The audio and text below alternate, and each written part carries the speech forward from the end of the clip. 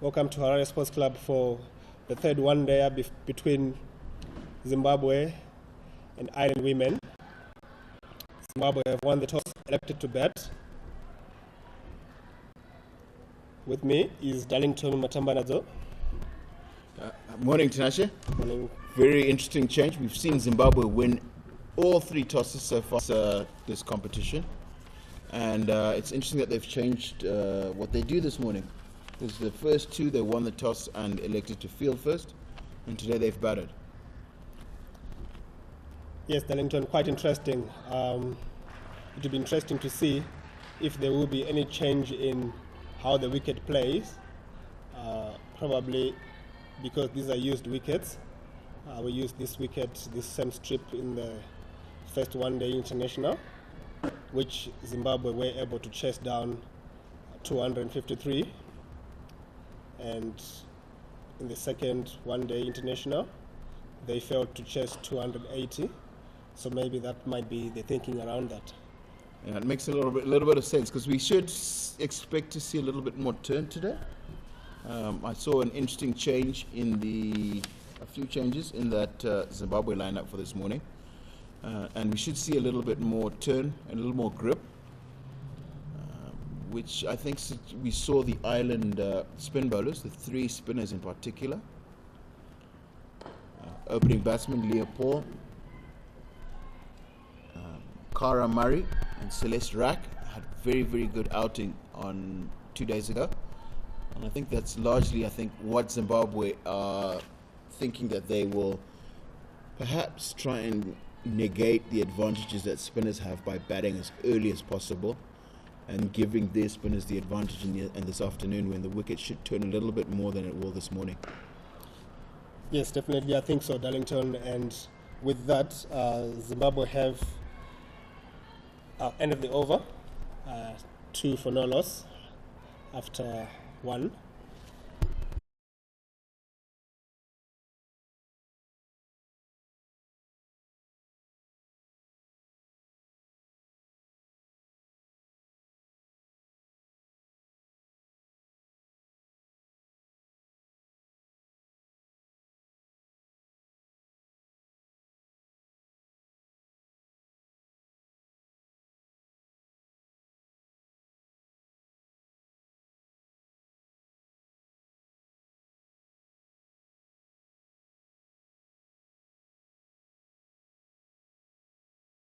The island perspective, but generally I think all the coaches are expecting this wicket to provide a little bit of turn because we see the changes run by Zimbabwe. They've added experienced off spinner Tasmin Granger in the side, bows some handy off spinners. The thinking in both camps is quite similar, that they've summed up this wicket as a wicket that might provide 10, a wicket that might be difficult to bat late in the day. Yeah, it looks like it.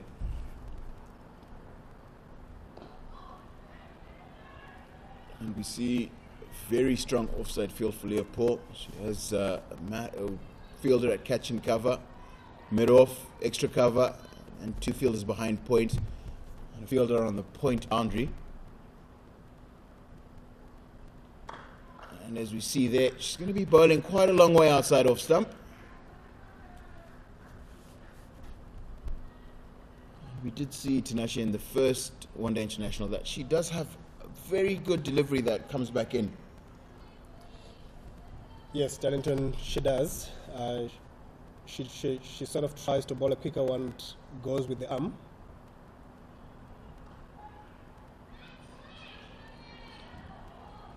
She did cause a little bit of problems for Chieza Dururu in the opening stint in the last game with those particular deliveries. It will be interesting to see how that match-up will be like today.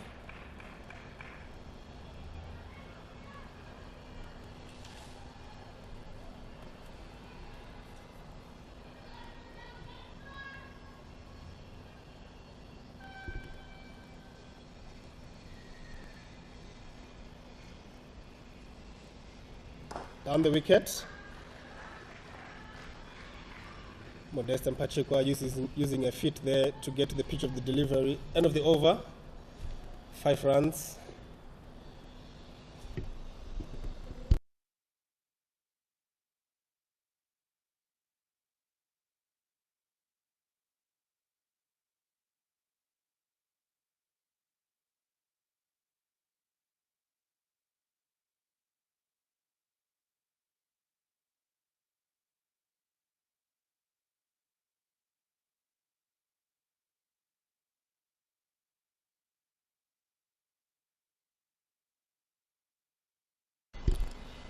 We have Jane Maguire continuing from the golf course end.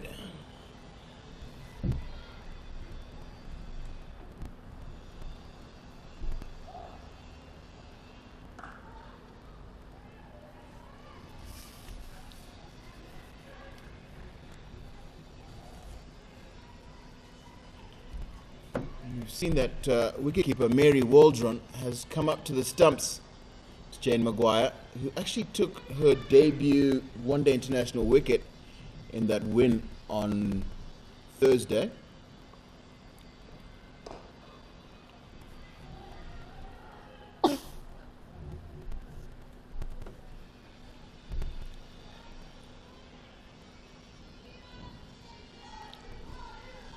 So Darlington, Modesta Mpachikwa and Sheza Dururu retains their spots at the top of the batting lineup for Zimbabwe. They haven't really struggled in the first 2 one-dayers. Your thoughts on that? I think the Irish bowlers were just really disciplined. They bowled one side of the wicket, bowled quite a full length, and got a little bit of nibble, a little bit of swing. And what they weren't able to do was really rotate the strike early on. You see they had very strong offside fields. As they knew they were the bowlers, you could see they were bowling at those strong offside fields. Made it very difficult to rotate the strike, and they didn't really bowl many bad balls. So what we're seeing Chieza Dururu do here, which I find very interesting, is that she's getting a lot further across towards the stump and trying to get that ball through the leg side. And Modesta Mpachikwa has been doing roughly the same thing. Is they've looked to get inside the line of the ball and work it through the leg side. That's where they've the most obvious change I've seen today, and try to get the singles through the leg side. Nicely played by Chieza Dururu. Moves forward, right behind the ball. Quite interesting and quite contrasting techniques between Chieza and Modesta. Chieza quite static on a starting position, as we see. End of the over. Just the one from it, 6 for no loss.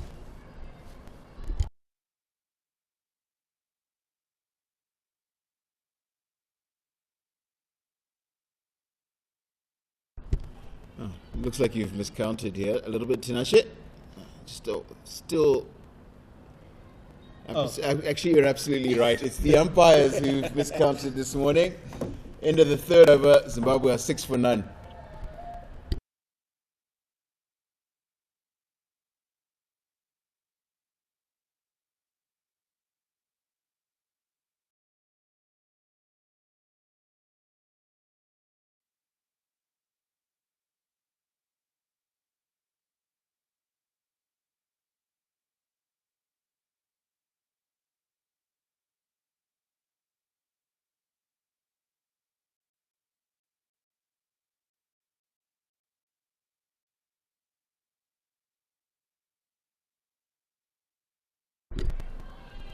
Leopold continues.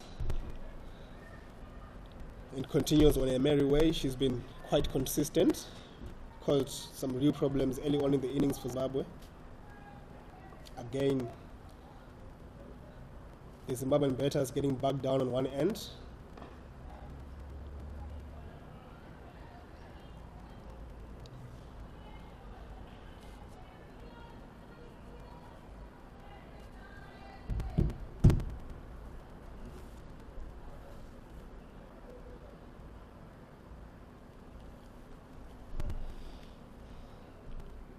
it's very important that both these batters figure out how to at least rotate the strike. It's a little bit too straight from Leopold, which makes it a little bit easier. But both these batters have to figure out how to rotate the strike and maybe find a boundary every couple of overs from Leopold. She's just been allowed to settle into a line in length quite a long way outside off, about a foot, maybe 30 centimeters outside off stump. And it's just important to try and score off a good line in length.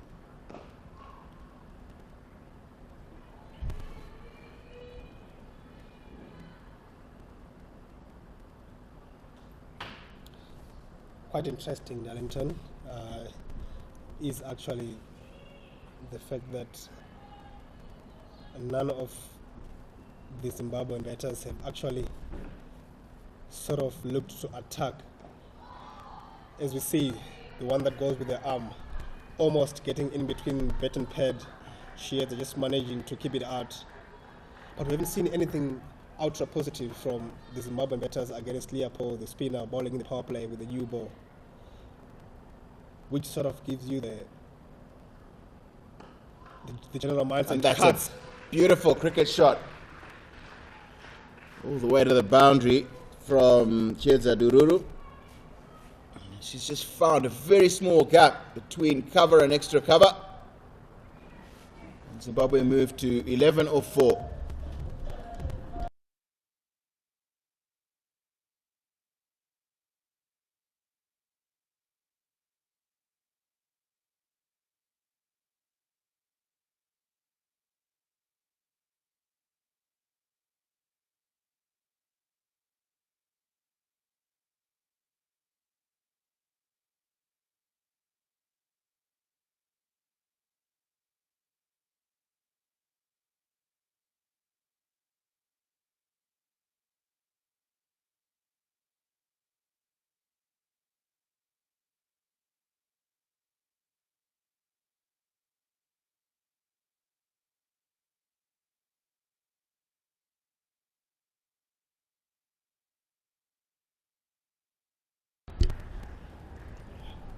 Mabaya continues and Mpachikwa picks up a streaky 2 down to fine leg. Very good running from Modesta, quite proactive. Took off straight away. She caught 2 and 2 she got. She moves on to 7 of 14 deliveries. Ooh. A little bit of width. Modesta swings and misses. That particular delivery, Darlington, quite different from what we have seen in the series so far. We've seen some seamers creeping and bouncing a lot less than expected, but that particular one just beating Modesta for bounce. And the keeper as well couldn't really collect.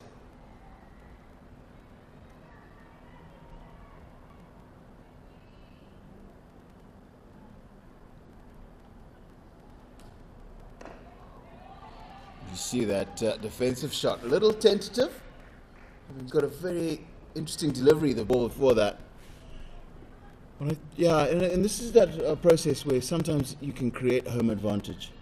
In that knowing that perhaps this has essentially been used before, that bounce is going to be inconsistent. Zimbabwean captain, when she won the toss this morning, did the opposite of what she'd done until now. Very good shot, hammered down the ground. Flish. Modesta is tempted into that shot down the ground and she nails it perfectly past the umpire for 4 runs. Brilliant batting, Darlington. Absolutely beautiful shot. And what she did is she got a full ball and she took full toe. It's the first time that you've seen a Zimbabwean batter deliberately hit the ball in the air.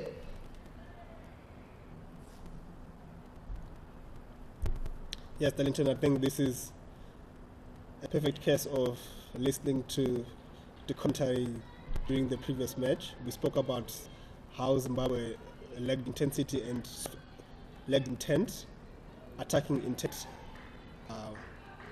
And today, Modesta has taken it upon herself to be the aggressor.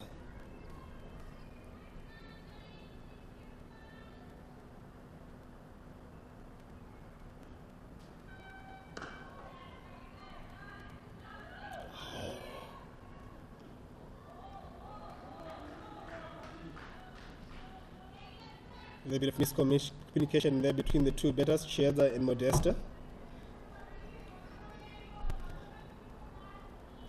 What's quite interesting is that Modesta hasn't been dismissed in this match. She's been run out twice. And again, there we saw she almost got out. Blocks to the over. 18 for no loss after 5, Zimbabwe.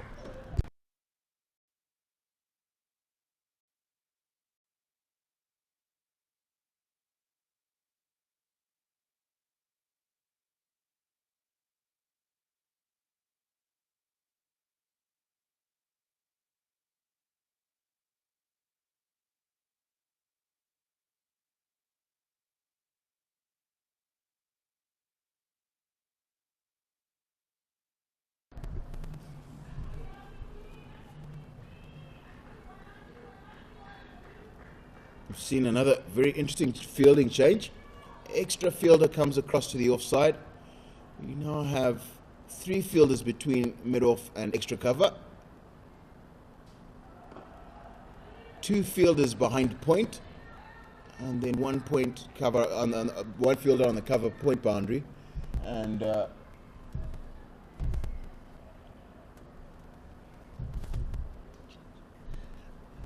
yeah, quite interesting, Darlington. But you see the way Leopold has bowled sort of avails the chance for the captain to experiment and overload some areas of the field. She's been quite consistent with the line and length.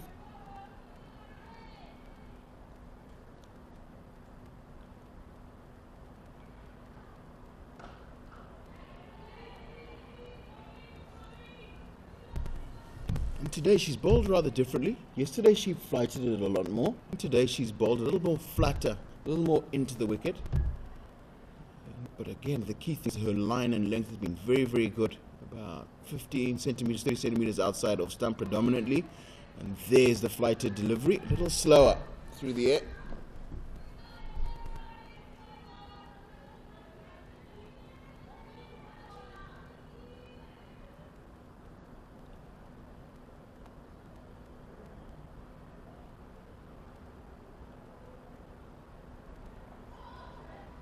Again, the flight, the slow flight in the air, and Chiesa this time around getting a little bit deceived by the flight, going back on that one.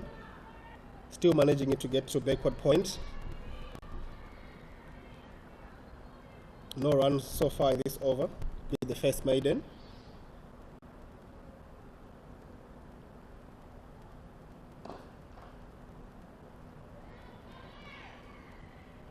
And that's a dot to end the over, the 6th over. Zimbabwe 17 for none.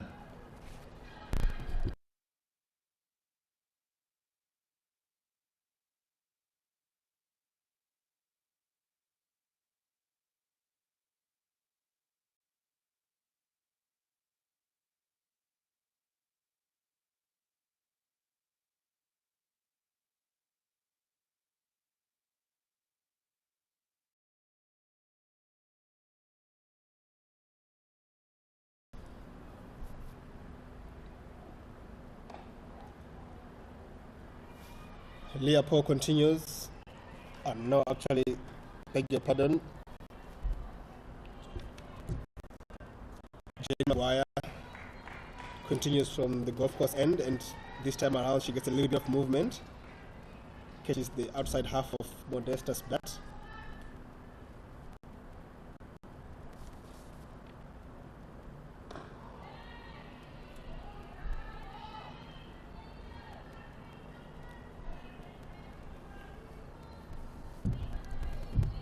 Not much movement from that wicket so far, Darlington. And I think Leopold has sort of summed it up, took out the slip and ringed sort of 4-3 offside field. We've seen a very interesting fielding change. We saw a couple of singles scored in that area at backward square leg. Seen slip moved into the black backward square leg area. But typically there was this easy single in that area.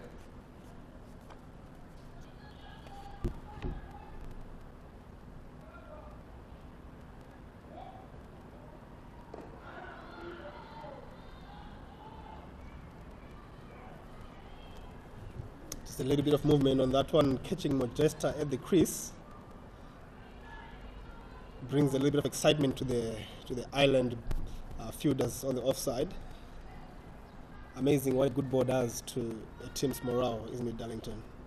That's right, and it's just a period of sustained pressure. Not been much bad ball by the Irish cricketers this morning. That's created a bad shot. Modesta Mpachigo was not in control of that pull shot. Just the one from it as it falls into a gap between two fielders.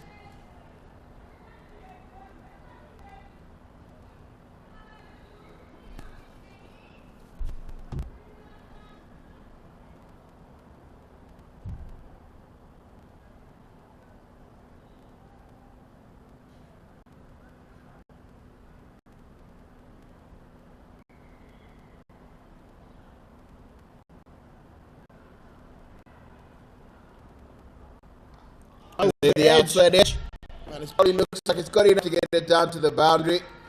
Very welcome boundary for Zimbabwe. 5 off that over. It's 22 for 9 after 7.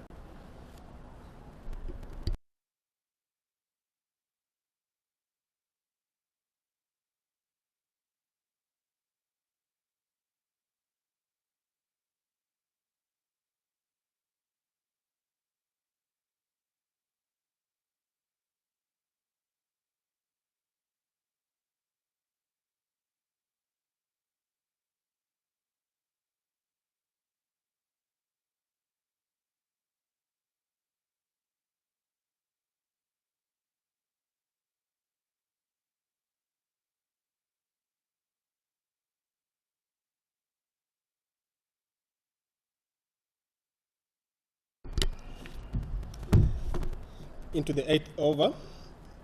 Leopold continues from the city end.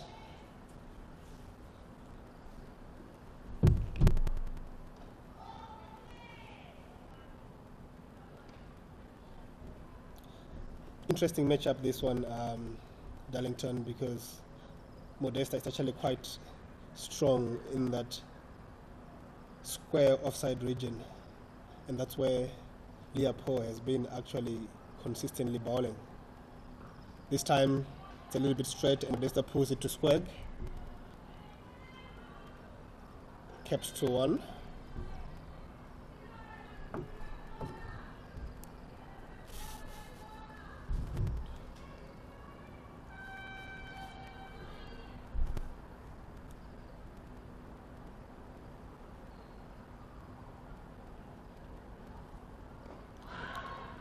Another really good little delivery from Leopold. This one is not turned. It's coming the other way with the arm.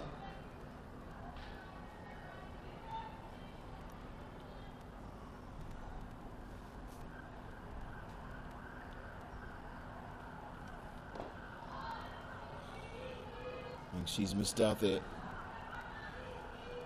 That was the one that should have gone.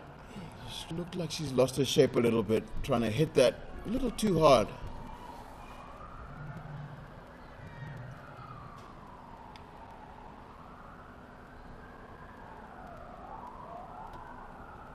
Ooh. Shortish delivery. Didn't really come up, did it, Tailenders? Sort of skidded on with the arm. It did look as if it was a little bit flatter and quicker from Leopold. But yes, it did stay down a lot more than you'd expect normally.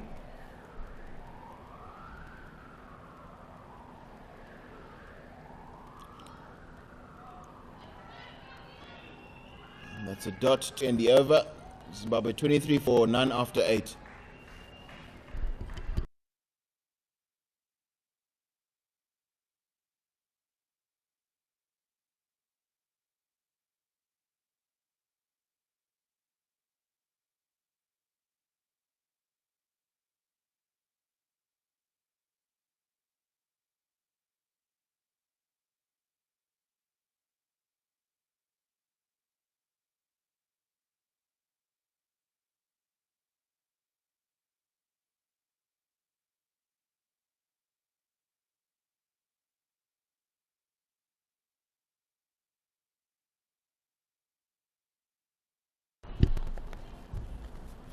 we see Jane Maguire into the 5th over. This has been her longest spell. It's the 3rd game that she's playing. Typically, she just bowls 3 overs in her first spell. Now we see her just staying a 5th, and a quick single called.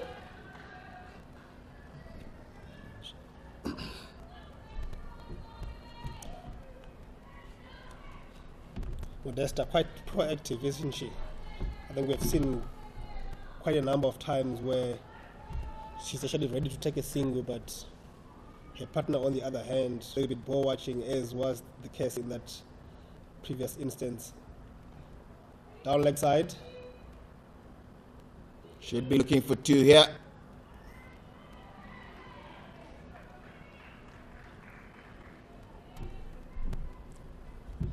Ends up with just the 1. Looks like it was off the pad.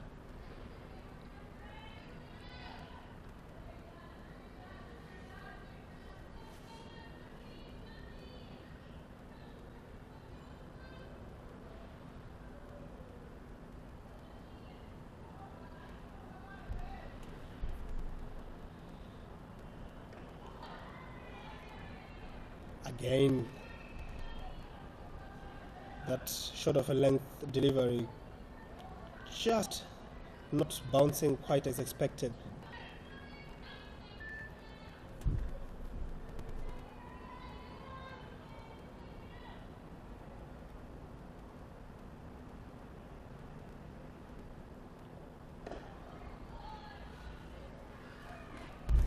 Steady start here from Zimbabwe. Slowish but steady.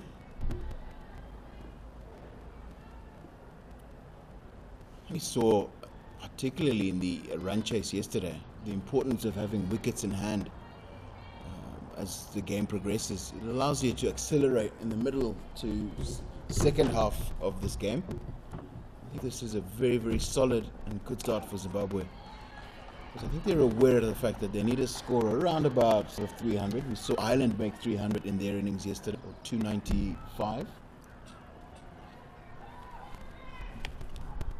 And I think it's just roughly in the backs of their minds of both these batters must be that the size of score in the last match is going to definitely influence what they think is a competitive total here. Yes, Tailenders, I think Ireland got 286 in that second one there. Shot over the top of mid-on. Couple of bounces over the rope. Very good shot from Modesta. Second time she's gone aerial and successfully saw Tailenders. She's been good, very positive. Whenever it's in her zones, she's been very positive and cleared the field. Zimbabwe 29 for none after 9.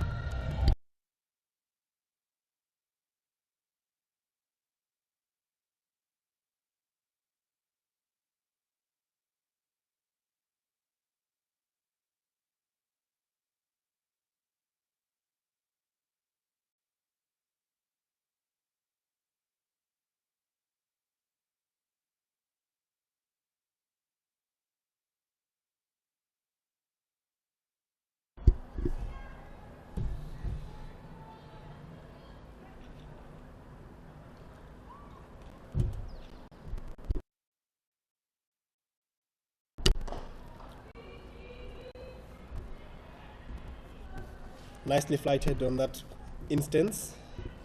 She had maybe guilty of trying to hit the ball a little bit too hard, losing her shape in the process.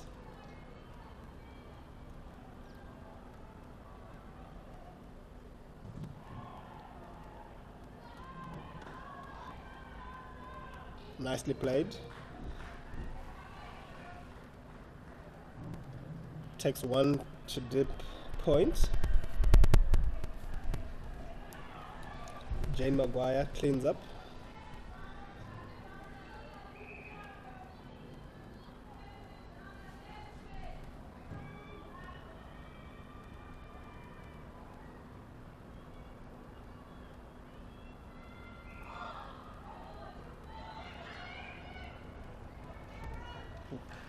Was there a chance?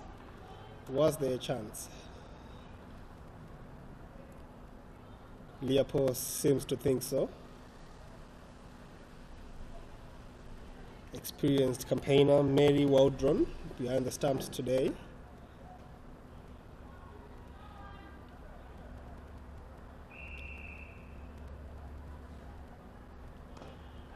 Again, width provided, still not just coming to the bat as Modesta would have liked. To be very interesting to see how this wicket behaves in the second half of the match, because we have seen already quite a number of deliveries, pitching low. Ends the over, 30 for no loss after 10. Into the second power play.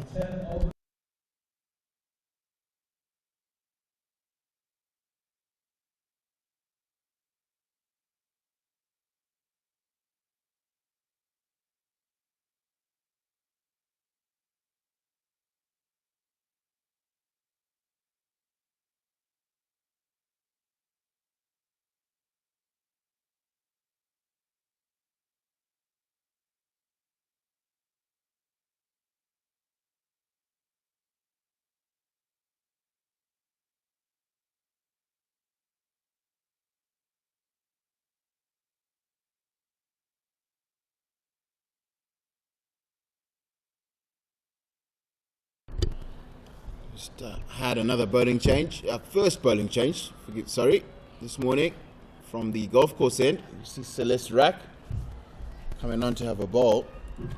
Had a good outing yesterday. 10 overs, 2 for 23. She bowled at a very crucial stage of the game, similar to this time in the game. It was very, very key in Ireland's success yesterday, key part of that success, as was Leah Paul, who's bowled well starting this morning. Oh yeah, she's been a revelation, hasn't she? Good figures in the first game, and very, very crucial wickets and economy in the second game. She's had bowled with a lot of control, and we just saw that last delivery. She does get a bit the occasional one to turn and bounce quite a long way. This time around, seeing she's just already created a false shot. Think about that, is that it stayed down a little. It was a little lower on the bat. Didn't quite come off the middle of the bat.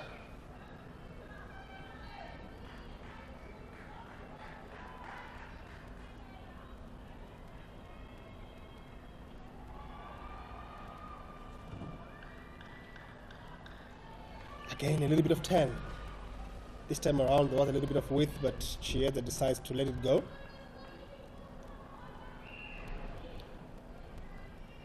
She seems to me she's lacking a little bit of confidence, Chiesa. Usually very quick out of the blocks.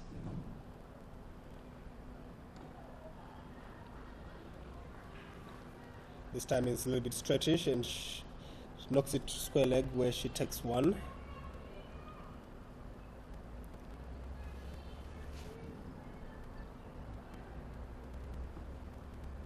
Vital innings for Chiesa here. I think after 2 failures in the first and the second one there, she'll be keen to sort of pick herself up and drive through, give her side a chance in the third and the fourth one layers. Ends the over, 31 after 11 overs.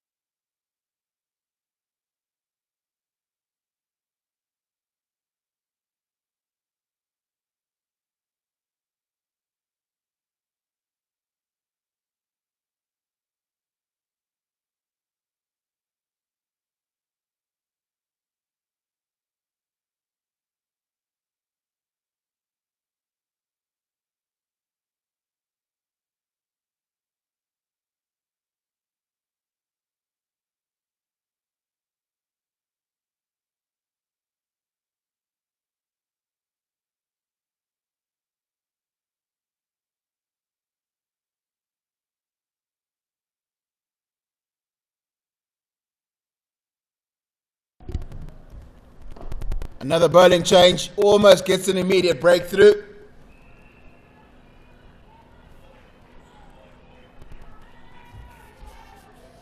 Cara Murray with the first ball, and then he gets a return catch. Again, we see Chiesa there, quite tentative in that drive. Didn't really get to the pitch of the delivery. Wide called by umpire Aino Chabi.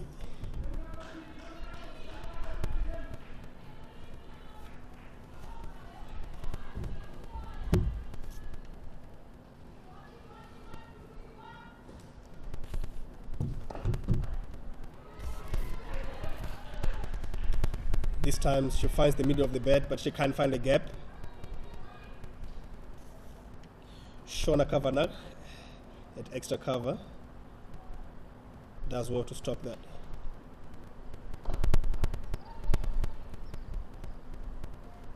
Interesting start this from Cara Murray. Was a bit on the expensive side in the second one there, but she took a couple of breakthroughs at very important times for Zimbabwe, for Ireland. Quick single. Umpire Aino Chabi is not interested. And then the important thing she also did was we saw Marianne Musonda got 100 in the first one-day international. She's the one who took Marianne Musonda's wicket in the second one-day international. It was a bit expensive. About 8.5 overs for 47 runs, 2 wickets. But you saw yesterday the celebration when they got Marianne Musonda out just showed how important they considered her wicket to be. Oh yes, definitely. I think all of us sort of understand how important Mary is to this Zimbabwean batting lineup. Obviously missing the important services of Shepomo Gary Tiripano and Christabel Chatonzwa, who are quite important players in that top 5. Ends the over, 33 after 12.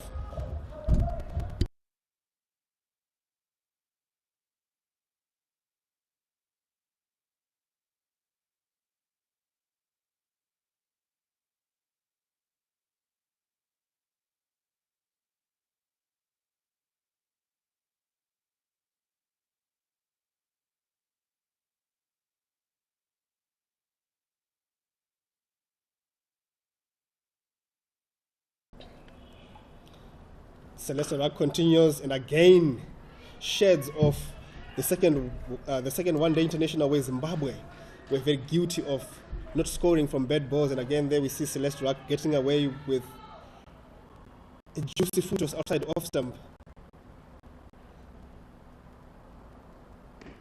This time shots and rolls Darlington. Interesting.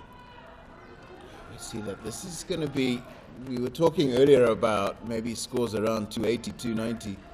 If it continues to do this, I think anything over 200, 220-ish might end up being quite competitive. So you really start to see variable bounce. And this is just after 10 in the morning.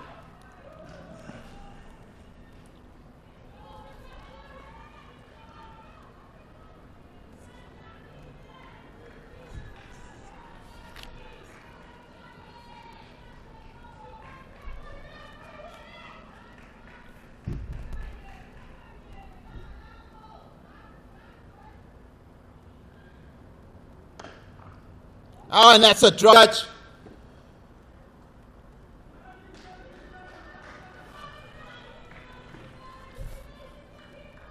Chiadzadzuru's got a full toss and she's absolutely smoked it.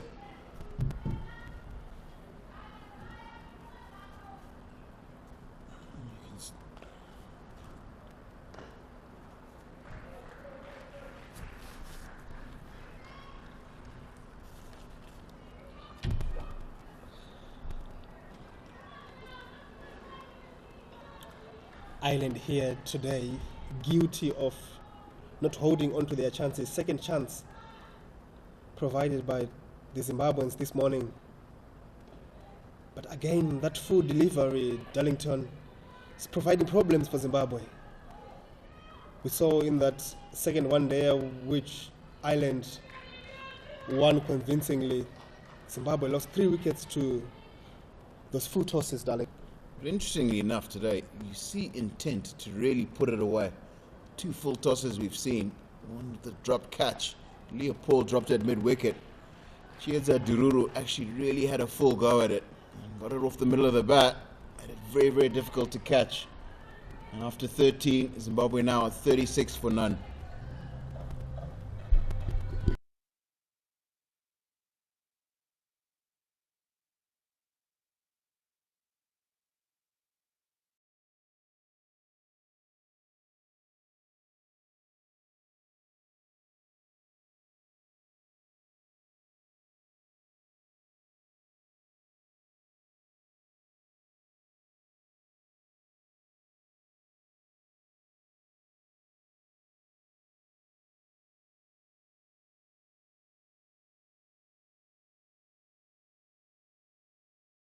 She just got away with being short and wide there.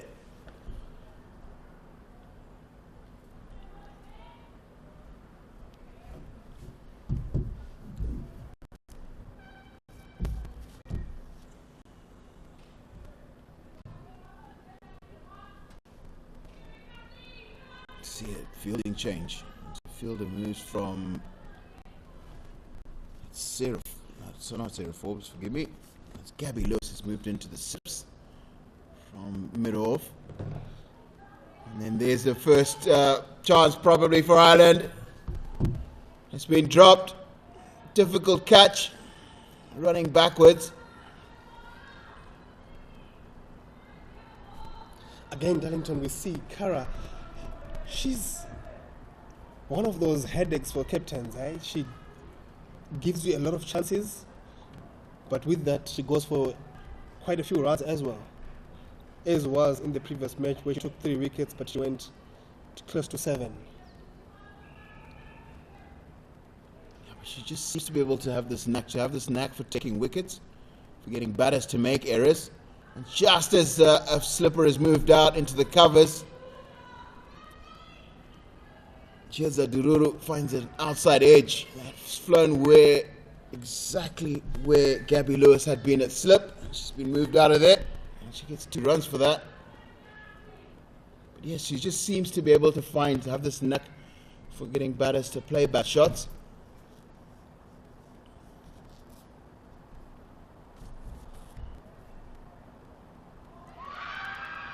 Very convincing appeal. Looks like Chieza Dururu is out. Caught Mary Waldron, bowled Cara Murray, and then Zimbabwe now 39 for 1 in over number 13.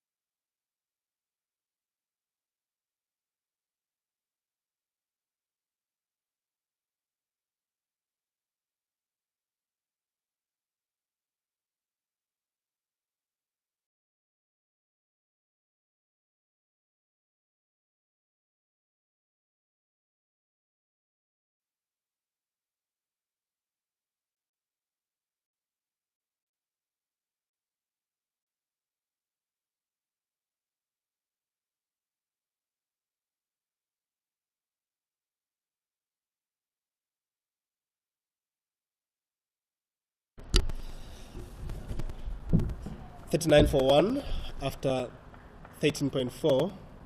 Ashley Ndiraya walks in. She looked good in second for the international. She looked very good. Used the feet well against the leg spinners, in particular. It's a little bit easier when the ball is turning into you. It's a little more comfortable to use your feet. Two spinners, and then she also swept very, very well. Gabby Lewis there, you see, very resourceful, starts with a googly.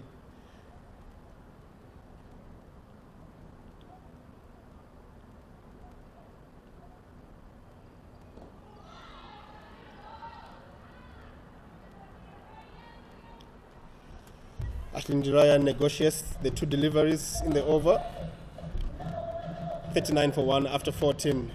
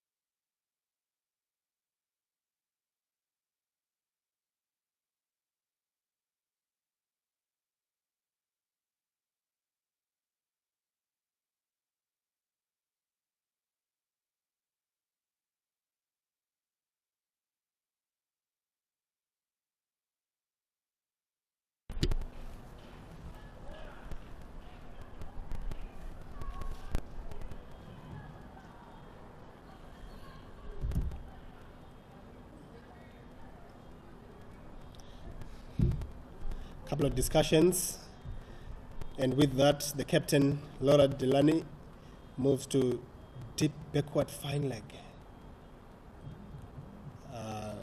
Obviously,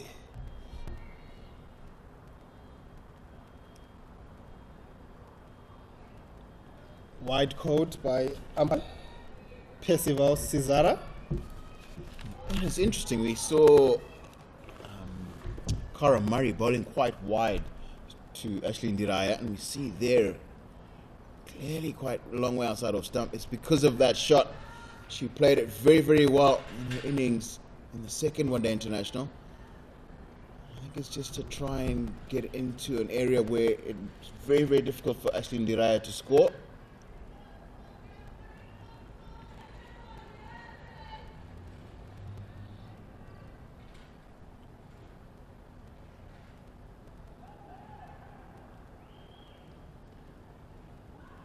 Again, we see Modesta try the reverse sweep. Not quite in the right place for that shot. A little too short, a little too straight.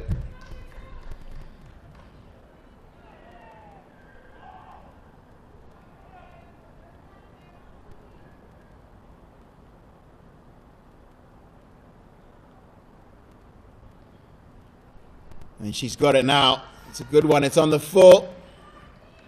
Bit of fielding. Captain Laura Delaney at backward point denies Modesta Mpachikwa a boundary there. Just a two. She's made her intentions very clear. She's not going to let Celeste Rack dictate the terms here. She's going to try and improvise, make sure she keeps scoreboard ticking over.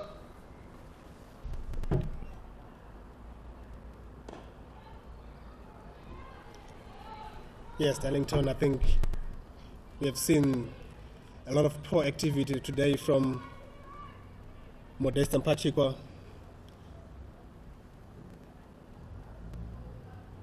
She plays that reverse sweep quite well.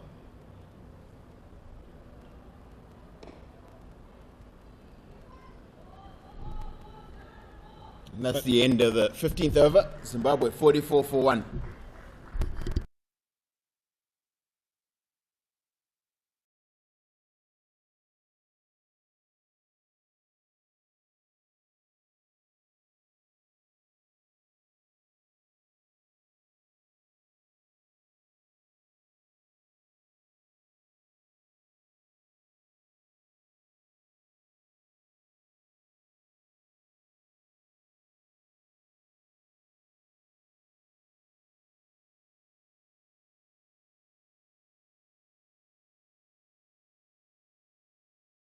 He continues and again makes a very deliberate effort to make sure that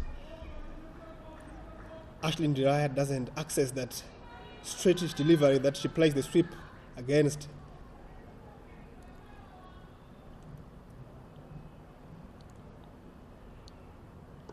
Nicely driven into the cover region.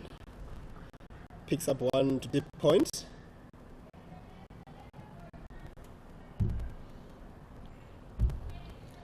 Ola Prendergast doing the fielding in the deep for Island women. Change of field set. The captains to have a slip fielder in. Modesta runs down, smacks it into the hands of the fielder at extra cover, who takes a brilliant catch. Karamari again into the wickets column. Her second for the day. Modesta Mpachiko departs for 23 of 56 deliveries. Zimbabwe 45 for 1.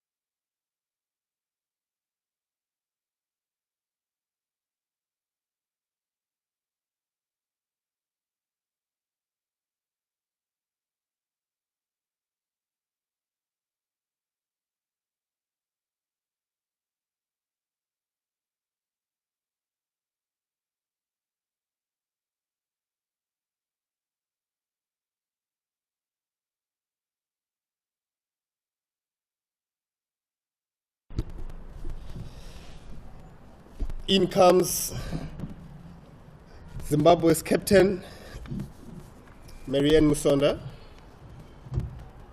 Comes in at a period where Zimbabwe was starting to look like they were steadying the ship and starting to dominate proceedings.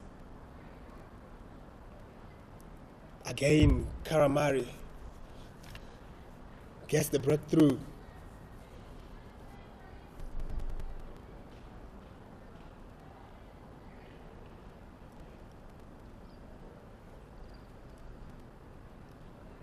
Quite a strong offside field, catching cover and a lady at extra cover as well.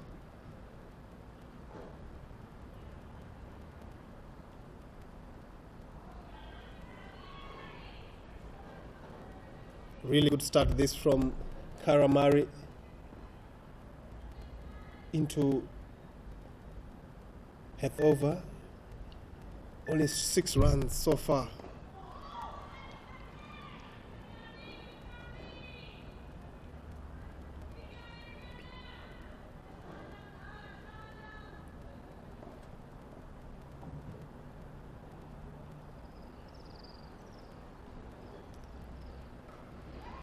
Foolish delivery. Marianne squeezes it past the fielder at point, who fails to collect, gets off the mark. Celeste Rack just missing out on that one, and Marianne Musonda getting off the mark with a much needed boundary for Zimbabwe. End of the over, 49 for the loss of 2 wickets.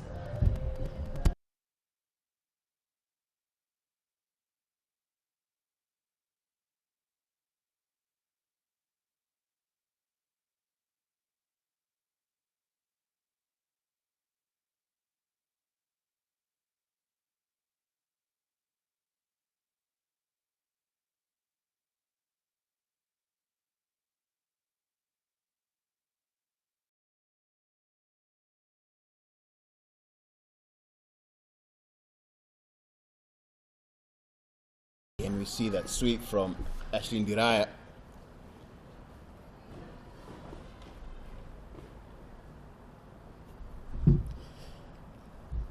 She seems heavily reliant on that sweep shot, Talenton.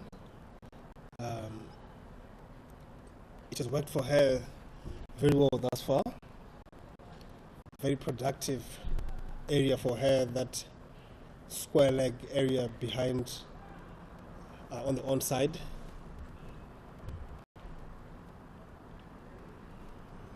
We've seen in Zimbabwe's cricket history another really good left-hander, Andy Flower, used to use that sweep a lot. It can be a very effective tool against spinners, particularly if you pick the length really, really well. What Andy Flower also could do was sweep to the other side of the wicket, but again, as I say, it's a very effective tool. It's a good way to keep the scoreboard ticking over. Yes, definitely. As we say, another full toss to Marianne Musonta, and she tries to squeeze it through the cover region. Fails to do so. And again, another one. That dismissal in the second one day heavily in her mind, because she got caught in the deep. But today, that deep mid-wicket area, that cow corner area is vacant. And as we see, the bowling change, Karamari moves on to long on. Busy captain this Lola Derani. Definitely, she's been very proactive. See her always looking to try and find an advantage. You can create advantages by very clever fielding positions. The idea is just to make it as hard as possible for Marianne Musonda to get started. See her get a boundary early on in her innings of a fielding mistake at backward point. Again, it was the field was well set.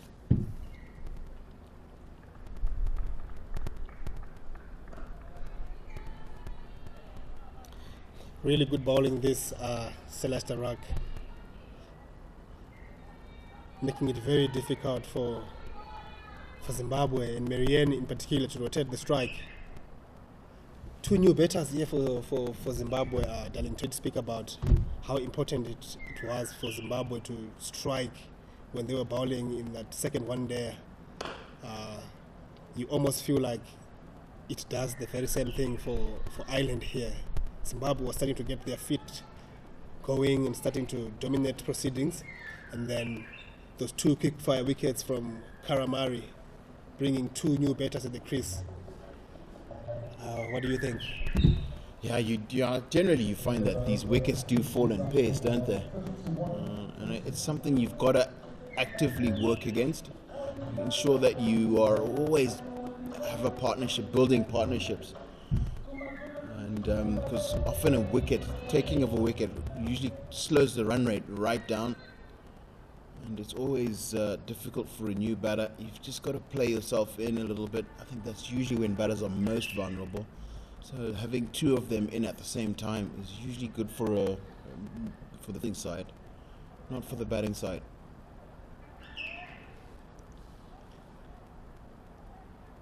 %, Ellington. Karamari strays a little bit straight, and Marianne manages to get a tickle to 45, which is vacant. Mary Chaudron, the veteran wicket keeper, chases it down and keeps it to 2. To the excitement of her teammates, really. It's always interesting to see a wicket keeper chasing, isn't it? That's right.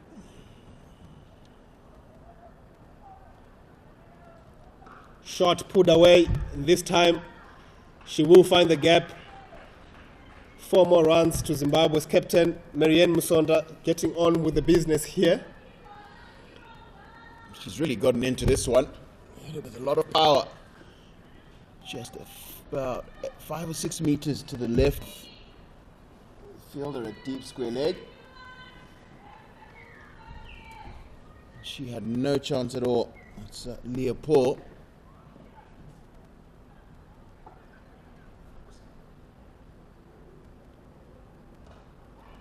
Full again and driven past point.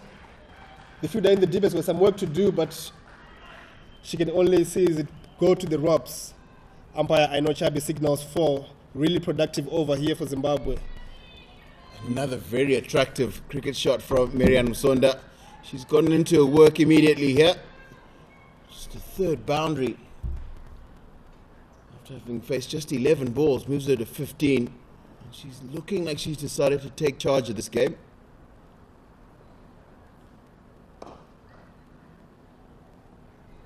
Yeah, Marianne Musonda really getting hold of Karamari there in the first 3 balls, getting 10 runs, 2 boundaries.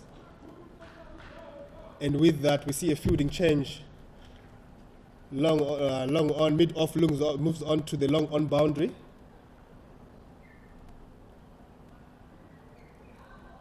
More field changes here. Mid off moves on to the rope.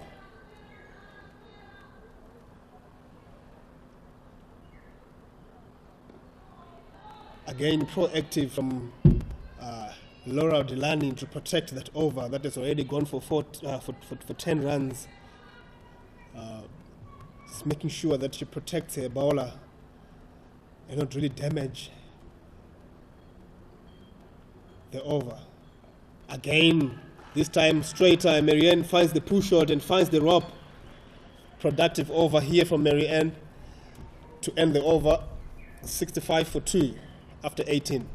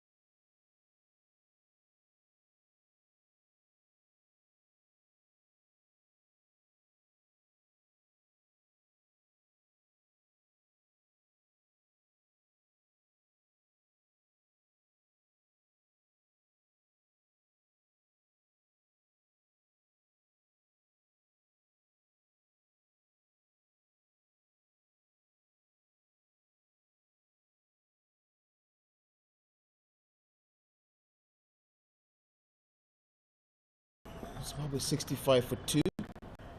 Be a little bit annoyed having lost those 2 wickets earlier on. And joining me is Godwin Mamio. Good morning, Godwin. Morning, Tailenders. Definitely a balanced game at the moment. And Marianne seemed to come in and she's really dominated ever since she took to the crease.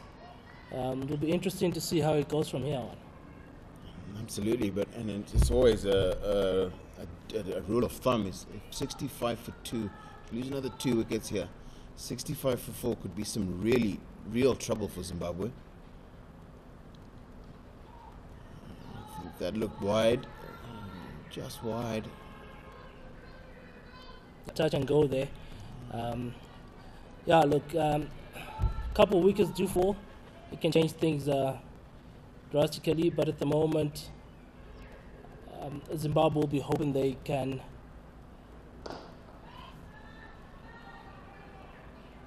build a partnership here,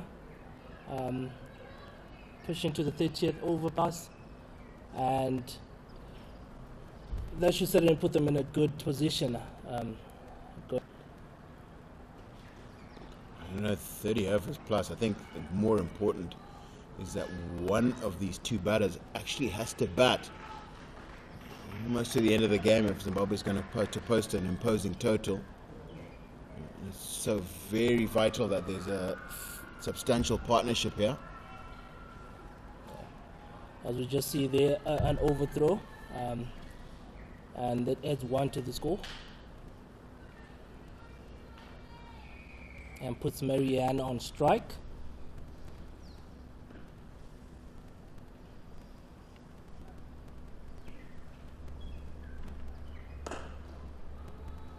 Just pushes it down too long off for another single there. Does Marianne. She really does look confident out there, doesn't she? She is actually striking it very well. We've seen some really gorgeous shots from her. Square drive in particular. Just in front of point.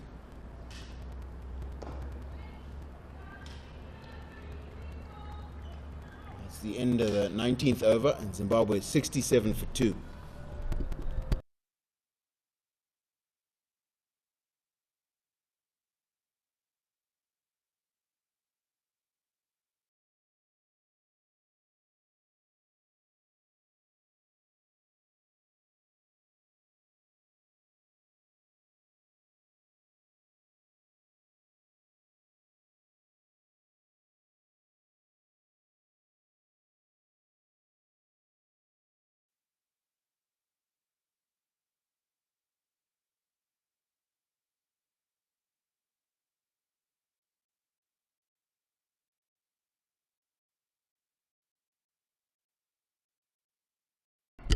Seen a bowling change from the city end. It looks like Leah Paul is back into the attack.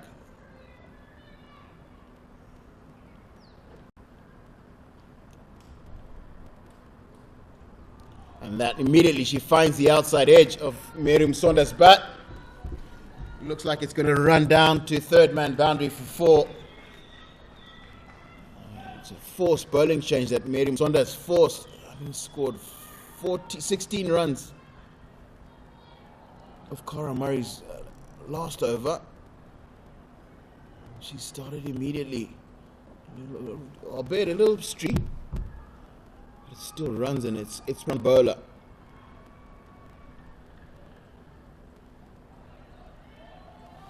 Yeah, she seems to have bowled really well today, currently going into the corner of 2.6. She's very good, and I see why they'll bring her back at the moment. Marianne seems to be dominating, so they'll want to keep things tight, try to force her into making an error, and just pushes it to the square leg position there for a single.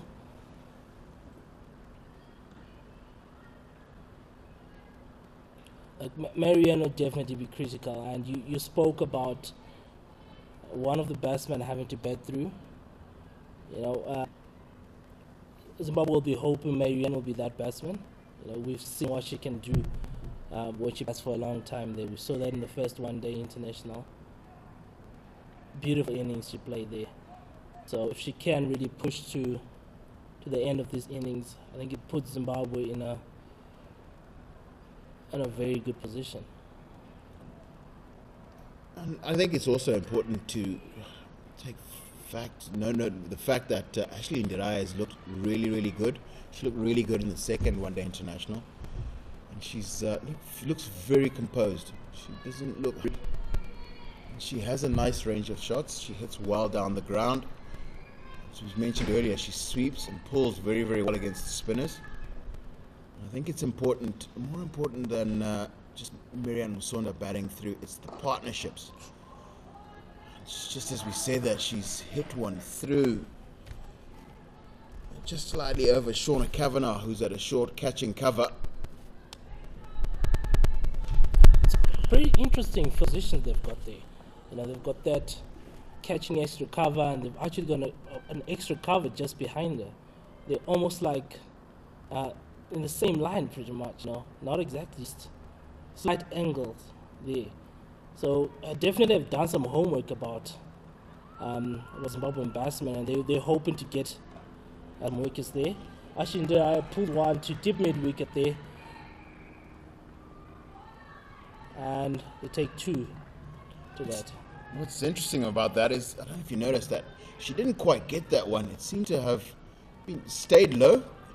You would have expected a ball in that bounces in that area of the wicket to have been around her hips or thigh pad area. And that was quite low, and she didn't quite get the bounce she needed to put that one away emphatically. So at the end of the 20th over, Zimbabwe are 76 for 2.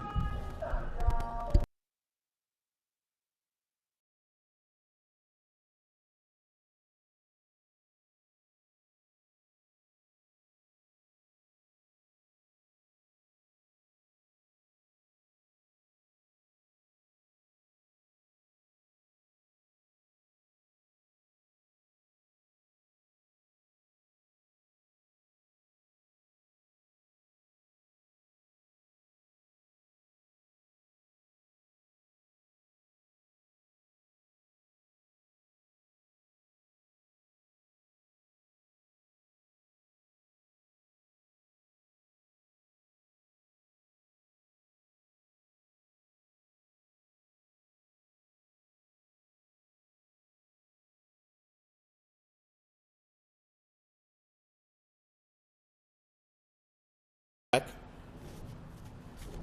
at a very straight extra cover. And she's again fielded that. It's the second delivery that she's fielded. I just think that Laura Delaney is just going to be full and on stump.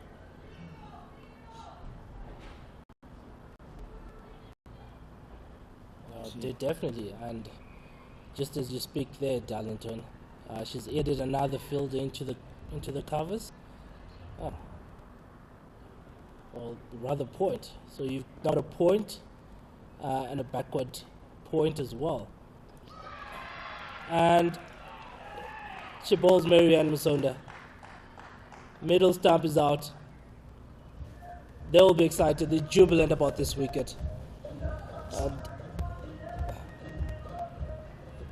That's 76 for 3 after 20.3. Derailing the captain coming on and getting that breakthrough that they so needed.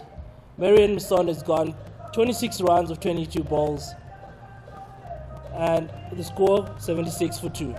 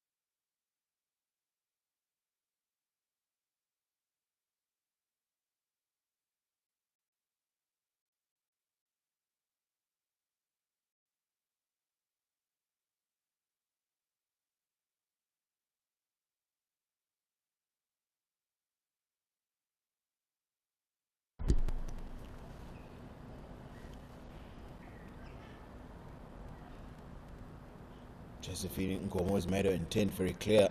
She's looking very positive. Another very good, tight but very good single. Ashley Ndiraya is running every time she answers the call.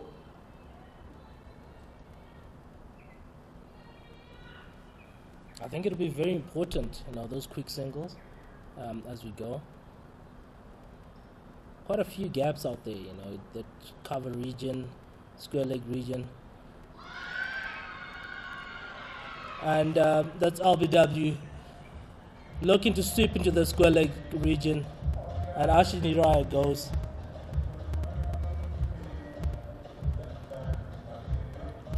Seven rounds of 15 balls. And the score is 78 for 4 after 21.2 overs.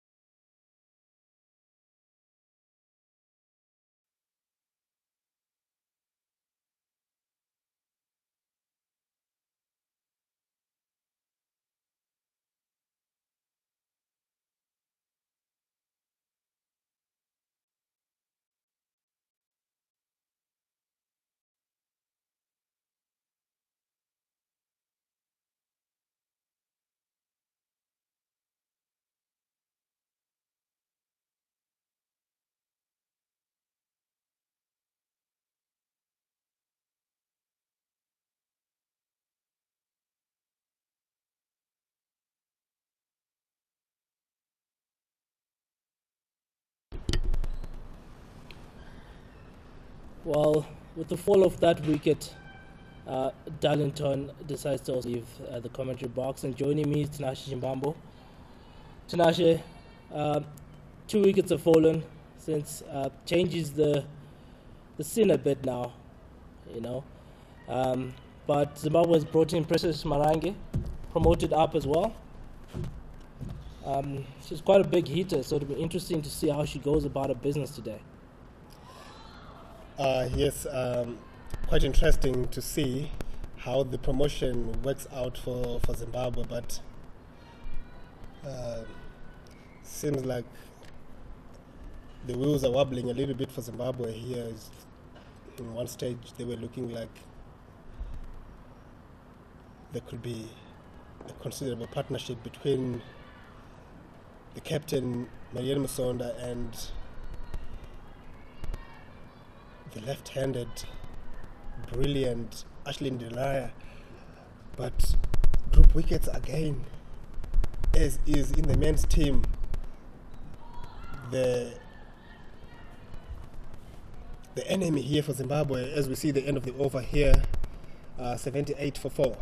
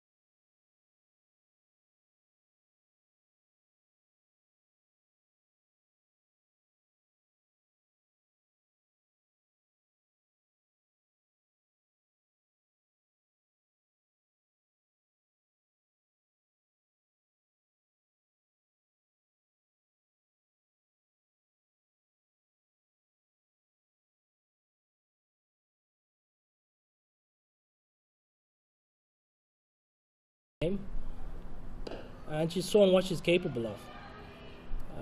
And again, here another opportunity for her to lead Zimbabwe to a good score. A very capable batsman. But as you say, that Laura continues to bowl that off-stump line and very disciplined bowling. And another quick single to mid-wicket. They're running very well when they hit those gaps, other Zimbabwean batsmen. Yeah, and we see there a bit of sportsmanship from Precious Marange deciding not to take that single after deflecting that ball off Mary Waldron's grasp. A good advertisement of the game. Really interesting to see here how this partnership progresses. Driven nicely and very good fielding from Jane Maguire at extra cover there. Stopped what could have been a definite boundary. Powerful hit of a cricket ball is Precious Marange. And we saw that the basics of cricket, body behind the ball, and she took a bit of a betting on the thigh there, but she's up and about.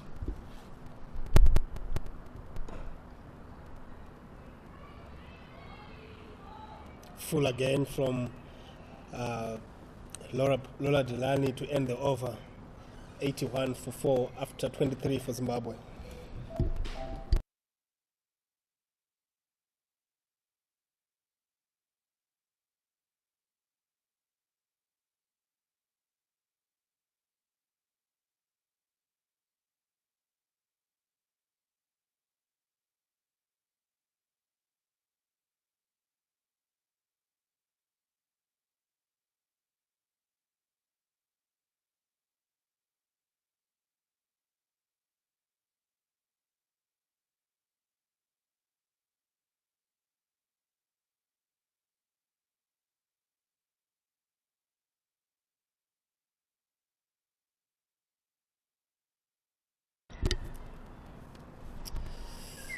Leopold continues into an 8th over, being a characteristic day for her, very typical of her bowling, very disciplined, just going for only 20 in the 7 overs so far.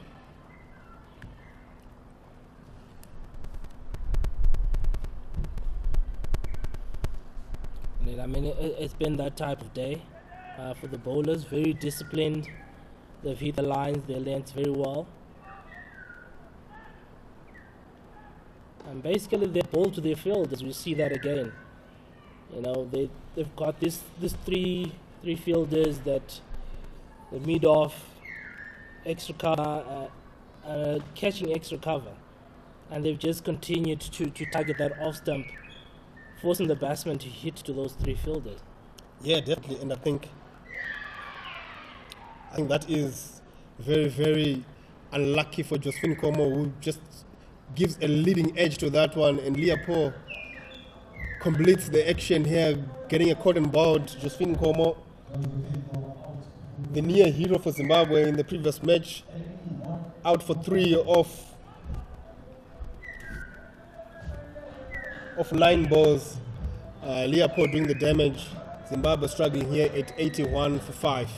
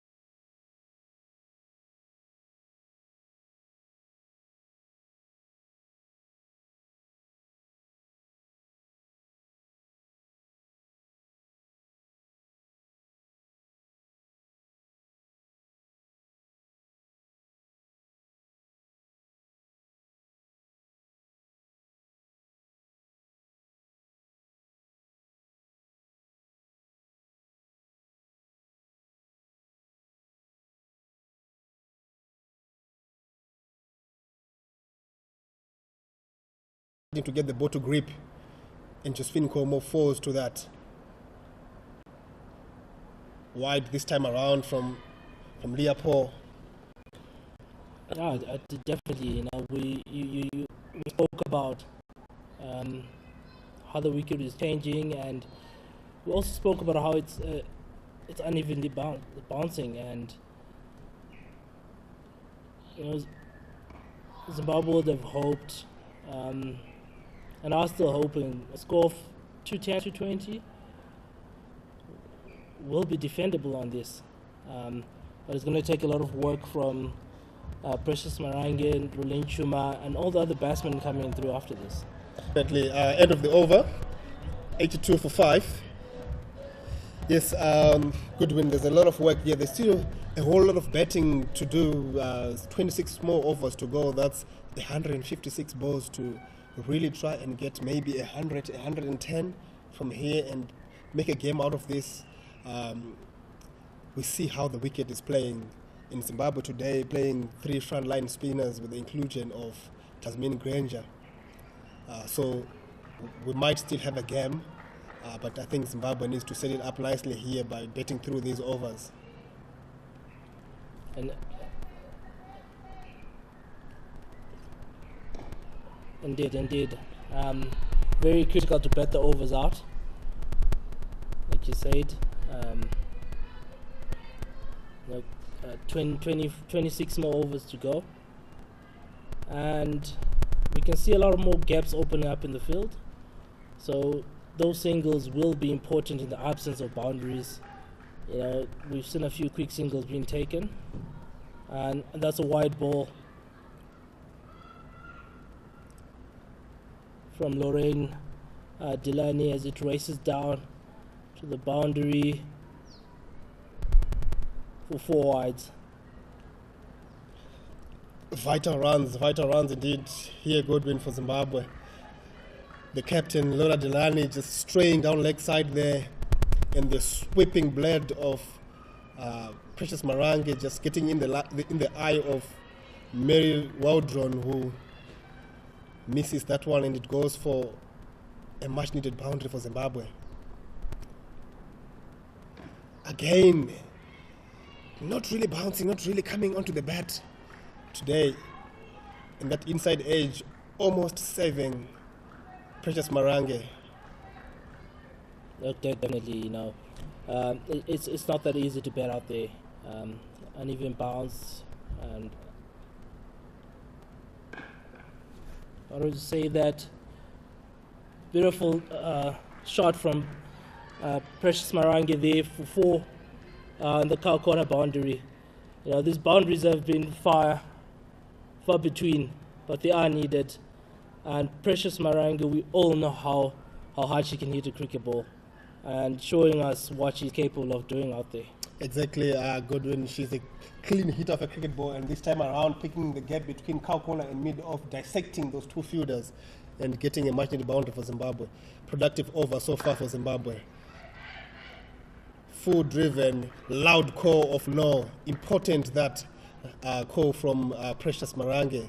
I think at this moment in time, what Zimbabwe don't need is a wicket off a run-out. We saw how they've sort of given away a couple of wickets in the second one-day international, where we lost 3 wickets from run-outs. Important that these 2 here can stick together and forge some sort of a fight back. Indeed. And it just gets worse if that run out comes off an over where you've already got 11 runs from it, so again a heave to the deep mid wicket. This time the fielder in the deep, Shona Kavanagh, cleaning up there and doing brilliant work, keeping that to 1. End of the over, it's 92 at the halfway stage.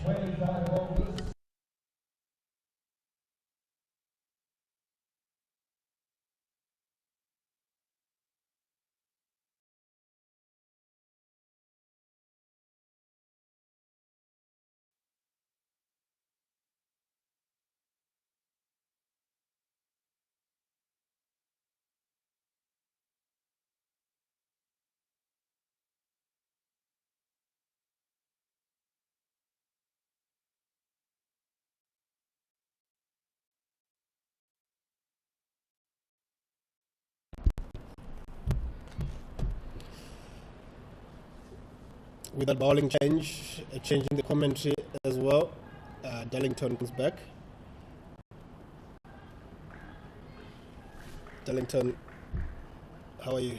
Good, thanks. I was just thinking that a player of Precious Marange's caliber, she really strikes the ball well. If she could figure it out to bat for another maybe 20 overs here, Zimbabwe could end up with a very interesting total. Because we've already seen that she hits the ball very, very cleanly. Hasn't quite found the gaps in the field consistently enough as it is. But we've seen that when she does hit it, she hits very, very cleanly. Yes, definitely a clean hitter of a cricket ball. She did give us a glimpse of what she's capable of doing in that second one there. But into the attack today, getting a nod ahead of Sophie McMahon is Georgina Dempsey. Starts off with a free hit to Precious Marange, who will be licking his lips at the possibility of knocking that out. Gets hold of it, through the captain at mid-wicket, Laura Delany, does well to keep it to one. Interesting change. Bringing in Georgina Dempsey into the bowling attack. I think we've seen Captain Laura Delaney has found a good length and a good line on this wicket. I think she's just hoping that Georgina Dempsey can replicate that. So it's the key to her success has been bowling full and straight. She's had very important, that got her the very important wicket of Marianne Musonda. I think she's just hoping that Georgina Dempsey could replicate that right now.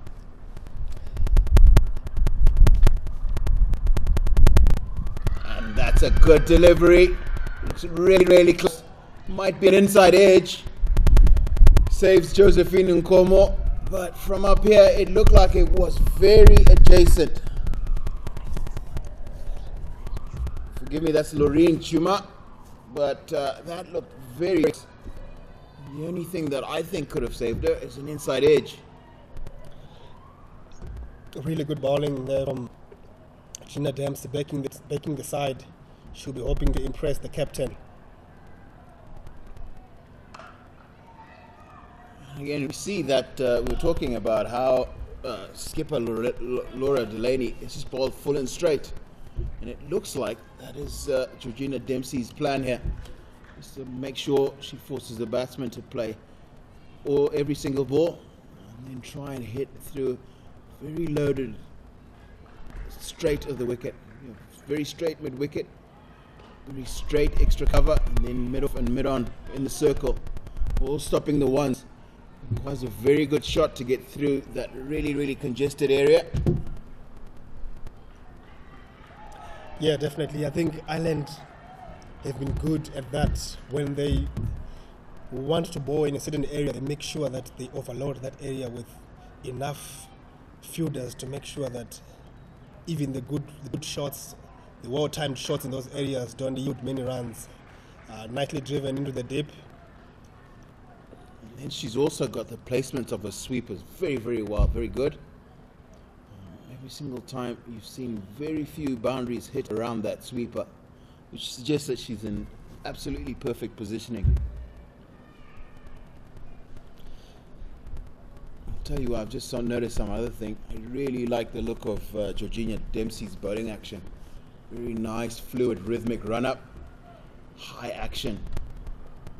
Strong front arm.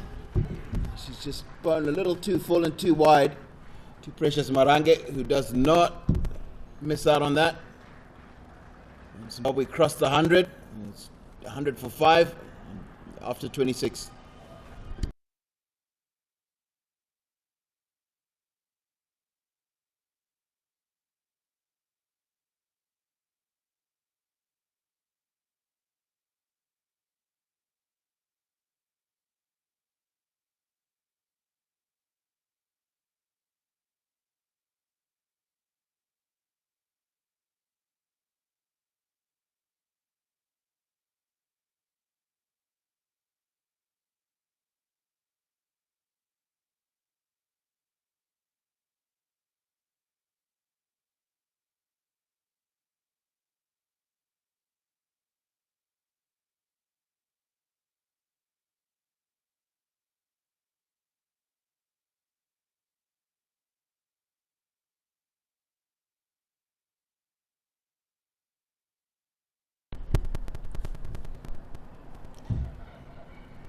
little too straight from Laura Delaney, but again, this field is so well set. You see Celeste Rack in the right place.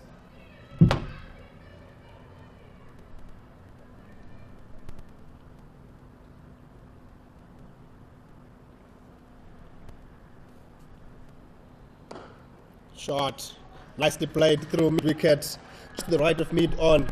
Really good shot from Chuma here, who picks up 4, a much-needed boundary. Very well played. Didn't look to hit it really hard, just went through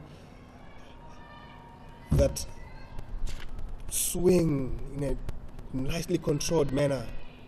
We did see earlier on Chiedza got a couple of those deliveries and she didn't quite get to maximize on them because she tried to hit it too hard, but this time around Chuma just goes through her swing nicely and picks up that gap.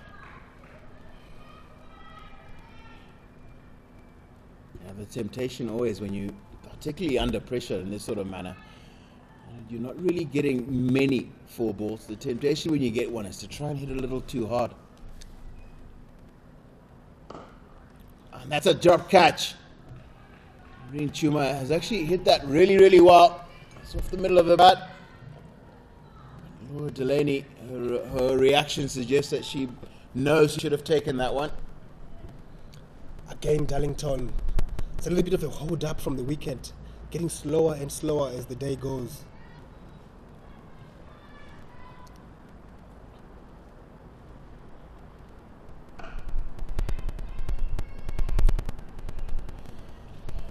I like this wicket because if you've got really good disciplines, really good technique, and you've worked out your game, there are a lot of runs, it looks like, on this.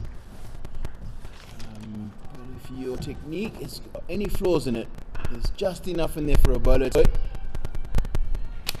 It's the end of the 27th over, and Zimbabwe 104 for 5.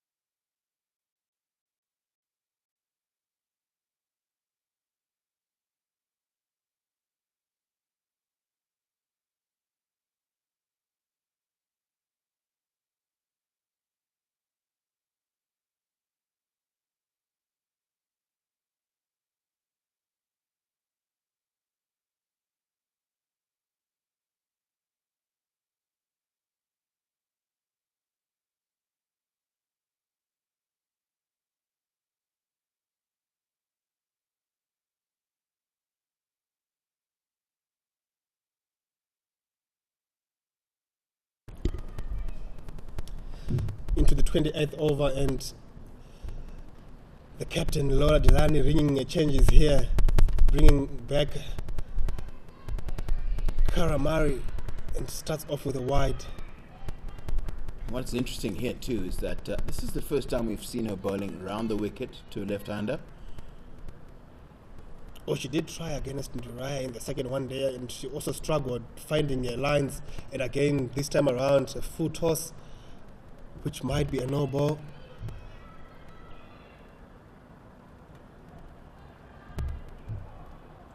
Umpire decides that it was below the worst.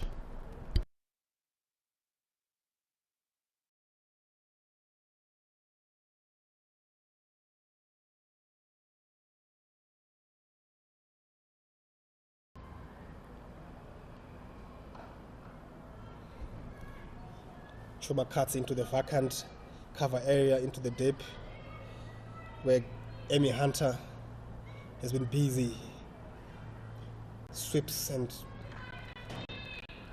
keeps it to 1. Important partnership here for Zimbabwe, Darlington. Just 26 so far. What we see here is very important. Is we know that Precious Marange is has a tendency to want to hit through the ball, and I think it's no accident that we have a spinner brought back in to replace Georgina Dempsey. See an attempted sweep. It's a long way outside leg, and rightly called wide. We saw Precious Marange get out to the spinner in the deep, the second one-day international.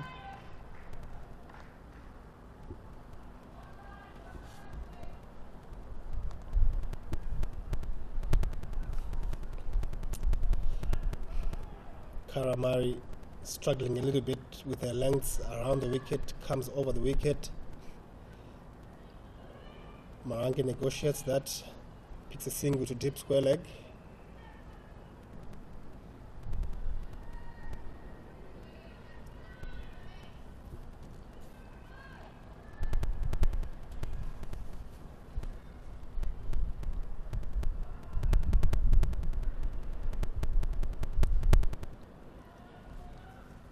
She hasn't really found a rhythm, hasn't she, today, Karamari?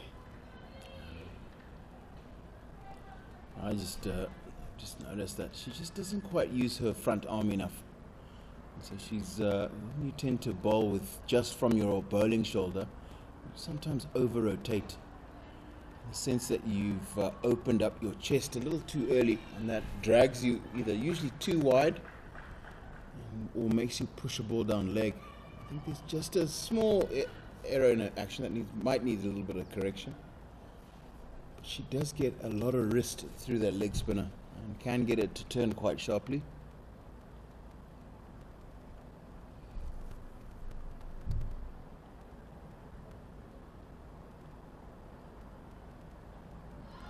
Like that one. Got the flight well, got it to 10 past Chuma's edge, ends the over, 110 for 5.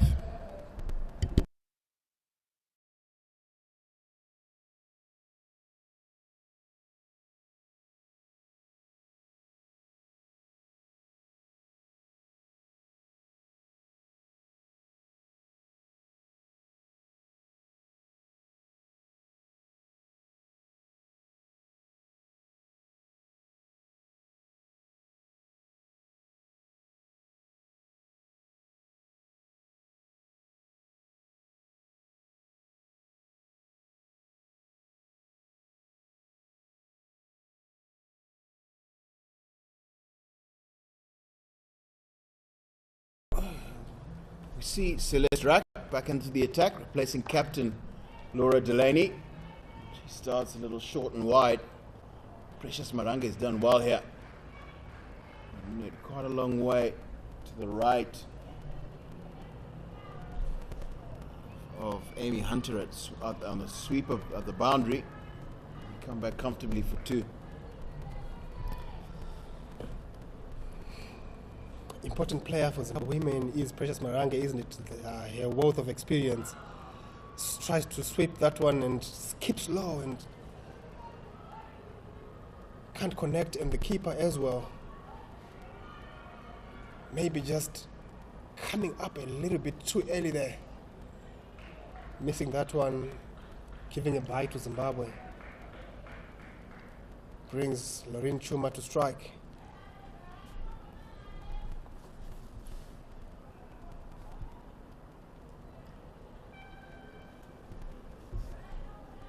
We were just talking off air, Tinashe, about how important runs on the board can be at Harare Sports Club. So it looks like there's always just a little something for the bowlers here throughout the day. And if you can just get your disciplines correct, keep the ball in the right areas, it looks like here as if you bowl fairly straight and full, bowl at the stumps, there's just a little bit of help there.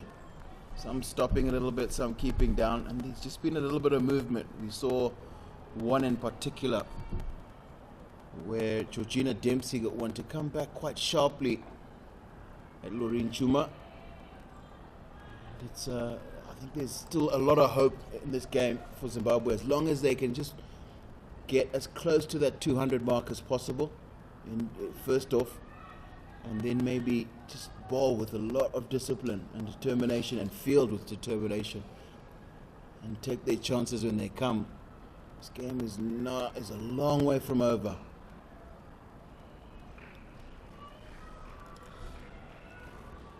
Absolutely, Darlington. I think this is a wicket that allows for a good battle between a batting ball, as we have seen so far. There's been episodes where Zimbabwe looks like they're comfortable, and there's been episodes where the Irish bowlers looked to dominate. And shouts given. Lauren Schumer departs. Smart catch from Mary Waldron behind the stumps. Zimbabwe's problems deepens. Lauren Schumer departs for 7 of 17 balls. 115 for 6 for Zimbabwe.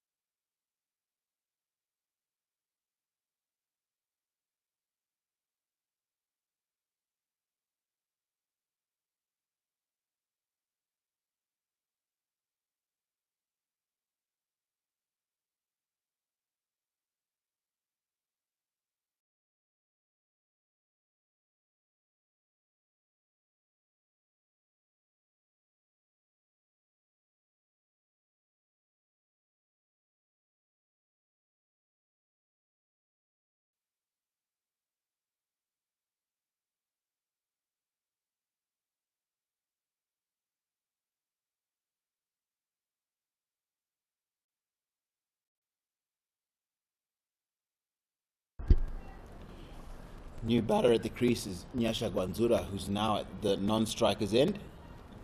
Wicket taken off the last ball of the 28th over, the 29th over. Leo Paul is back into the attack.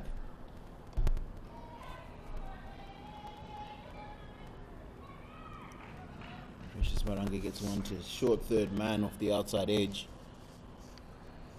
And, Interesting footwork there from Jane Maguire at short third man.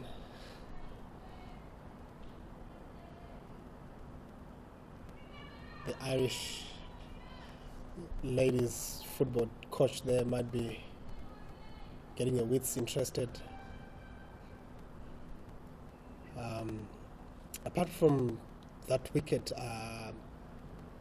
Darlington, that 29-run partnership between Chuma and Maranke was starting to blossom. A couple of changes from Laura Delany and going back to Celeste Rack, who's been very consistent,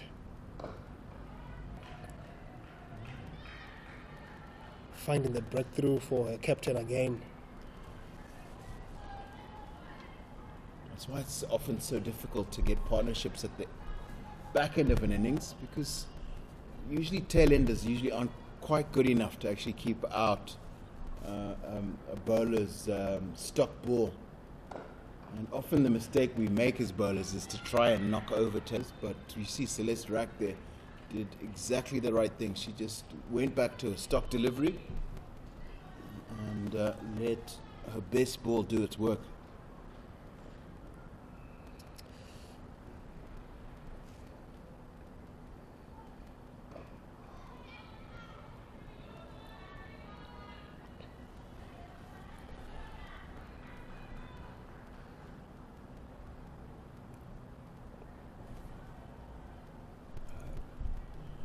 We see now a little bit of a delay as they change the field. So I think the idea is to try and allow Nyasha Gwanzura to get a single off the last ball so she faces the first ball the next over. Not going to happen. That is 116 for 6 after 30.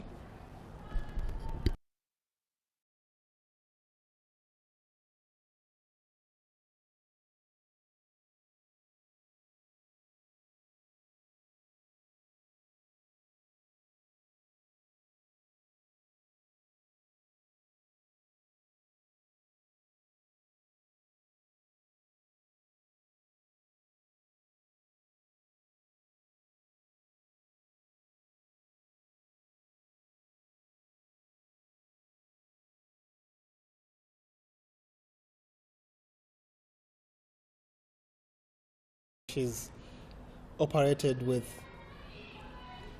pinpoint accuracy. and I've liked the way she's really changed her pace quite nicely. See, the first one was quite flat. That's tossed up a little bit more. And does bring the shot from Precious Marange. See her rehearsing that shot. Got to her as a full toss, and she knows she missed out. But again, we see a tailender on stroke. Essentially, Nyasha Gwanzura. In at number 8. Not expected to make a lot of runs. Yeah, what's quite interesting here, Tailenders, is that we might see 3 debutants come in one after the other. Zimbabwe is playing 2, and then Nyasha Gwanzura takes on that one, hits it over mid-on, and gets a much-needed boundary. Nicely executed shot. Celeste Rack offering a little bit of flight there, and Nyasha Gwanzura obliging and not necessarily timing it, but obliging it over the fielder at mid-on for 4 more runs. Again, she tries. This time around, it's a little bit hanging chance for the guy.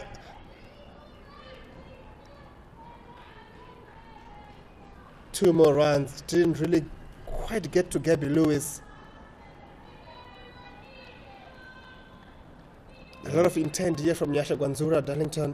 One gets the impression that this is not going to last a very long time. Not the best execution of a cricket shot I've ever seen. It looks like she's just going to chance her arm here. And as I say that, she plays a perfect forward defensive shot.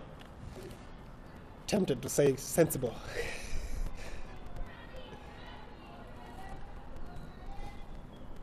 Change in field set. Karamari, the fielder at deep long on, is swapped with Gabby Lewis, a much more athletic option at mid on. But I like what I see from Nyasha Gwanzura here. End of the over, 123 for 6.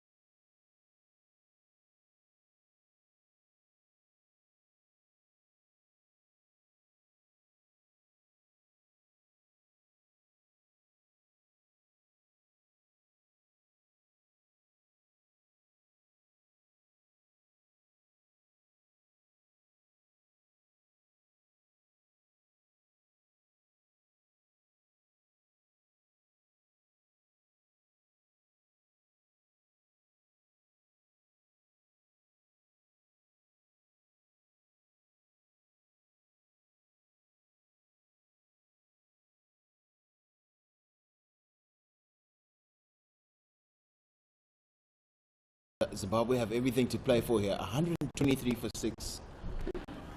19 overs to play. Precious Marange batting on 19 of 25.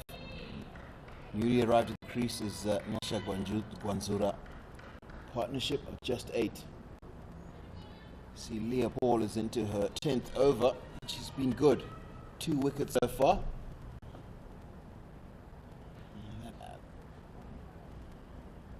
And very disciplined as well. Just 22 runs in those nine overs. She pressed the inside edge of Precious Marange there for just 1 by. Like you do mention, 19 more overs to go, and I like how Precious Marange has gone about her business. She realizes she needs to bat long here.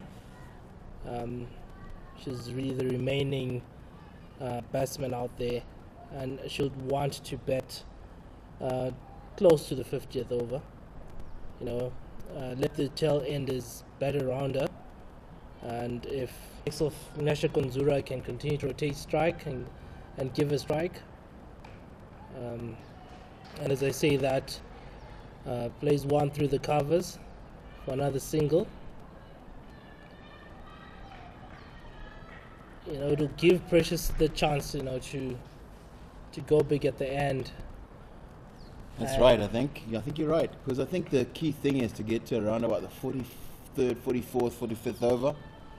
And then probably look to try and find a few more boundaries, like a couple of boundaries and over in the last 5. And if Precious Marange can do that, then Zimbabwe should get a very competitive total. Because we've seen that it doesn't look like it's easy to bat out there. We've seen, even the openers, you saw a couple that got past the outside edge. You saw some that stayed down a little bit. You saw one bounce quite markedly on Chiedza Dururu.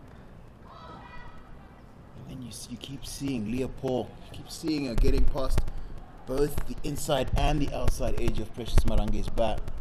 So I think if your skills are good, there is a lot of just enough purchase in there that you can actually make batting very, very difficult. Well, definitely. It's a nice little single from Precious Marange. Yep. She's waited for that one to turn. Hit it with the turn to the open spaces behind square on the leg side.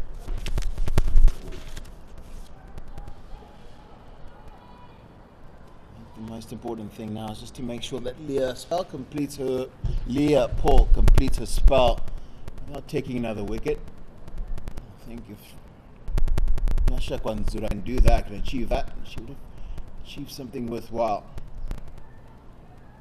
And then she's bowled really well, the left arm spinner. I love the variations, the one that comes with the arm, which is what she bowled in the last one. As Nyasha Gwanzura keeps it out, 126 for 6 after 32 overs.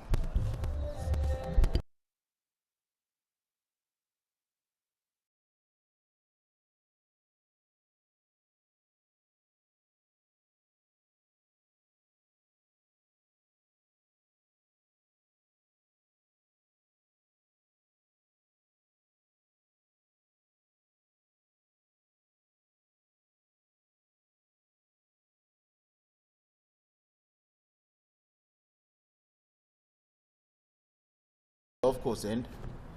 She's also been pretty good. A little more expensive today. Just the 1 wicket.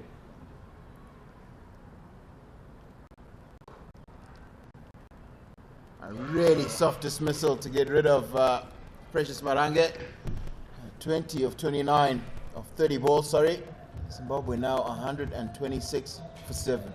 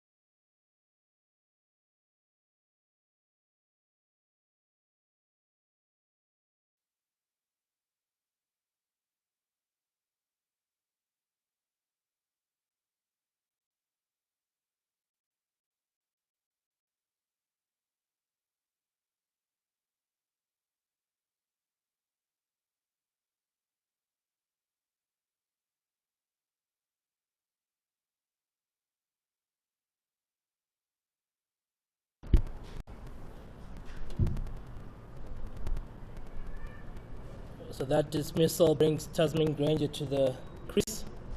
Another debutant for Zimbabwe.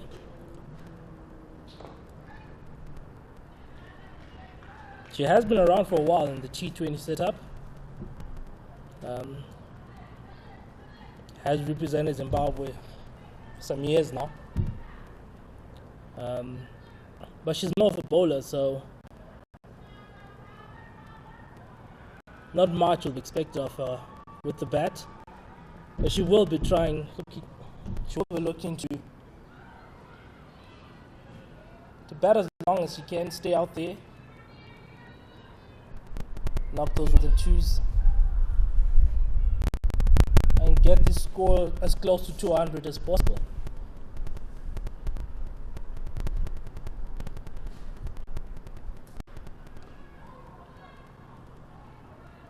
A drive there to square, but well fielded.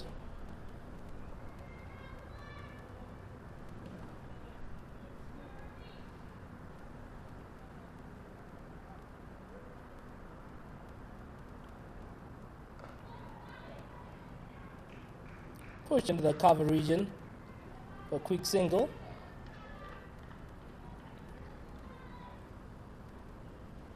I think Celeste Rek has really varied her pace quite well.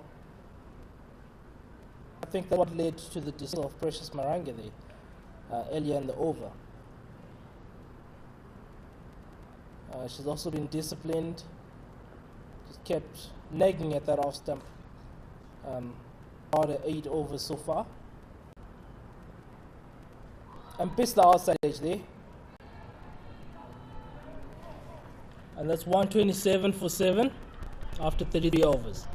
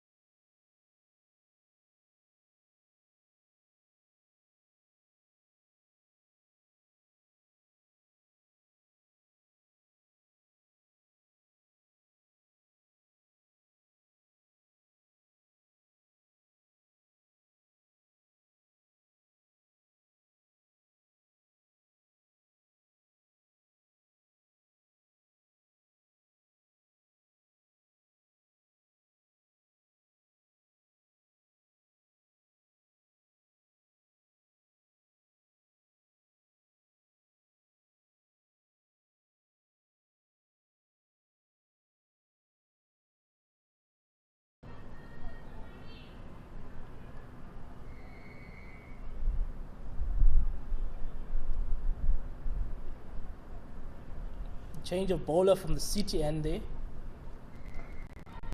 Lara Murray coming on, another leg spinner for Ireland.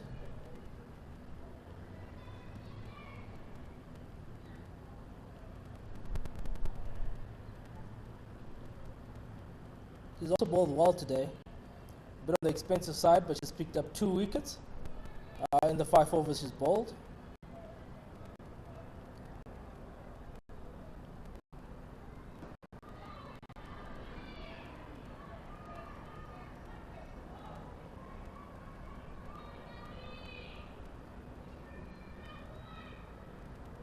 And I love the field they've set with Tasman Granger here.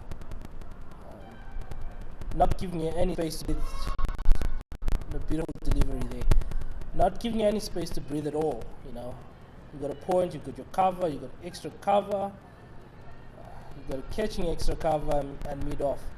Packed offside, add a slip to that equation. Lots of pressure on Tasman here.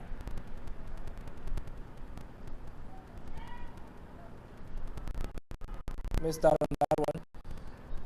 She's looking to go over the top, and with her showing intentions, that cover fielder goes down to sweeper on the offside.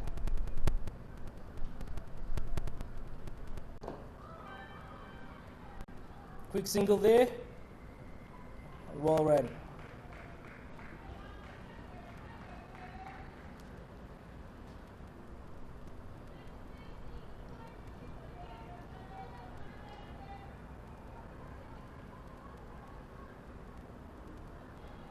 Another fielding change there.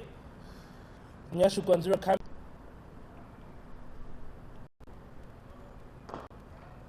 A beautiful straight drive there. Well fielded by mid-off. And that brings the 34th over to 129 for 7.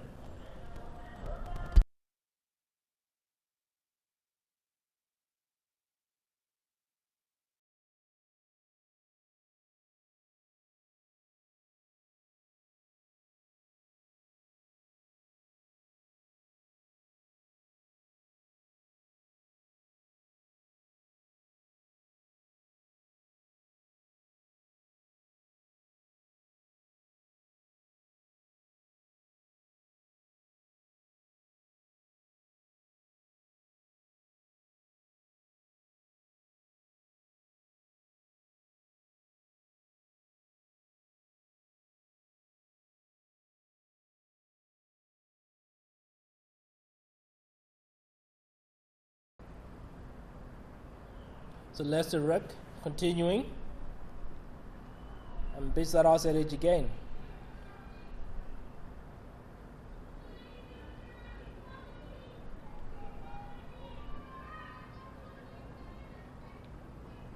We've seen it do that a few times, you know. Beautifully flighted to even off stump, just turning away.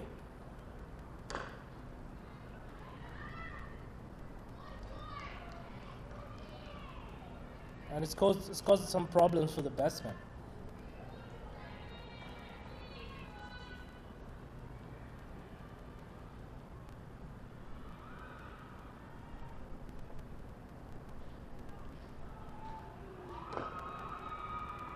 And that's dropped a mid off. And they quickly scamper for 1. Seen a few of those drop catches today.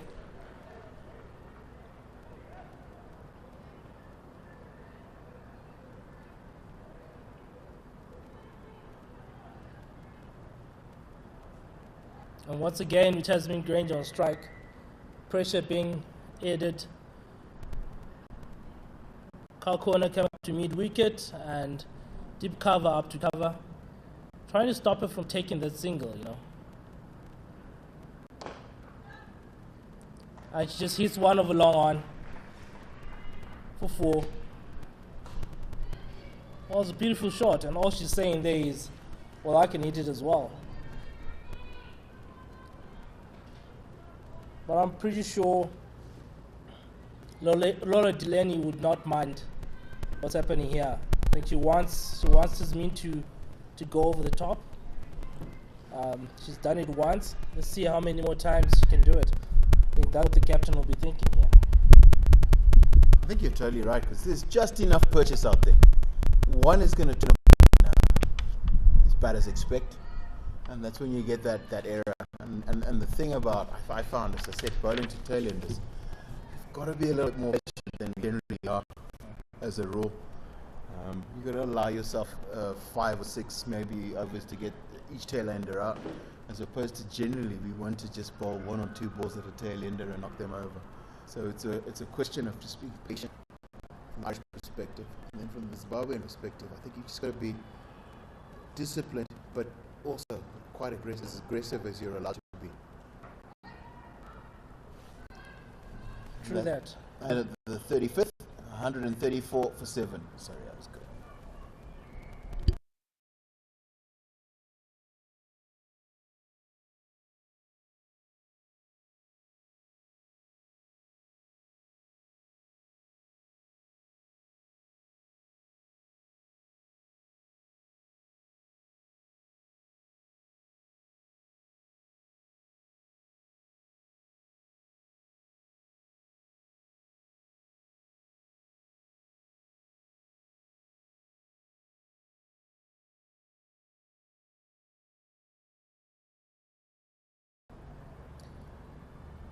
And Karamari continues from the city end. The bottom edge there, down to 3rd man. And the quickly for 2nd. Well ran there, well ran. And Nyasha Gonzura realizing that fielders were a bit complacent there. and sprinting in for the second. It's really good running for now. You get the distinct impression that I think they've done enough work. Not the same level of intensity. To see another drop catch, followed up by a misfield at mid-off. And it's just this sort of cricket is the one that Zimbabwe must figure out how to take full advantage of. We're just starting to see that their intensity has dropped off a little bit. Fielding isn't as sharp and as keen as it was in the first half of this Zimbabwe innings. You've just allowed these Tailenders to perhaps make 7 or 8 more runs than they should. Partnership now 13. Seeing a drop catch, seeing what should have been a run out turned into 2 runs. And it's so important that Tasmin Granger and Nyasha Gwanzura take advantage of this slight lapse in concentration. And another quick single there. Beautiful running from the pair here. And Darlington, you mentioned a good point. And what happens sometimes with Tailenders coming in, you know, everybody out there gets relaxed, they think the job is done, and you then get Tailender who connects a few, or looks like they should be batting up the order, you know, they take advantage of that. So far we've seen what Nyasha Gwanzura is capable of. And she sweeps 1 for 4, another beautiful shot here from Nyasha Gwanzura. The debutant certainly showing she can bat. Yeah, she does look like she's got the right intent. Just talking to Tinashe Chimbambo in between overs. He has done a little bit of. He tends to practice with her coach a little bit, and he mentioned particularly her mental attributes. He thinks she's got a good head on her shoulders. We're seeing that here. That's really watchful to finish the 36th over, 144 for 7.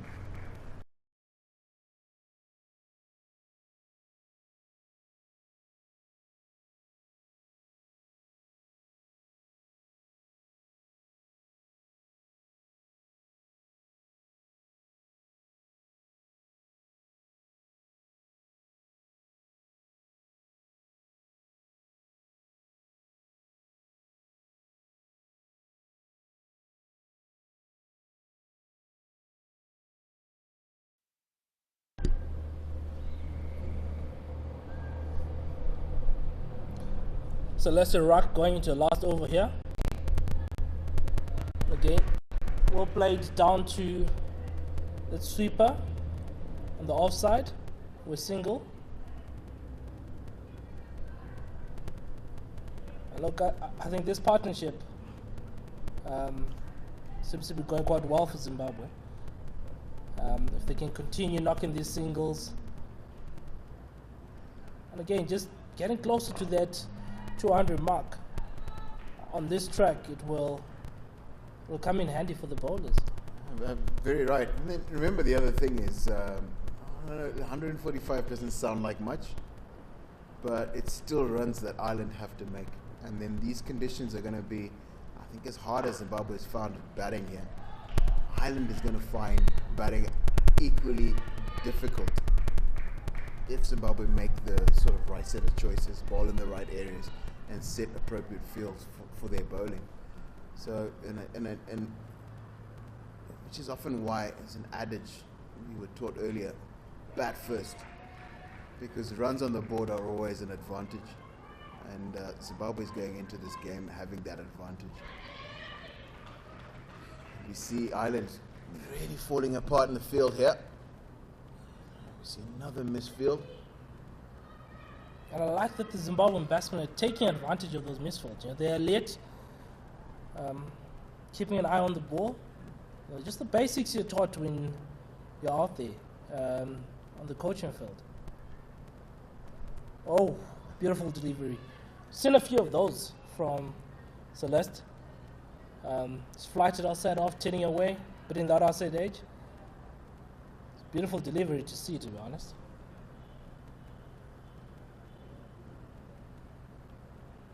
She's bowled better than just the 2 wickets she's taken today. Oh, And well there, played as on. I say that, you're googly. And Tasmin Granger. Sorry, that's Nyasha Gwanzura. Plays on. It's dismissed for 18 of 24 balls. And at the end of the 37th over, Zimbabwe 147 for 8.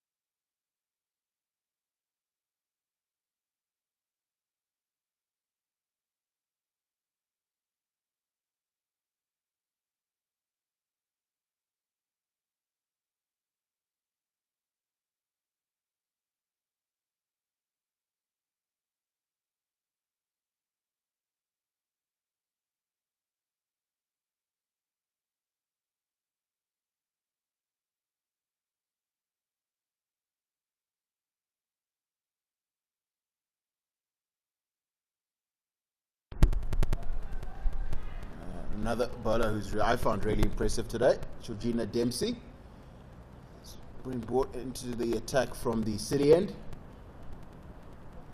I think Captain Laura Delaney has just decided she wants to wrap this up as soon as possible.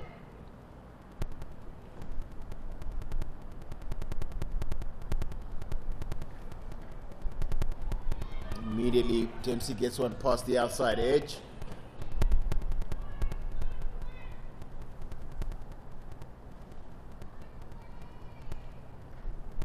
I think, like you said earlier, she's got a beautiful run-up, beautiful action, and well, the delivery just follows suit.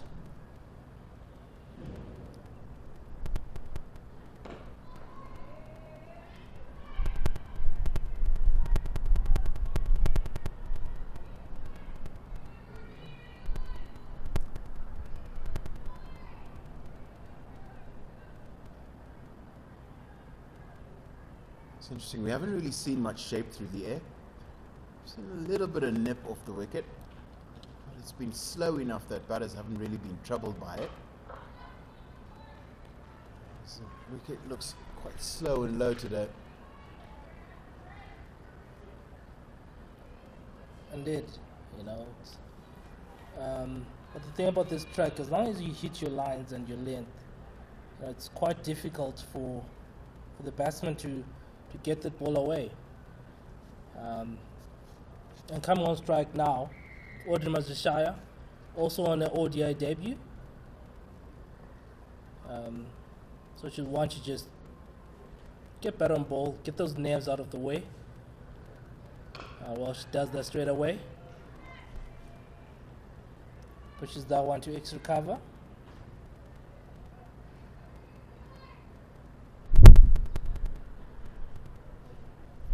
It's a really nice looking shot from Audrey Mazashaya. The middle of the bat didn't quite find the gap in the field.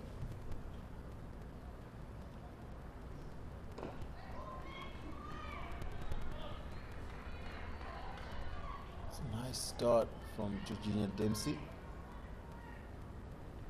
She's got the majority of these deliveries in this over in the right place. It's just a question of patience from here on. Quite interesting to know she's only bowling her second over today. And she beats that edge again. And I liked, and again, we see that. That's reached wicketkeeper Mary Waldron on its second bounce. Lowness in the wicket. End of the 38th over, Zimbabwe 148 for 8.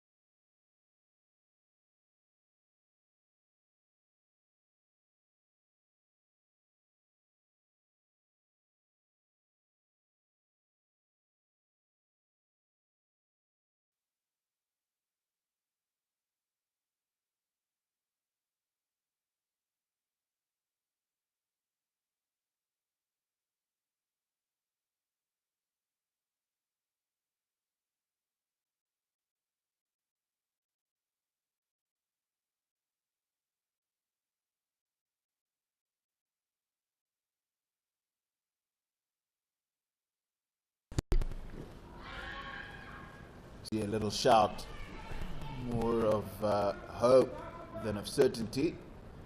That was going down leg. So Georgina Dempsey played in the first one-day international that Zimbabwe won.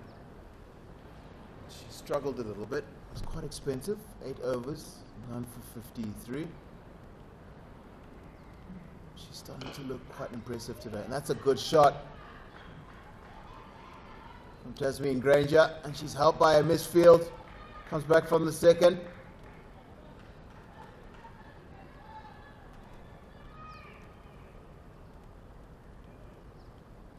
Oh, she continues to impress me with the bat, does Tasmin Granger.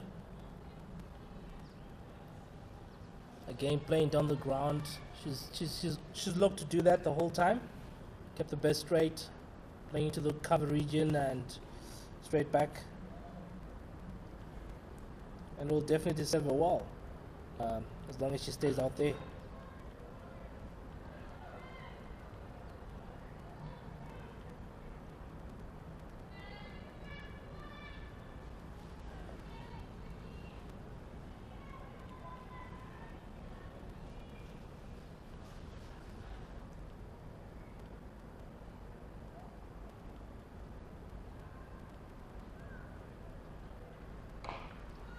Attempted slower ball. Tasmin Granger's picked it. And another misfield. Allows the second. She's played that well as Tasmin Granger. She's waited for it. Allowed it to get to her. She's hit it on the full to deep square leg.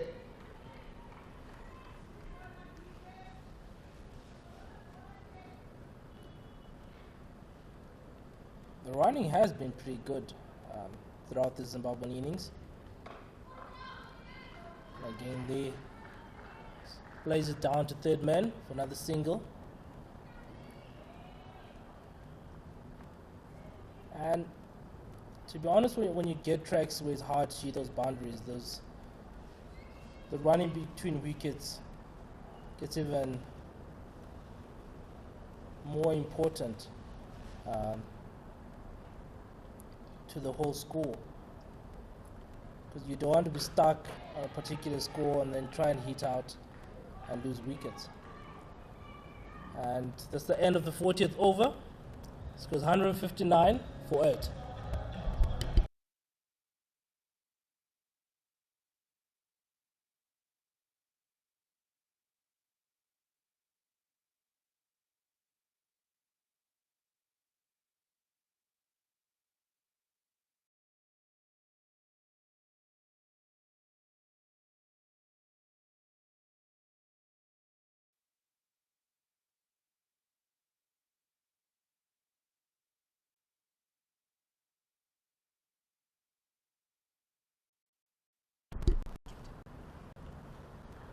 Laura Delaney, the captain, has brought herself back into the attack.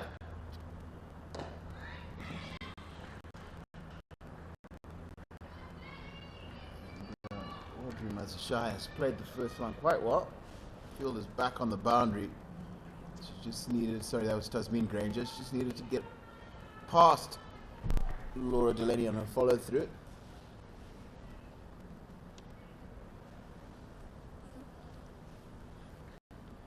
Laura Delaney did bowl some good lines and lengths in the first spell. She got the all-important wicket off the Zimbabwean. Also excited the way after getting that wicket.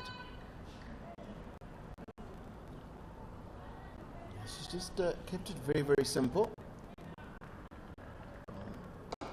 Falling straight. I think she's missed a trick. She's missed an idea. Having that long one on the boundary, I think it will be much better served. Create a little bit more pressure by bringing the fielder into mid-on, which she's just done. She's brought Georgina Dempsey in from the boundary. And again, already you see the quality of shot has changed. See, already the intent is to try and get it over and through that area where Georgina Dempsey has been brought in from the boundary. There's been very little to fault about it today. It's just always ringing changes, always asking questions, Always coming up, giving the batsman new ideas to work with. Gets one past the outside edge and neatly done by wicketkeeper Mary Waldron.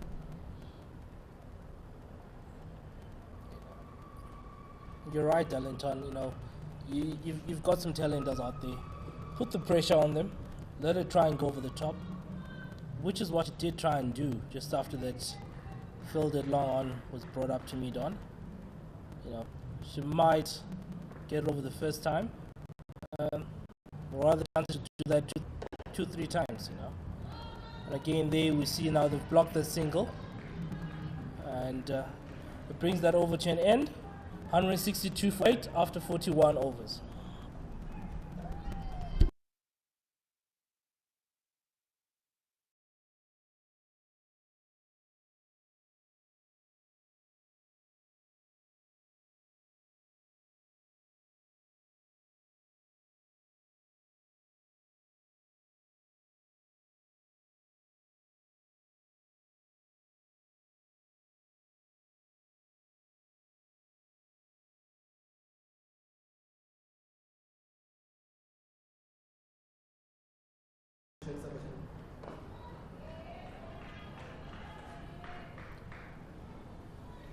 Georgina Dempsey continues from the city end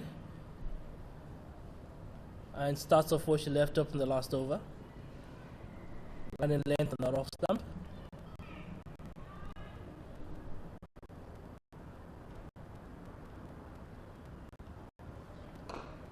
The other very interesting thing is we see for the first time that Mary Waldron is keeping up to the stumps to Georgina Dempsey, who I think is a little bit quicker through the air than the other 2 seamers we've seen today, in Laura Delaney and Jane Maguire. I think this is also not a bad idea. It just creates another angle for the Zimbabwean batsman to have to think about. He's having something else to think about, and then there's a chance for a run out, and I think this is a good one. And so too does umpire. And is that Tasmin Granger? He's run out for 19 of 32 balls. Zimbabwe 162 for 9.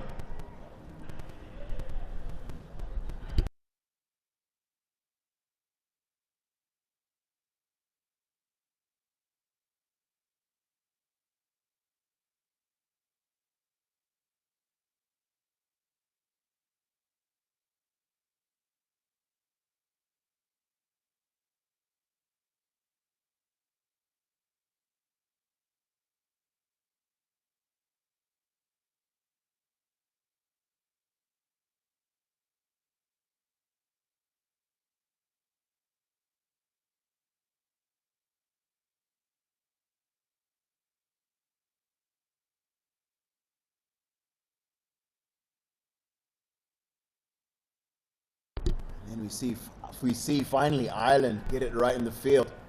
Really good bit of fielding. Sort of Tasmin Granger. Who batter in is Istanbul Fana. Celeste Rack, who came round from fine leg just behind the umpire. When she picked it up, had to run around about 20-25 meters to get to the ball. It would have been a second, and unless it was not. Ireland just need just one more wicket to wrap up the Zimbabwe innings. That is an attractive shot from Istanbul Fana.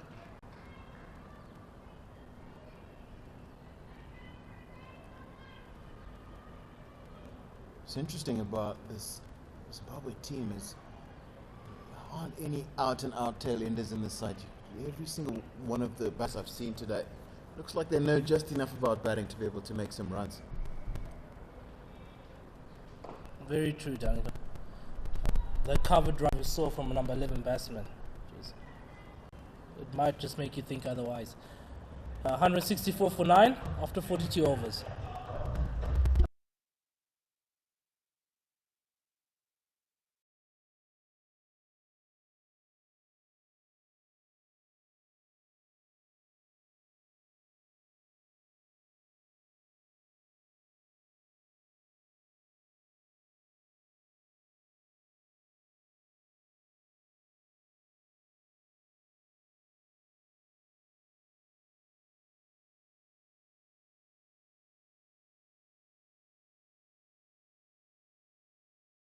continues from the golf course end. And Tinashe, welcome back. Yeah, thank you, Darlington.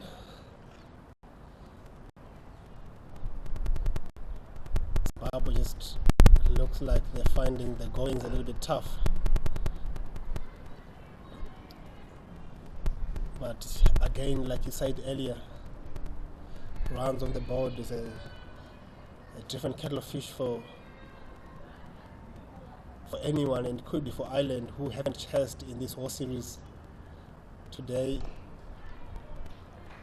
I think also it's going to be a very interesting challenge for Marianne Msonda's captaincy today, because while I think it is going to be difficult to bat on this wicket if bowlers bowl in the right areas of the wicket, I think it's also going to be very important to have the correct fielders in terms of actually the best fielders for the job at hand in the right places. And it's just one of these things that Marianne Msonda is going to have to juggle really, really well, as we see what looks like a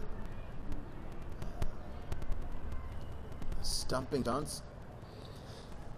And so Marianne Msonda is going to have to juggle her bowling changes very, very well today, and also her field placings. And I think that this is not as difficult, as easy as Ireland might think, or as difficult as Zimbabwe might think to defend a score of this sort. Yeah, definitely, Darlington. I think if Marianne can take a leaf out of what has been a near perfect day in the field for Laura Delaney, with the way that she has juggled her bowlers and commanded her fielders in different and more often than not telling positions. I think we did raise that point in the second one here, where we felt like Marianne and her charges could have done better in the field. I think the term I'd use is being a little bit more aggressive in their field. I think they stood back in the field where too many times we saw fielders on the 30-yard circle, on the 30 yards away from the batter. They could have come to around about maybe 20, even less than 20 yards away from the batter. Put pressure, prevent singles from being taken. And anyway, that's the end of the 43rd over, 166 for 9.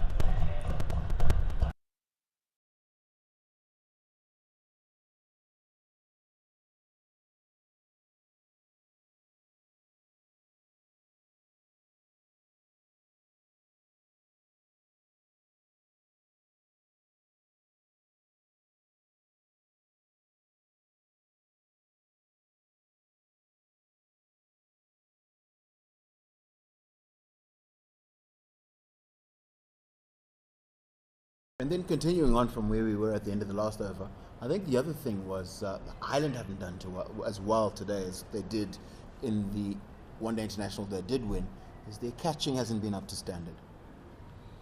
We've seen, I think, 3 catches put down. And we've seen also a lot of misfields in the field today where the standard was much, much higher the day before yesterday. And I think that is something that Zimbabwe could learn. And then the other thing I always like often about doing anything second, whether it's chasing second or bowling second, is often your opposition will teach you what works on the wicket you're playing on or what doesn't work. So I think Zimbabwe have a few advantages over Ireland in this whole. Yeah, definitely, and I think from if we look at the Zimbabwe batting cut up to now, it's not entirely a wicket where you can certainly say you are in. As we saw evidently on that Zimbabwe batting card, a lot of stats, as we say, nicely played through mid-wicket for another single from the number 11, who's looking quite more comfortable than what you'd expect a number 11 batsman to look like. Esther Mbofana. Yeah, continuing Wellington, I think we haven't seen any batsman who's really gotten in and got stuck in. Nicely driven. So for my experience playing at Harare Sports Club was that the best way to play here is actually to give the first half of the innings to the bowling side. and then it gets easier once you've been there for a long time. And I think a lot of what we saw today wasn't, none of the batters, Zimbabwean batters, seemed prepared to really graft through the first, I suppose, hour of their innings, which is in essence batting for about 15 overs, isn't it? And then basically look to accelerate in the latter half of the innings. And I think that's the other thing we saw about, we were discussing on Thursday, is that the Irish generally tended to play that way, in that they started very slowly, very solidly, and then accelerated as the game progressed.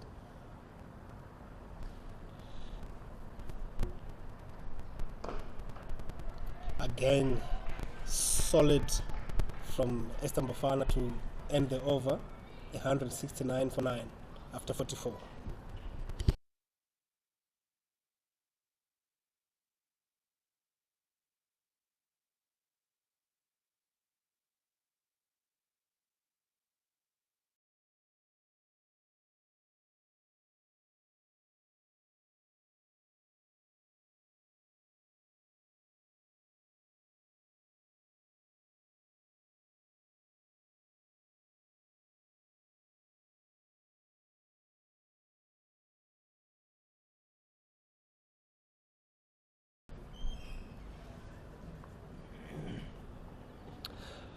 Another bowling change from the golf course end.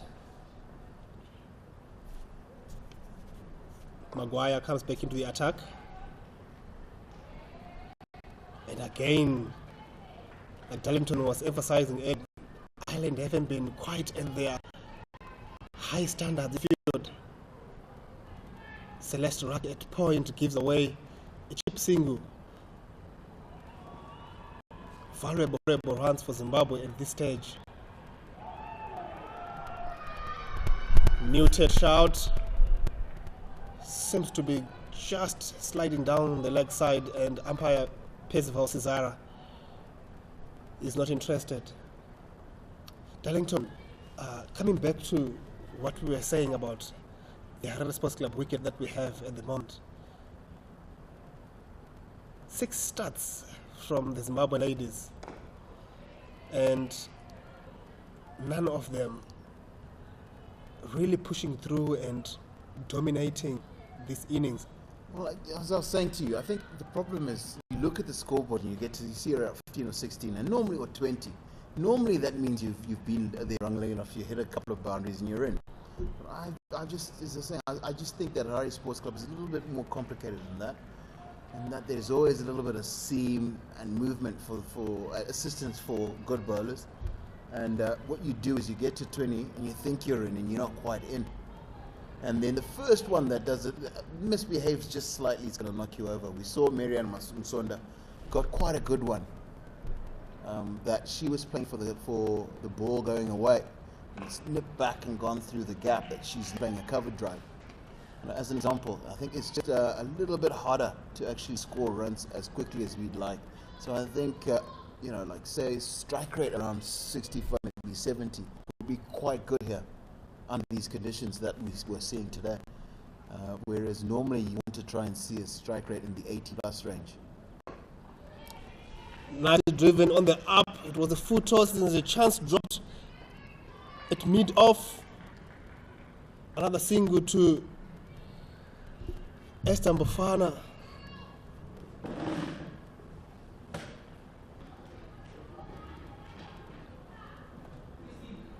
Georgina Dempsey not quite having a perfect day in the field.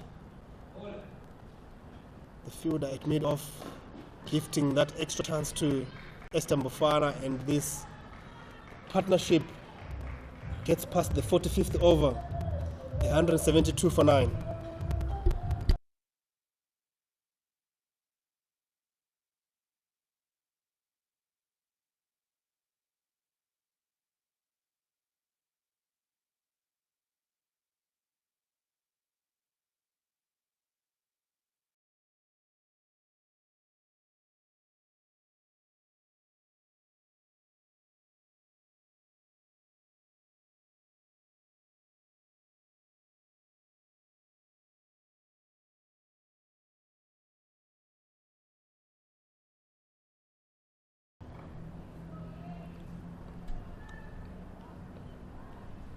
And then the other thing we did see today was that there was some pretty profound changes in the Zimbabwe batting lineup. We saw Josephine Nkomo, I think, batting 5, where the day before yesterday she was batting at number 8. So she's gone 2 places up in the batting order, 7 or 8. And granted, she did get 50. I don't think batting orders should be that fluid, in my own opinion. I think if she made runs, generally if a guy makes runs at 3, make him bat 3 as often as possible, and 5 and 6, or number 8. And particularly if her key role in the side is to bowl for the team. Absolutely, Darlington. This partnership goes past 11. Valuable runs for Zimbabwe. And the Zimbabwean coach will be really pleased with how his tailenders have really stuck to their guns and not let off. And then there's also the very important psychological blow that they could deal under, particularly if they managed to bat through their 50. To get through the 50 from a position where you weren't expected to get to. In 45, I think we were talking earlier that 45, getting to 45 would have been pretty good. Zimbabwe's gone past 45. And if they can get into bat to the end of the 50th over and maybe find an over, so 48th, 49th or 50th, that goes for you, it could be a very important psychological blow to a side that before they come into bat. I think this partnership is very, very important in establishing a platform from which Zimbabwe can actually then set out towards a win from. Yeah, definitely. I think we did speak about how the first 2 one-dayers might have got us a little bit too excited, and this wicket sort of grounding us. And as we say, Esther Bafana finds the inside edge and takes another one. Celeste Rack at fine leg cleans up, and 175 rather for 9 after 46.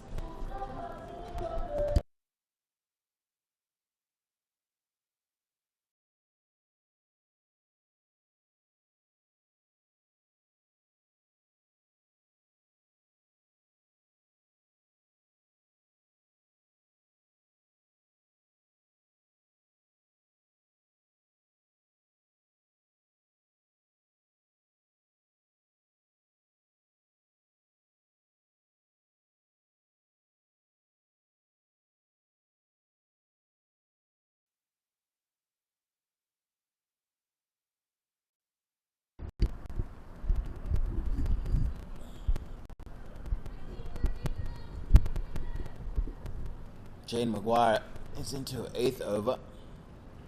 Wicketless so far. The economy's been quite good.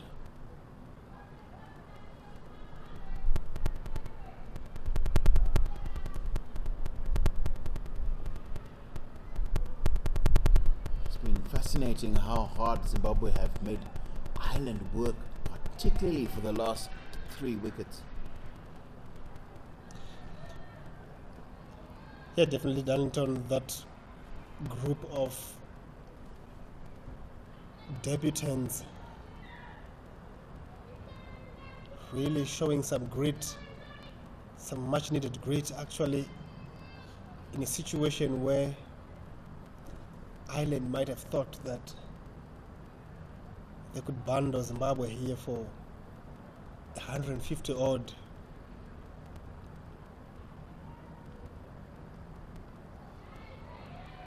Some sensible betting there from Audrey Mashishaya.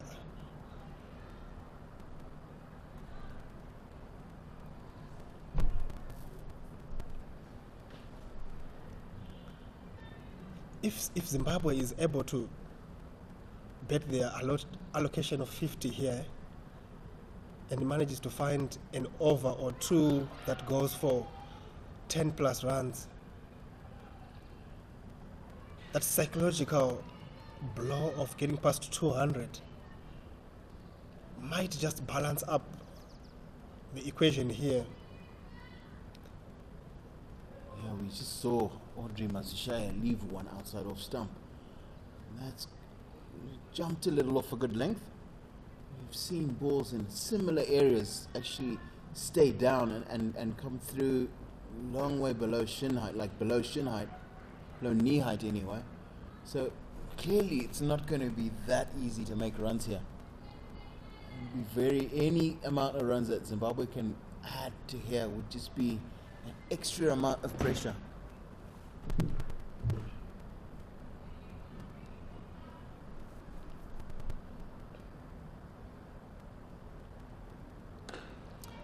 Nicely played, punched into the deep.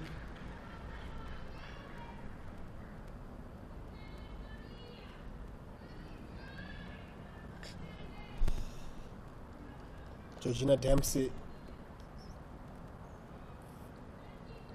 the fielder in the deep there, skipping it to one. Streaky runs here for Zimbabwe, vital nonetheless. Knocked over. That is the end of the innings for Zimbabwe. Mazishaya is trying to manufacture a shot, and Zimbabwe is bowled out for 178. So Ireland need 179 to win. What has been interesting here has been the 178 is actually quite a good score. You see 3 starts. We saw Modesta, Marianne Msonda and Precious Marange all get into the 20s. Tasmin Granger too. Pick of the bowling for me today was actually Leah Paul up front. 2 for 24 and a 10. And then I also was really impressed by Celeste Rack, 3 for 34 and a 10. And the fact that 6 bowlers were used really, really wisely by Captain Laura Delaney. Anyway, we will be back with you in about 45 minutes for the Zimbabwean defense of a score of 179 that Ireland required to win.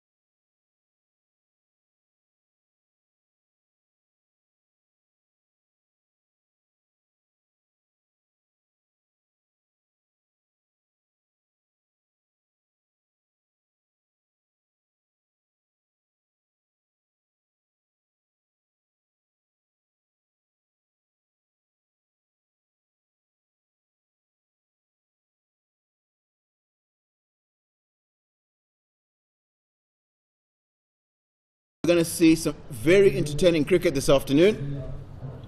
Ireland need 179 to win. Doesn't sound like much, but my gut feeling is that it's going to be a lot of work to get past, to get those runs. I'm with you, Darlington. The bowlers will be interested here.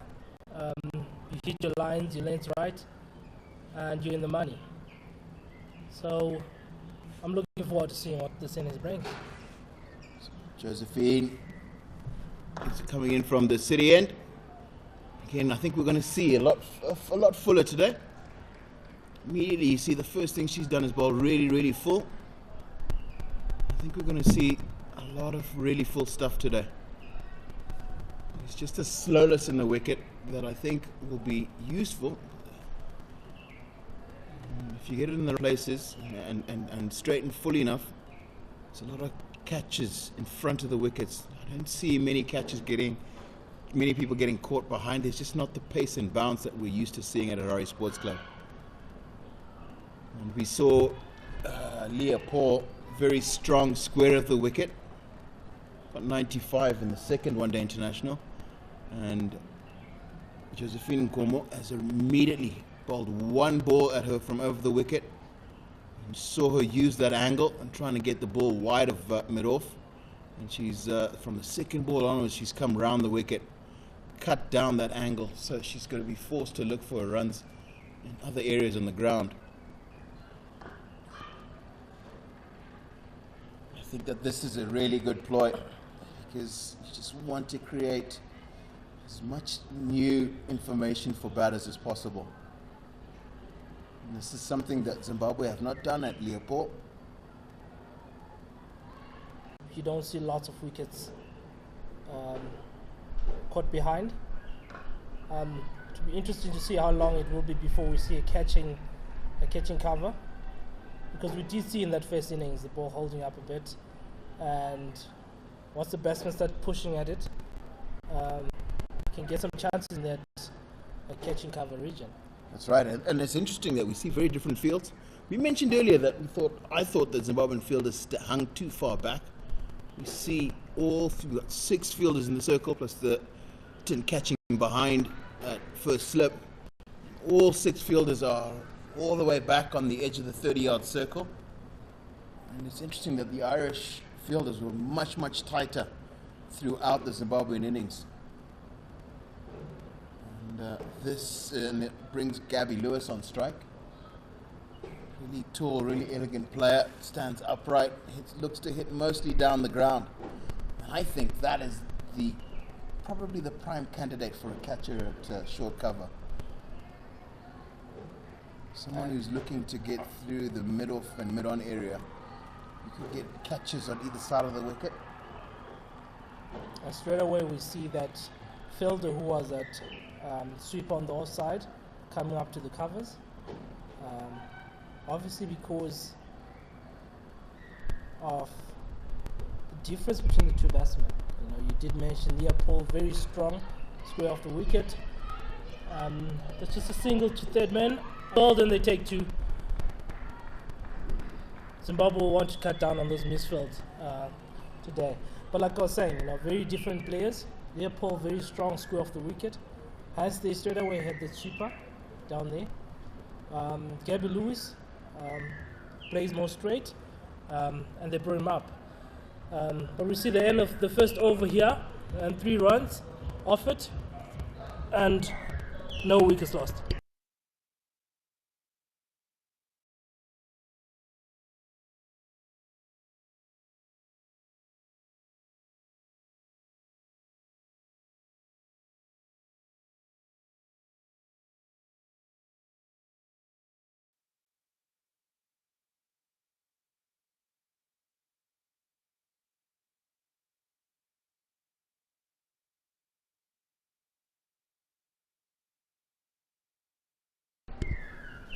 Very interesting change from Zimbabweans today.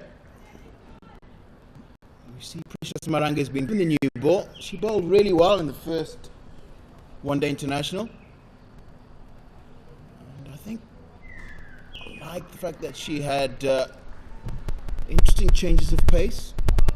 All quite flat mostly. Things would occasionally up. I think this is, I said earlier, that I think often your opposition will teach you what works on a wicket. We saw that Ireland started with Leopold from the city end. We're saying here, Precious Marange starting from the golf course end. It's the first time we've seen Zimbabwe start with a spinner in this series. I think this could be, I don't know, at least an interesting idea. Definitely, like you say, she bowled well in that second game. She was quite bowled tight, 38 runs in the 10 overs, and Zimbabwe have definitely learned a lesson or two from the island bowling. We saw how much 10 some of the spinners got, and they got rewarded with the wickets, and I believe that's the only way they could have gone here. Open with spin and hopefully get a few early wickets here.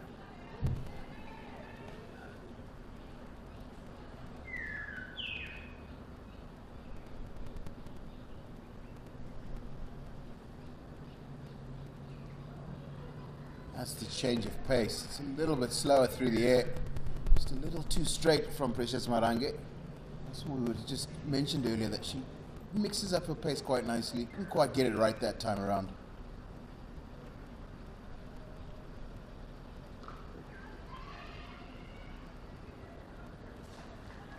And again, that one quicker through the air.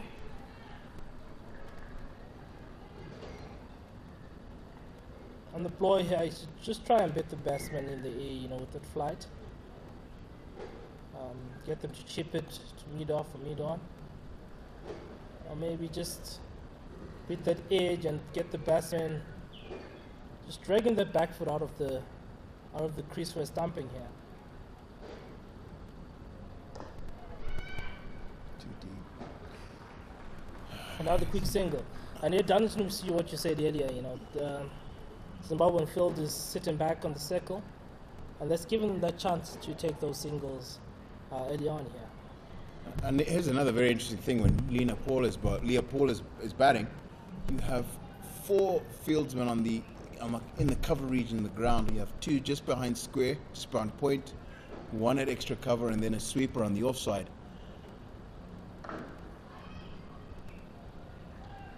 And that's the end of the second over.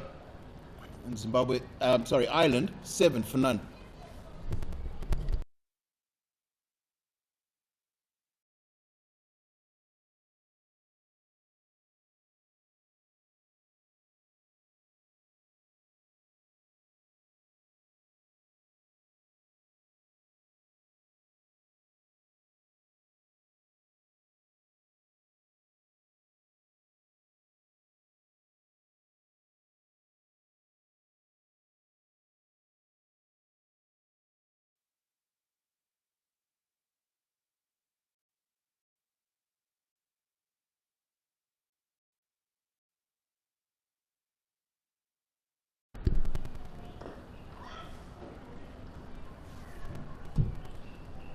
Josephine Gomo continues from city end.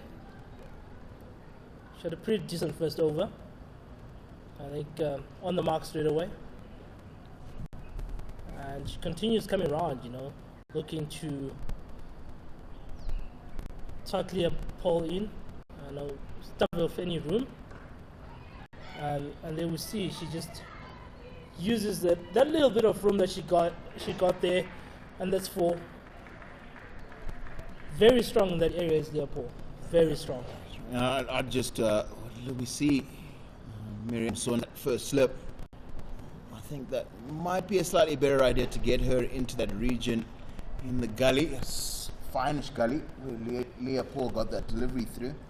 So I'm still to be convinced that there are actually catches that are going to be carrying into that first slip area.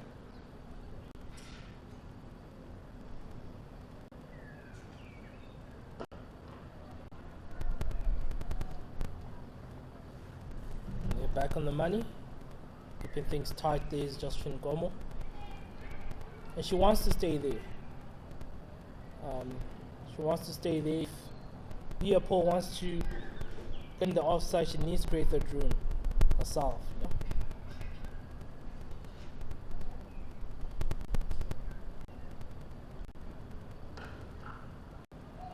It's just one to the sweeper.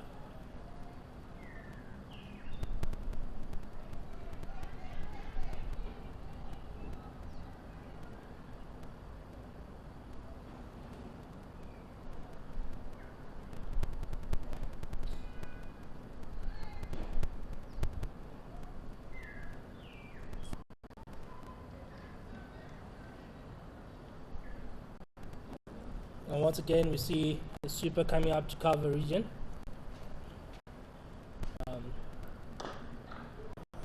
That's a beautiful shot through the covers. And that's for well-timed shot, that one. Could be one of the best shots of the day. Oh, easily. That's really, there's an ease about the way Gabby Lewis plays, particularly in that area of the ground. She's very, very strong through the extra cover and mid-off region. I think for at the moment, Ireland are finding this just a little too easy. Really 16, just under 3 overs.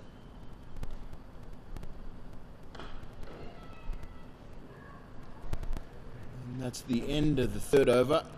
Ireland 16 for none.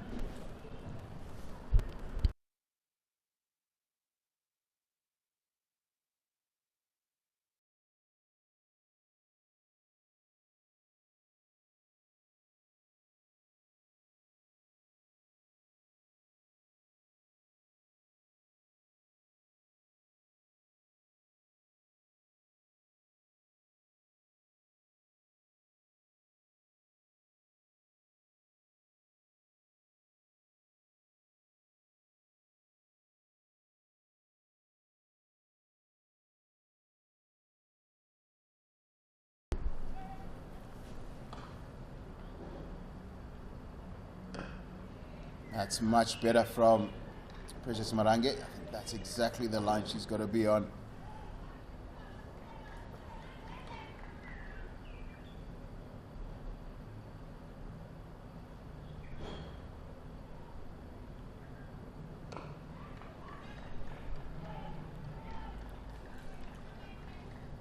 She'll definitely be looking to stay there.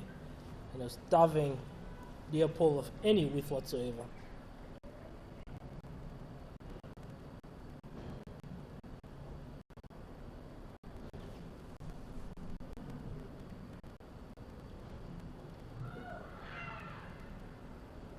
White ball there. Suppose in an effort to starve that width, sometimes, you know, straight down leg. Just straight down leg, but she'll want to come back on the mark straight away. Because Zimbabwe currently do not have too many runs to play with, so they would like to limit these extras. Absolutely right. It's just the only way to really stand a chance of winning here. I think Zimbabwe have to make it virtually impossible for Ireland to get 179 that they require to win. And I think it's mostly about not wicking deliveries as such, but it's mostly about stringing together a lot of maidens and dot balls.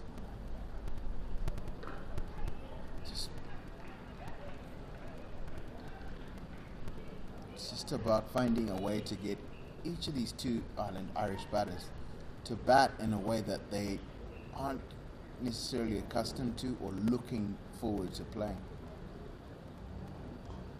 It's a little bit too straight.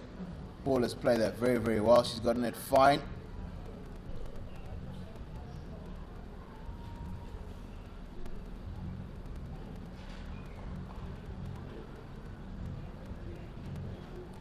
Darlington, I think Ofe, you mentioned something about the line that Precious Marange is bowling, that leg stump line, and the current field that she has, you know, with the sweeper down there, understandably she's trying to protect that boundary. But if you're bowling that leg stump line, you might want to have that 45 just where the ball went there for those 2 runs, because that's a massive scoring region when you're bowling that line. Absolutely right. That's 45 has to be very, very fine, and the sweeper then can come across to the other side of the ground, maybe even go down to deep square leg on the sweep. And the end of the 4th, Ireland are 20 for none.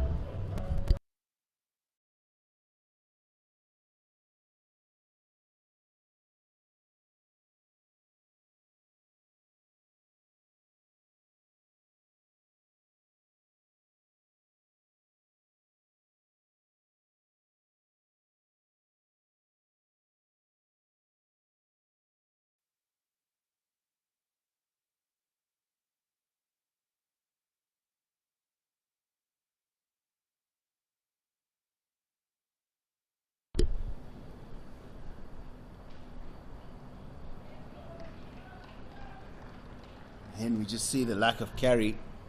That one from Josephine Gomo. Got to Modesta Mpachikwa on the second bounce. And this is just the 5th over of using this new ball.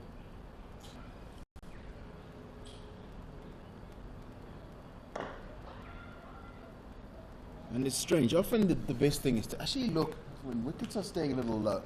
Often the best length is to go quite back as opposed to on a really good length. Just short enough that you allow the ball to, if it rolls, to be slightly more effective. Because generally, if it's back of the length, the batsman's going to be looking to play it off the back foot. And when a ball stays down, as you see another one stay down, it's a little bit harder to make the adjustment from off the back foot. Actually, he's just got to get it a little bit straighter. You got it spot on, Darlington. You got it spot on. And just as you say, that last ball we saw puts the length a bit back, and the batsman becomes undecided because they know he's staying down, staying low, and they're not too sure whether to go on the back foot or the front foot. When you hit that length, it's easier for them. The fuller length, they just go on the front foot and bag. So you're right, you want to hit the back of a length and bowl straight. Brings the LBW into play and the balls as well. Very true, and I think also you want to make sure you get a catcher, at least on the offside or on the onside, that is as close to the line of sight that the batsman is. So you want it as close to the edge of the wicket as possible. I think that's the length right there, that last delivery. If something stays down from that side of the sort of length, it can be very difficult to keep out, especially if it's just a little straighter than that.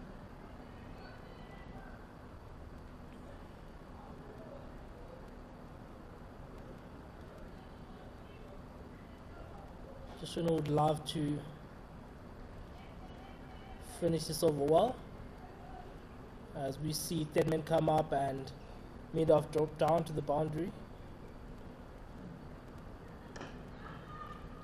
Well, she does the job. Made an over. 20-0 after 5.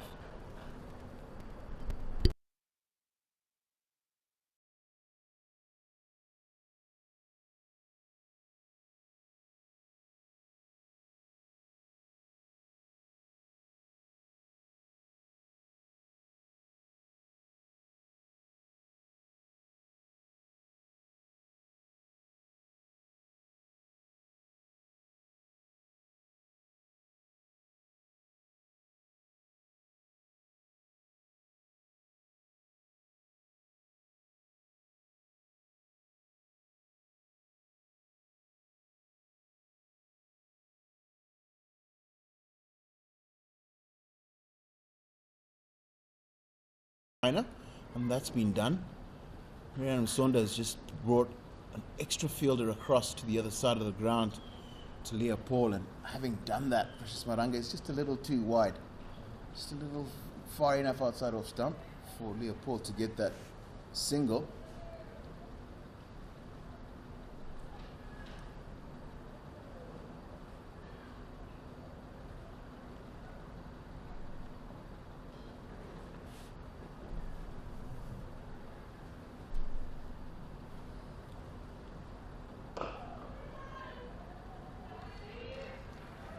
Again, we see that very full length. It makes it a lot easier for the batsman. It's easy to decide what you're going to do when he's there.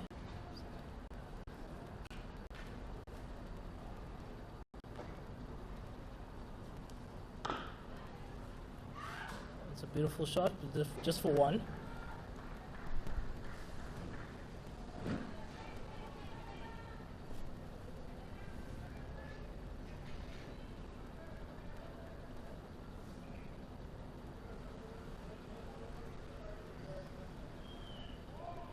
You see Leopold back on strike.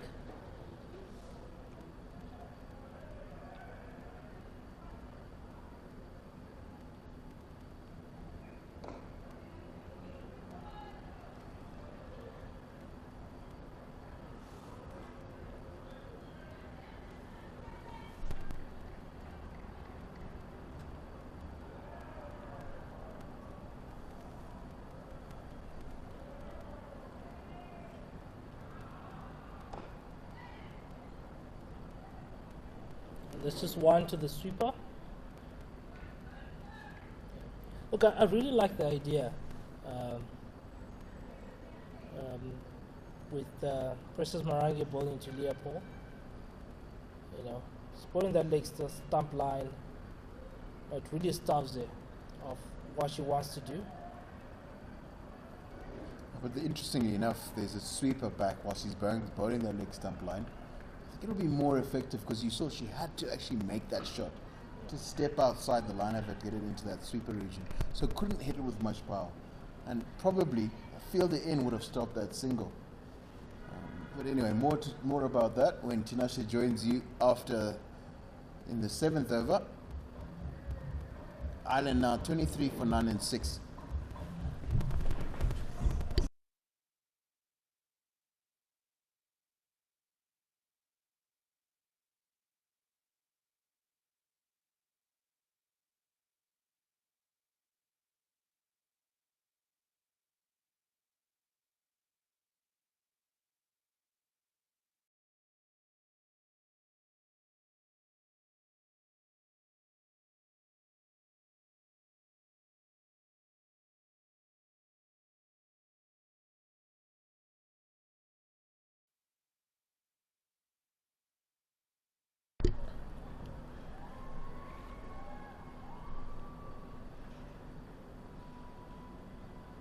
Josephine Gomo into 4th over now, and she continues to come round, sticks to a plan, looking to starve Leopold of any width whatsoever.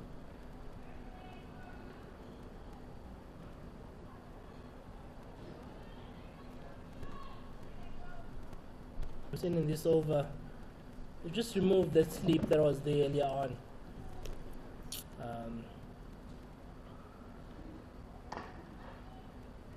And just added it to that leg side there on the square leg.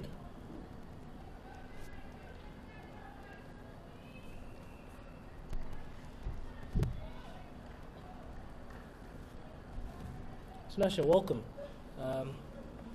It's been away for a bit. But we have Ireland off to a good start.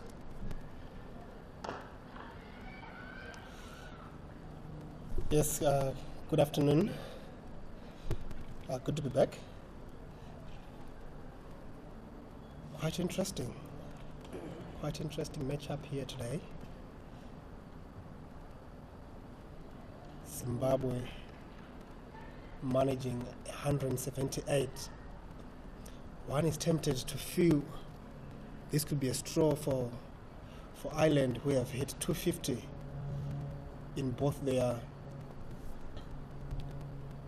innings in the first and second one-dayers, and today they've started again with confidence. Gabi Lewis and Leopold fresh off a match-winning 95, and again carrying on from their first ODI partnership of 28, and then a massive partnership in the second ODI of 135, and today they are on 24 for no loss.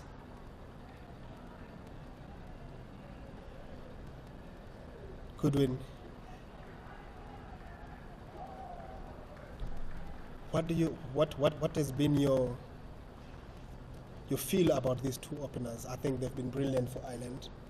Definitely, they seem compact. Something that you really need, especially when you're facing the new ball.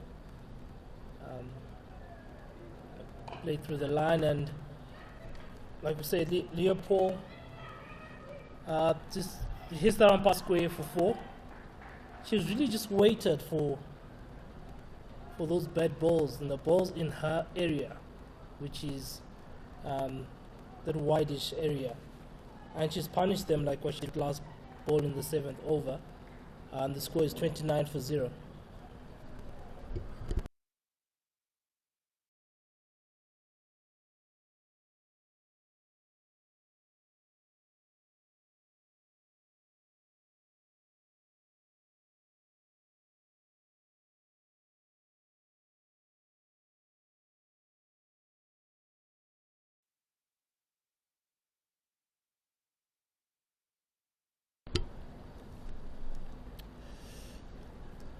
Precious Marange continues from the golf course end.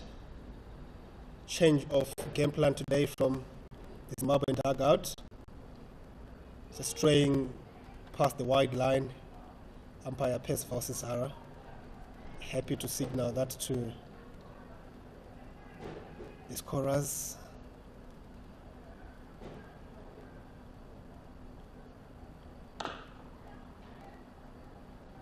Gentle off spinners from Precious Marange. I'm full and towards leg stump.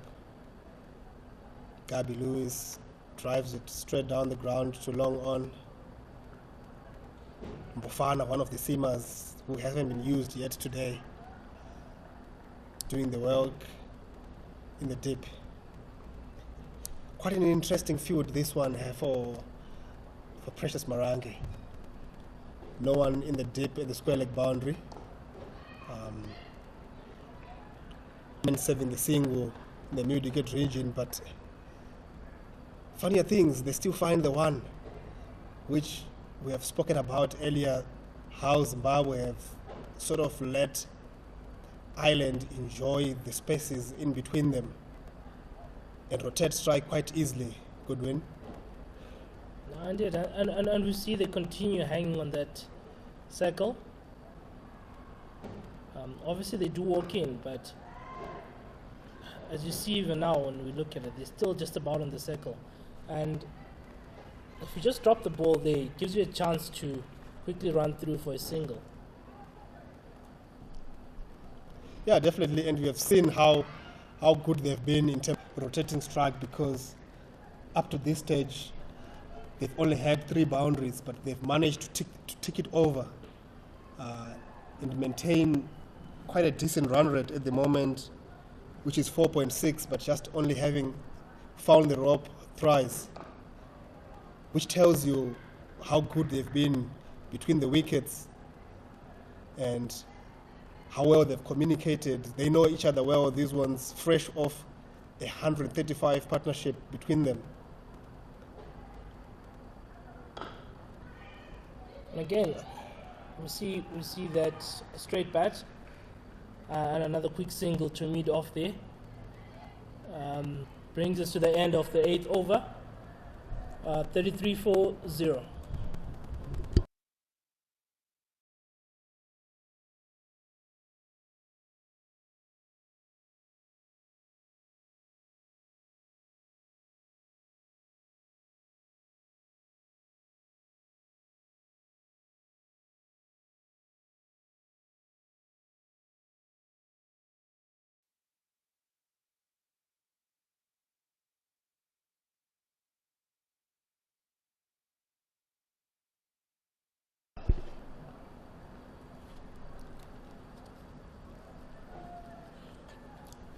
Now then, the bowling change from the city end.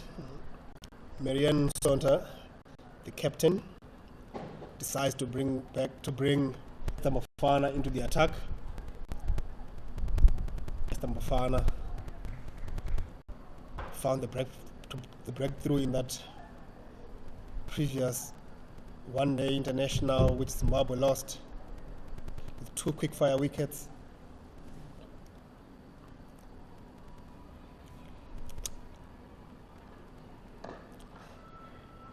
She starts very well, right on the mark. Line is just outside off stump, round about that 4th, 5th stump. Gabby Lewis negotiates that very well, as she has throughout this series.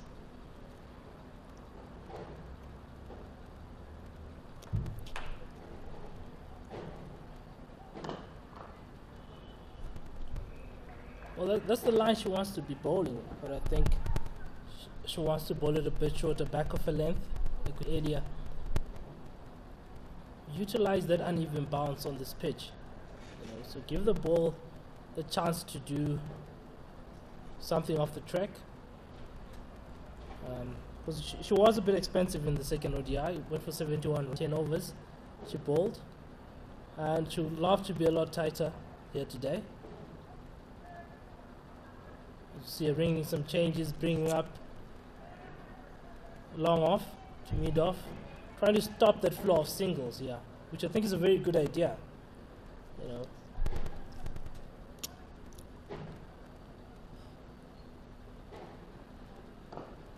Yeah, definitely good win. I think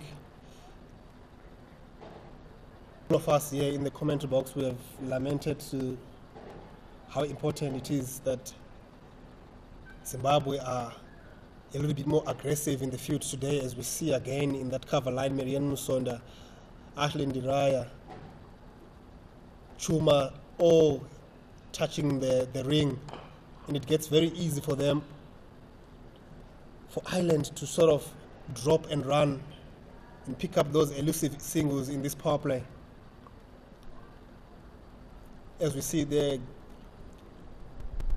Leopold drives one through the cover region for 1 in the dip. Steady start here, which I don't think Zimbabwe would have liked. Goodwin, I don't see any situation here where Zimbabwe wins without bowling. Inside edge, a little bit shortish. It doesn't really come up as Gabby Lewis said. Esther finds the inside edge. Gets the one down to find leg. And that's the length we've been talking about. The back of a length that gets the batsman on the back foot and then just stays low. Brings that LBW balls into play. And in that case there we saw batsman managed to get the bat down in time and just got an inside edge. But that works pretty well on a bat that's producing some uneven bounce. End of the over, 36 for no loss after 9.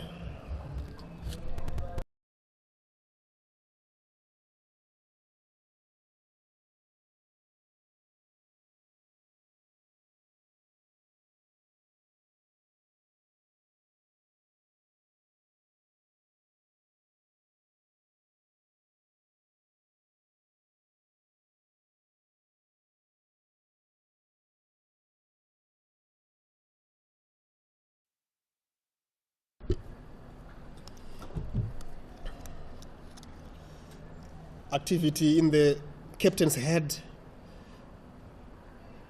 brings some changes, and we get to have a first look at the debutant Audrey Mazshaya. Gave us a glimpse of how hard she's willing to work for a team with a bat. She's not really in the team to bat, but she gave it a good show.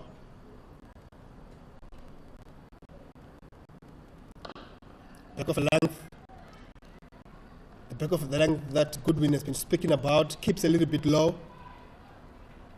just below that Nero.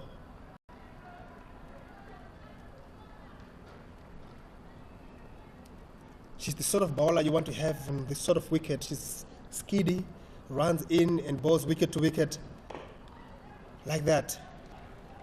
I think she'll be very useful today to Marianne.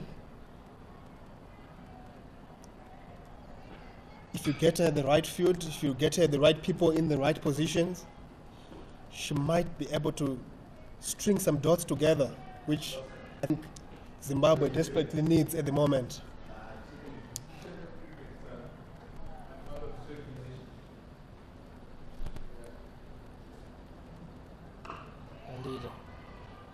Indeed. And we've already seen that in this over. You know, the 3 deliveries is bowled, stump to stump. That's what you're looking for. That's what they will be looking for out there. You know, brings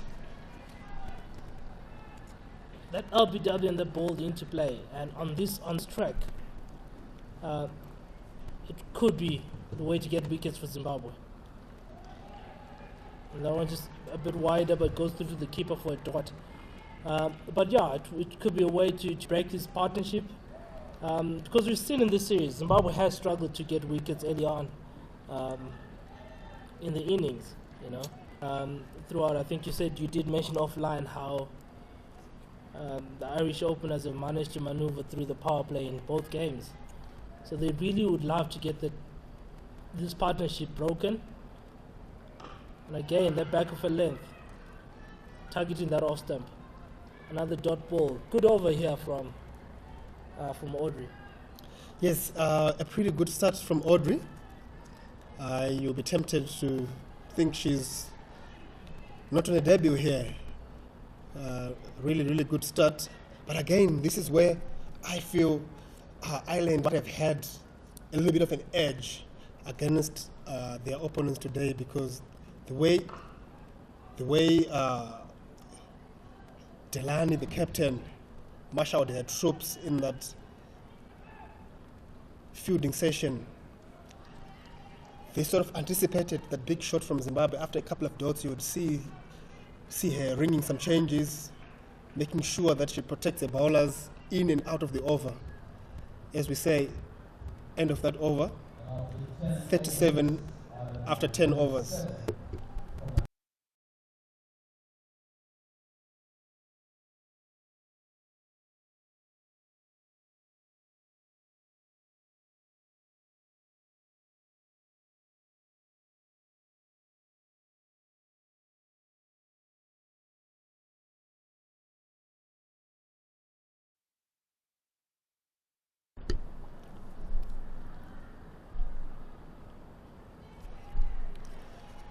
Into the second power play.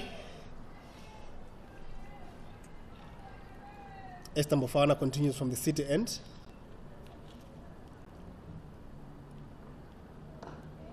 Back of a length, solidly defended by Gabby Lewis.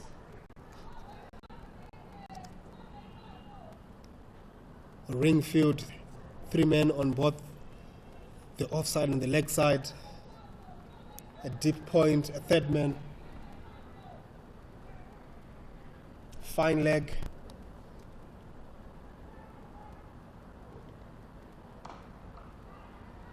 Back of a length, this time with a little bit of width.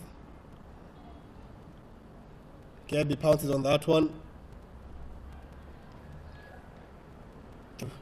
Down to deep point, where Tasmin Granger cleans up.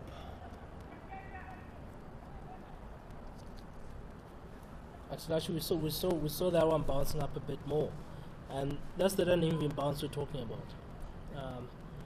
So you do want to stay on that length, because the next one won't bounce as high, and it just keeps that question mark in the batsman head. Again, there we go, single to fine leg. It just keeps the question mark in the batsman's head. You know, do I go on that back foot, or do I just keep going on the front foot? And it work in the Zimbabwean bowler's advantage. Yeah, definitely. I think that's one reason why I would have chosen to bat first as well. And the Zimbabwean camp figuring that out quite early and seeing the chance in batting first. But obviously, runs on the board aren't quite where Zimbabwe would have liked. And at the moment, Ireland are going at 3.75 runs and over. Looking quite comfortable.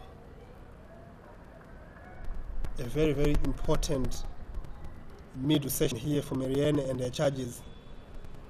She's going to have to find a wicket from somewhere. Well bowled. Really well bowled that from Esther Mofana. Just a foot outside off stump. Lena Paul leaves that alone.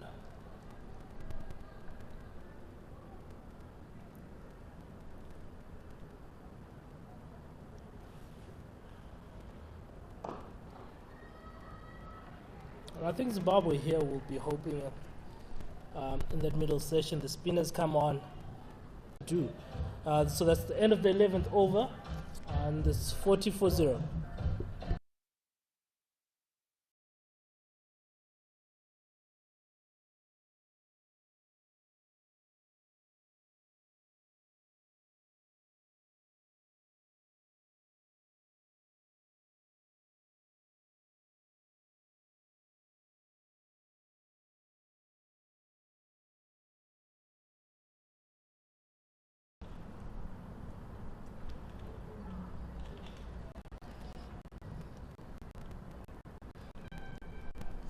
Change in field set again for Masishaya. Gets a man down in the deep. Again, that single in the circle. This time Chuma is managing to get out of it, but still can't stop the single. Again, Goodwin, I don't think the Zimbabwean fielders and the Zimbabwean captain is really grasping the idea of having people in the batsman's eye line and having people in the batsman's face. As we see there, everyone is on the ring bar Josephine Como, who in this case manages to stop the single.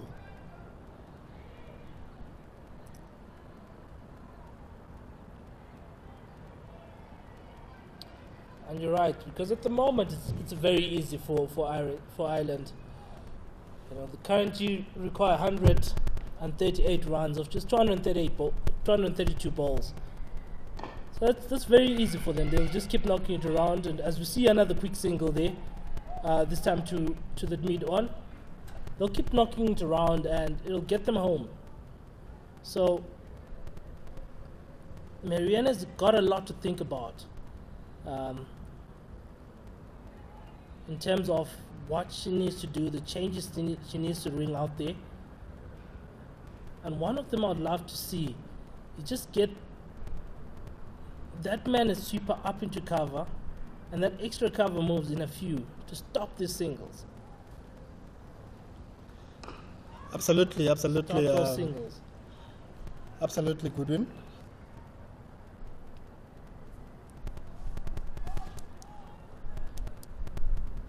I'm not sure how happy the fielding coach will be with the amount of singles and the amount of runs that have been taken straight to the man from Ireland here.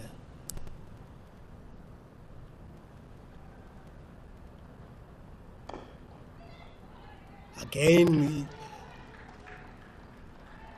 Well fielded there at extra cover by Lorraine Chuma, diving low to her right there.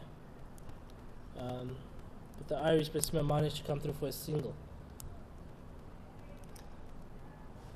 again, good enough. I'm thinking the same line that Lorraine is standing, if pulled away, Masishaya straying short and Leopold getting hold of that one and beating the man at square leg, gets 4 to end the over, 47 after 12.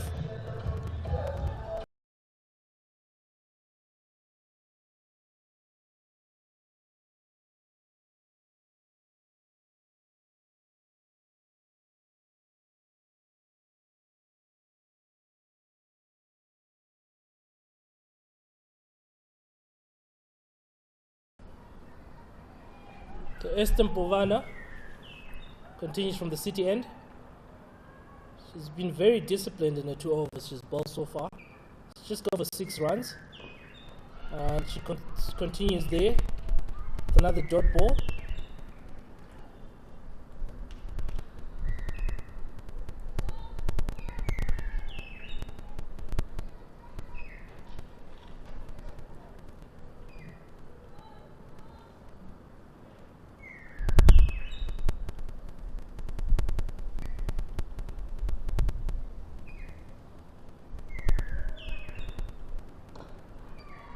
Another good delivery there. Continue on that back of a length that we're talking about.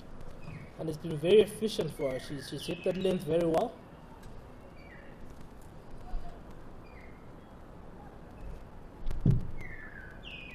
But I really would love to see that sweeper coming into that cover region, putting a bit more pressure on the batsman and really just stopping those singles.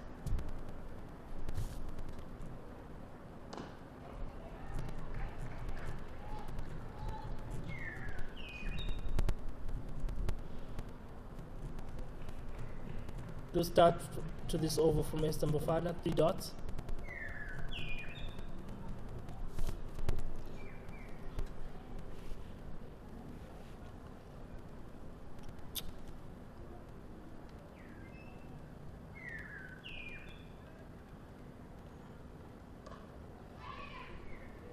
Just guided down to third man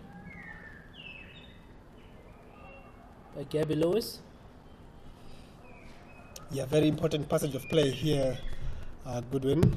Zimbabwe will have to either find the dot balls or find the wickets, because either way they're going to have to find a way to put the brakes on this scoring rate of 3.79, which at this rate will allow Ireland to stroll past Zimbabwe's 178 if they go through to their 50 overs.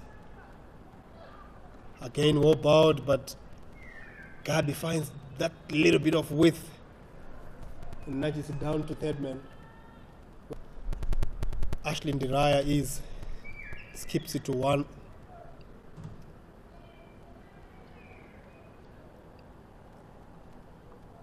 I like where Josephine Como is standing at the moment. Sort of cuts down the gap between mid-off and extra cover, and also makes it very difficult for Gabby to drop and run. There's sort of aggressiveness in the field that we've been talking about. Nicely driven. I really quite like the way the Irish openers have operated here. 49 for no loss after 13.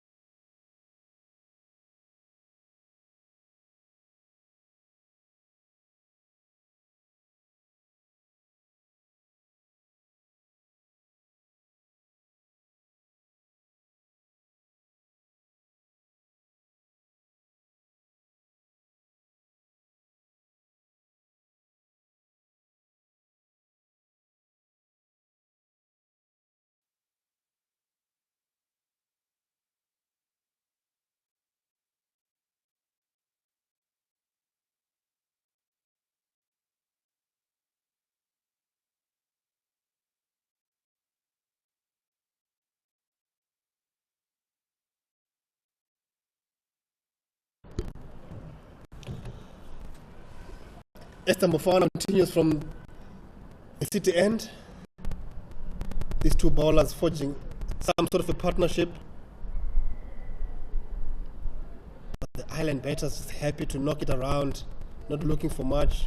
It's looking to get deep, as they did in that first, in the second one days. And I don't think Marianne has got the luxury to allow these almost set batters to keep going in their merry way with threes and fours and over. She's got to find a way to put a little bit more pressure. Like that. That's the sort of line that you want to be bowling. What that does is it allows you to control where the Irish batters will be scoring, but also it gives you a chance for a wicket around the wicket, OW, chop on.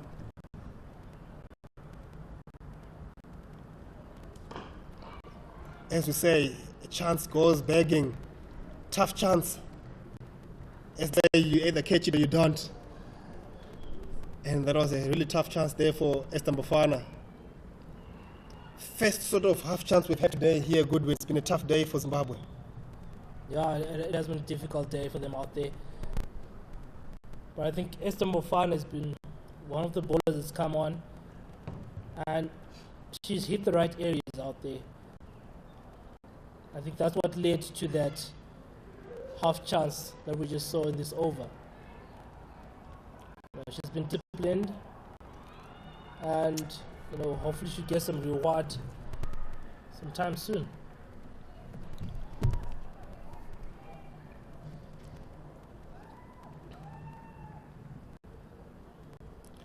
Change of action from Esther Mofana. She try and come in over the wicket,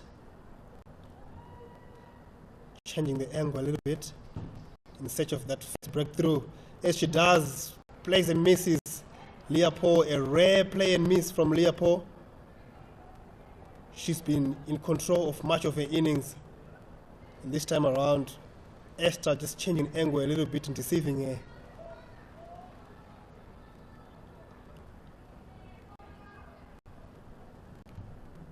Shoulder fell, she missed out, because that's the strength. It's very strong in that area.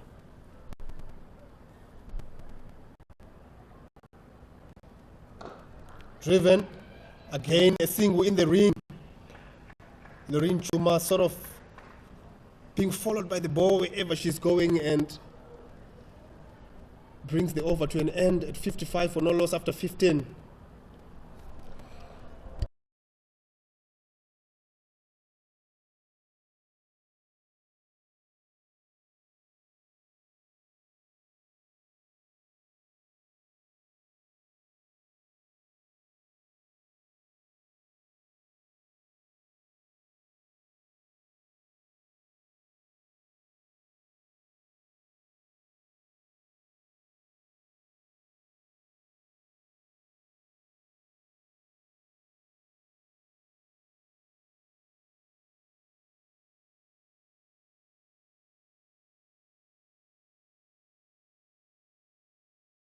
So change of bowler. Marianne bringing on some spinner. Lorraine Chuma starts off quite well. And we just see earlier on for Ireland, the spinners worked wonders, took the majority of the wickets. And Zimbabwe will be hoping at this point that their spinners replicate what the Irish spinners did. Just pushes that to square leg for a single.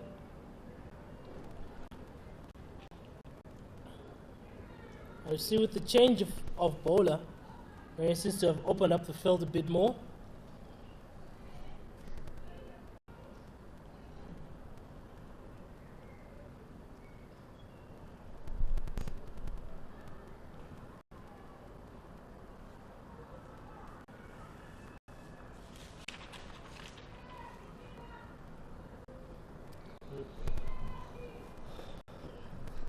Now it's a deep square and a cow corner.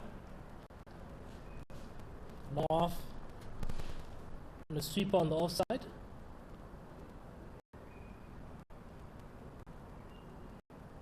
And while this is the conventional field for your off speeder, do you think this is a time for something a bit more unconventional?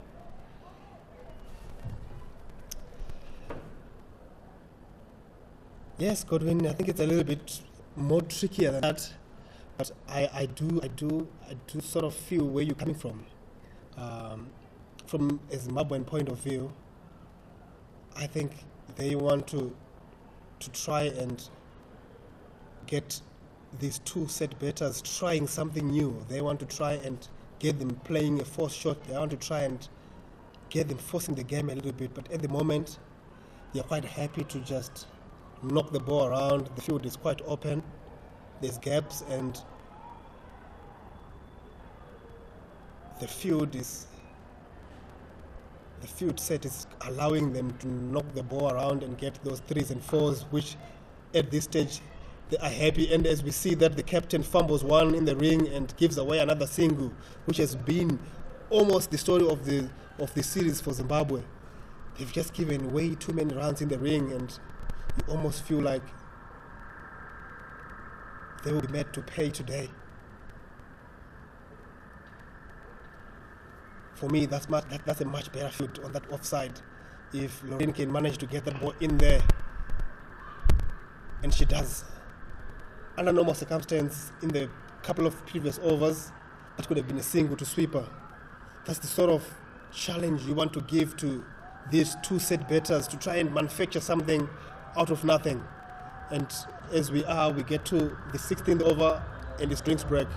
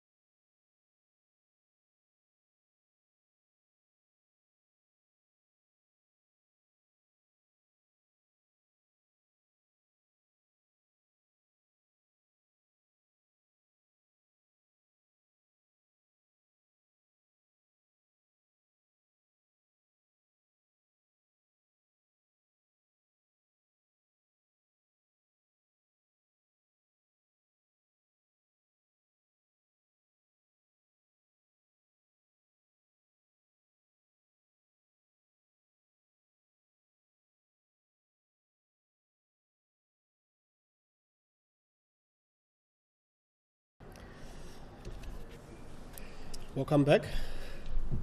Thank you, Tinashe. 59 for none. Zimbabwe under the hammer here, aren't they? Yes, man. A harsh awakening for Zimbabwe here. Another period of play without a wicket, as we saw in that second ODI. A partnership of 135, and these two look set to inflict that sort of pain again. In the bowling change, Tasmin Granger, the debutant, comes into the attack, and first ball, Gabby Lewis tries to go over the top. She doesn't quite get the elevation she was looking for, and there might have been a chance. But she gets away with it and gets 4. You sort of feel the frustration in the field, a lot of teapots, a lot of hands on heads. That could have been. That's no, that has to be taken. This unfortunately at international cricket, it has to be taken. She looked like she misjudged it a little bit, ran in, and then realized that she'd come too quickly, and but then it had flashed past her. In the second boundary, Tasmin Granger's bowled full toss on leg stump and gotten the treatment it deserved. A little bit of a starter from Tasmin. First ball, she got it where she wanted it to be and almost got the breakthrough, but the second one fails to replicate, and a foot-horse, unlike what we have seen in the Zimbabwean innings earlier on, the foot-horse got the punishment. And it's 2 from 2 for Gabby Lewis.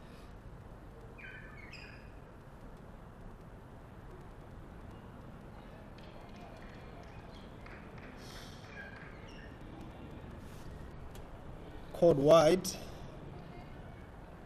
looked a little bit harsh. Umpire, I know Chubby.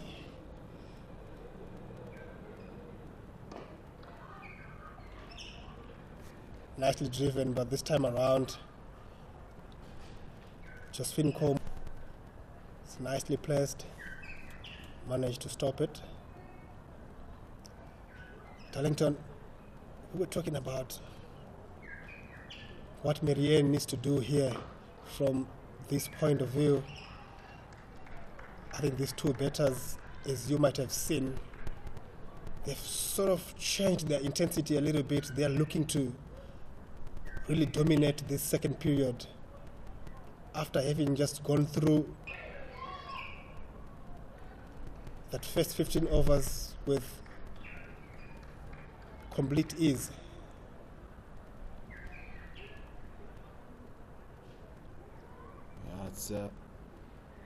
It's just going to need something to happen. They've got to make something happen. We saw what I'd call a half chance dropped off Gabby Lewis again earlier on in this game. And another half chance has been let go. Nothing that we call out and out chances yet. But it's those ones that count. At the end of the 17th over, Ireland are 69 for none.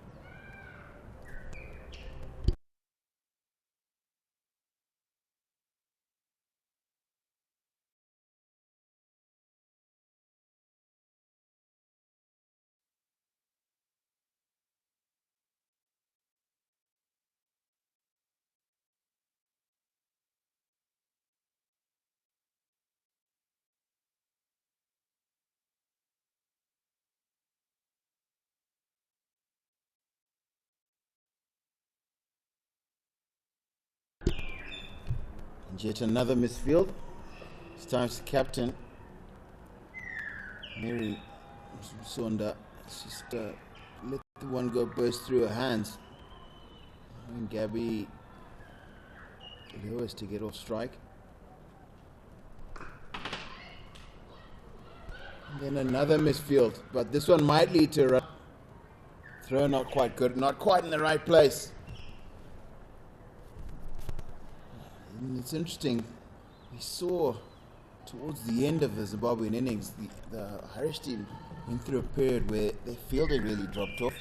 very high standard in the morning. And then from around about over 35 to around about over 45, when they finally got a run out in the 45th over to take the 9th wicket, Fielding was very indifferent. I think Zimbabwe now seem to be going through something similar. What do you think might be the cause of it, Tinashe?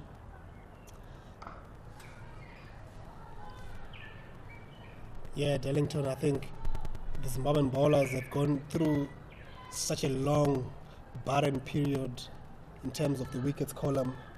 And I think it might have led to a couple of heads dropping off,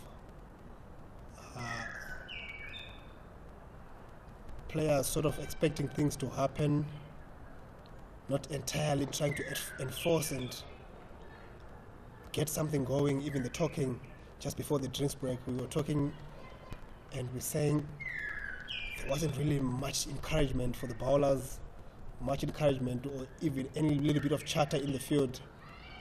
Another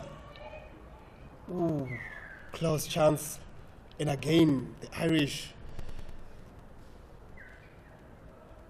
picking out all the little singles in the ring and brings that to an end. 73 for no loss after 18.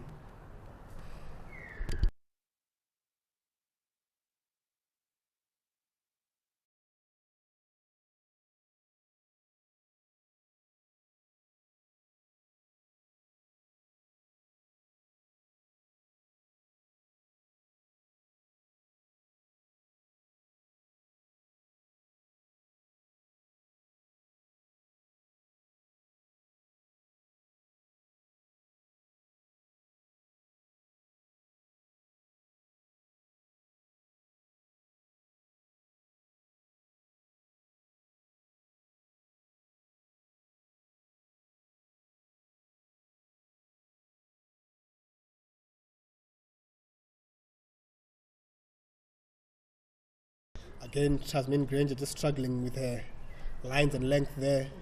Another leg stump, full toss. This time around, Leopold just pedals it down to deep square leg where Marianne cleans up. So Darlington, again, there hasn't been anything to cheer up the Zimbabwean fielders today. And that might have led to the drop in standards in fielding. As we see another 2 runs taken to the deep square leg boundary. And another full toss, this time full toss. She got off lightly actually, because I think Gabby Lewis didn't quite get that in the middle of the bat, got a little bit of a top edge on it. Yeah, she might be feeling like she missed out on that one. But Tasmin Granger comes back. Bowls a near perfect off spinner.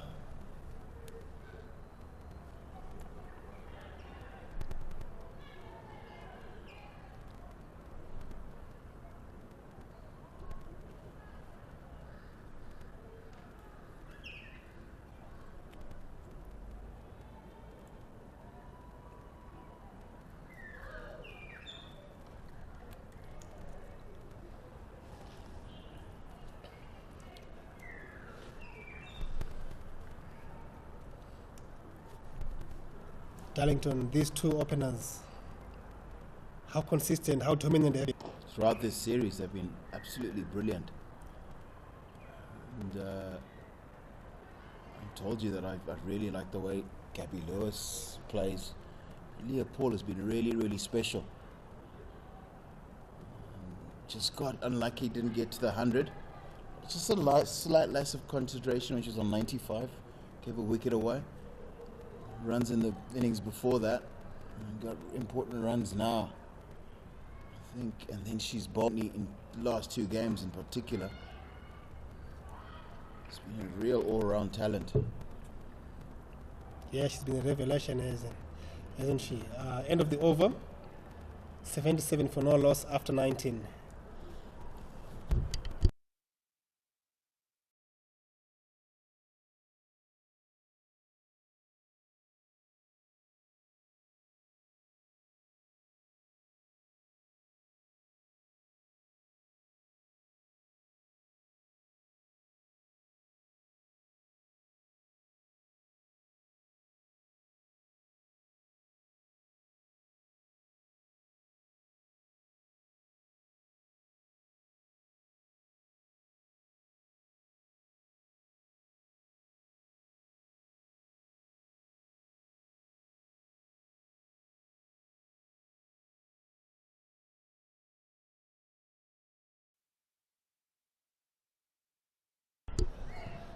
Lorraine Chuma continues, and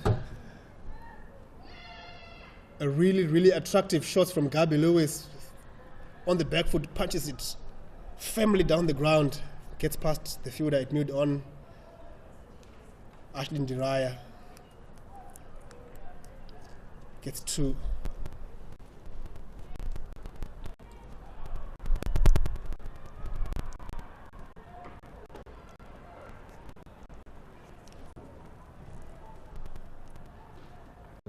Flatter, quicker ball.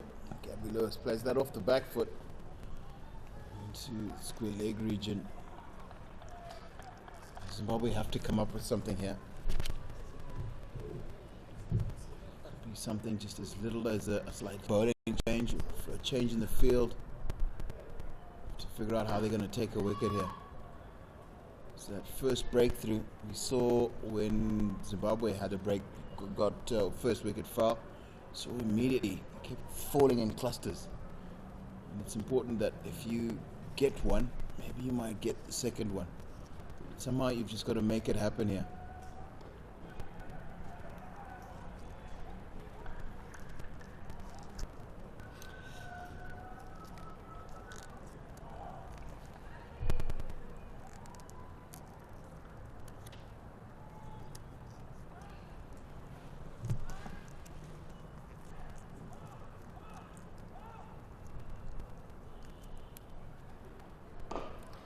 Down the ground, over the top of the fielder at mid-on, couple of bounces into the rope.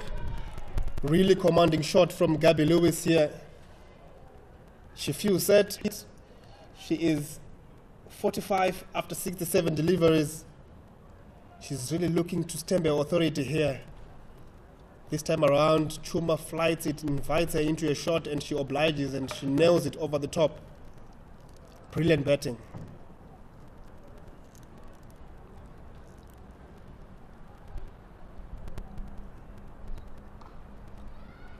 Follows that up with a cut shot. Splits the field and chance for run out. Completes the second one. Brings out the end to the over. 87 for no loss.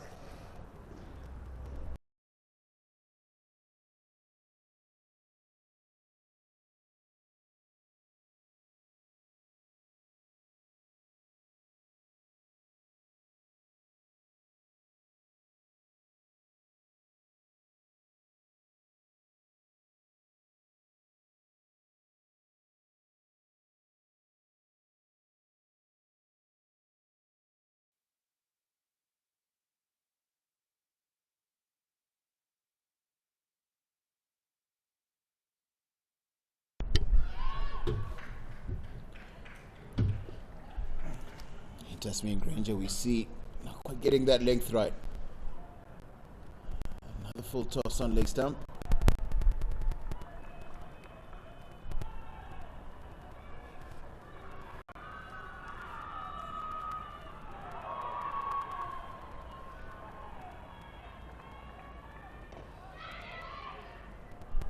Slight miss hit from Gabby Lewis, but safe into a gap. A miss hit from Gabby Lewis, who has been on top of things from the onset. Granger here just changing from the usual off spinners into the leg spinners.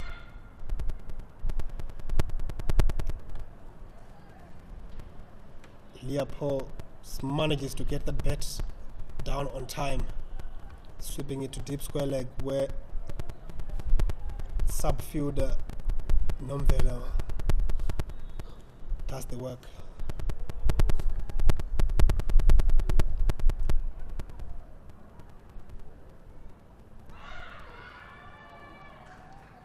Shouts more hopeful than anything else. I think that was probably too straight. And down legs, missing leg stump.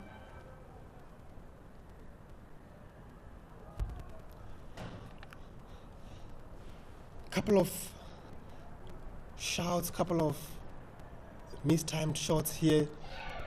You almost feel like Marianne needs to compliment this little bit of excitement from the Zimbabwean side by getting maybe one or two fielders into the ring and into the eyesight of the flawless Gabby Lewis. Or even just bringing in the fielders she has just a little bit tighter. It's just a little bit, like maybe 2 or 3 meters in. Makes it easier to cut off some singles. It makes it easier to get in those angles because you sharpen the angles that a batter has got to hit much wider of you to get the ball past for a single. Absolutely, Tailenders. This time she drives it down the ground. Lorraine Chuma keeps it to 1. Much better over from Tasmin Granger here after that shift from the off spinner. End of the over, 91 after 21.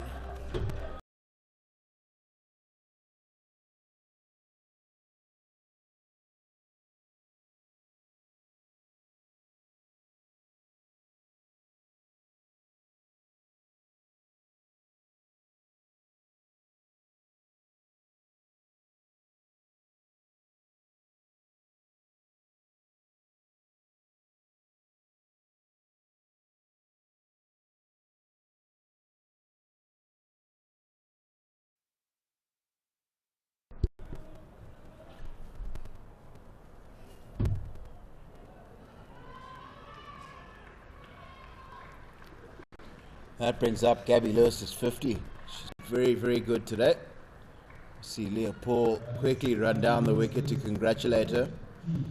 She's just off 73 balls with 4 boundaries. Couple of chances, difficult chances, but chances nonetheless. And again, just 8 short of a second 100-run plus opening partnership for this series. After that wide. Sensational batting from these two, Tailenders. 7 runs short of back-to-back 100 partnership.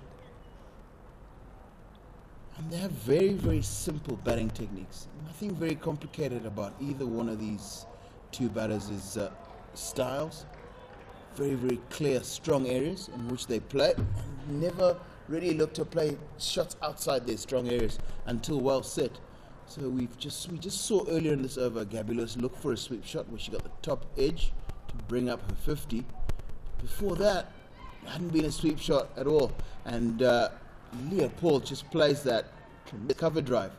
Very, very strong in that area. And every single time she's given some room outside off stump, she's very quick onto it.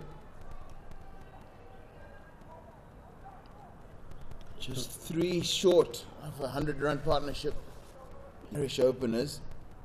And there's an absolute silence in the ground. Zimbabwean fieldsmen seem to just have decided that this result is going to probably be a loss for Zimbabwe.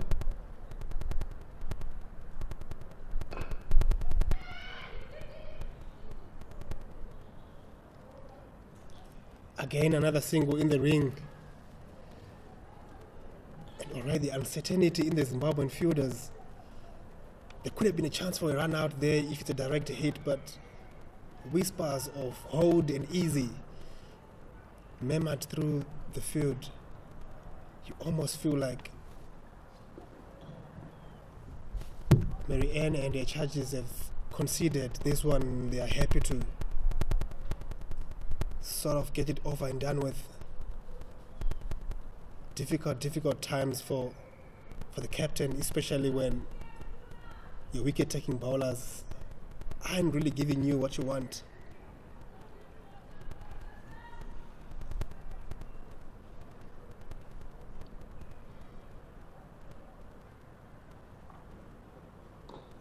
And there's the 100-run partnership. It's been very well crafted. Gabby Lewis has 51 from 74. Leah Paul 43 for 58. Ireland now, after 22 overs, 100 for none.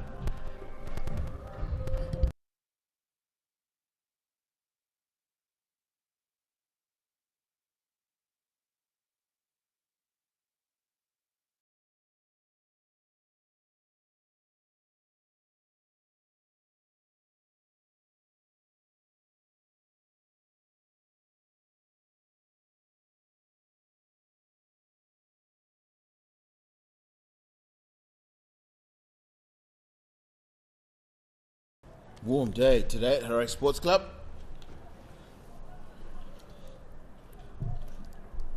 Yeah, beautiful weather, isn't it? Chance for a run out.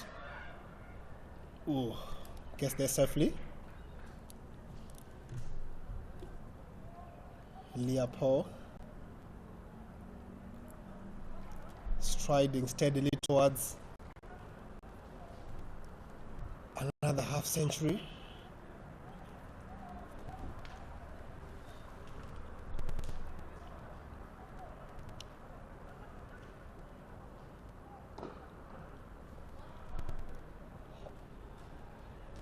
Nicely, Granger, full, driven down the ground. Gabi Lewis was looking very set and very comfortable at the moment. Darlington, I know you have captained a little bit in your day.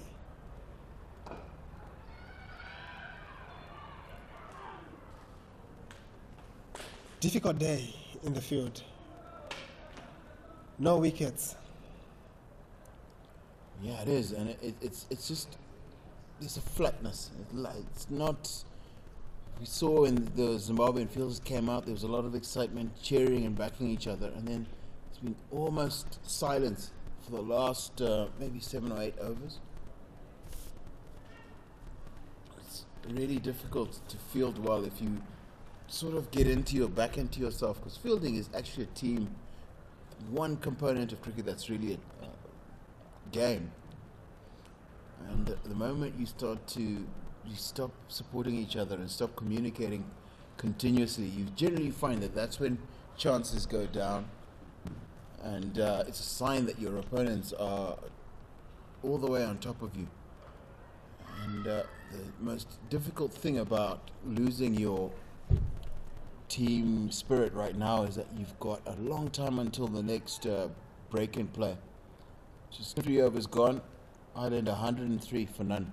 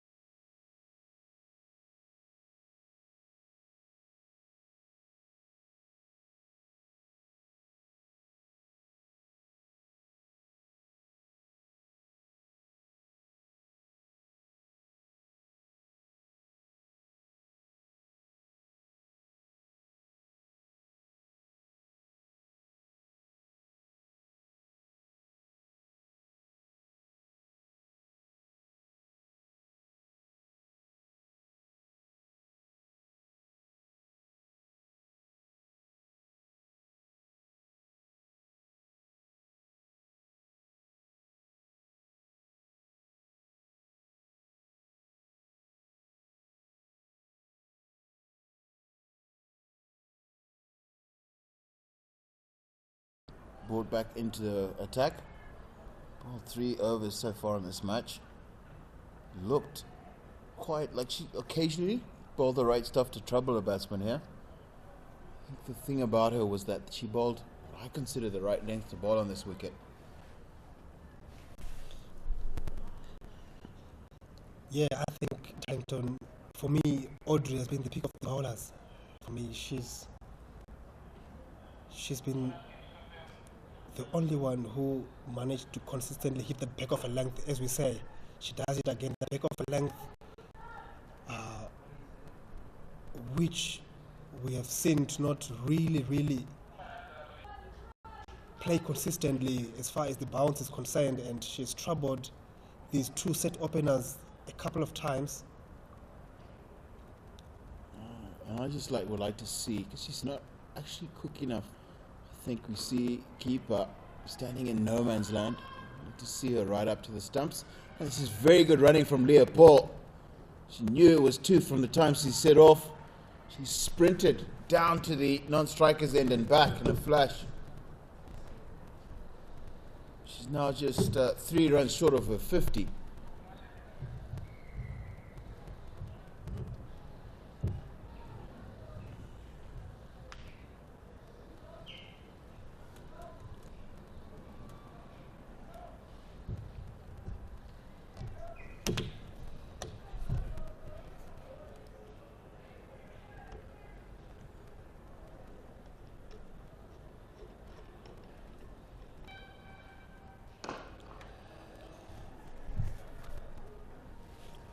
foolish delivery, driven on the up to long off.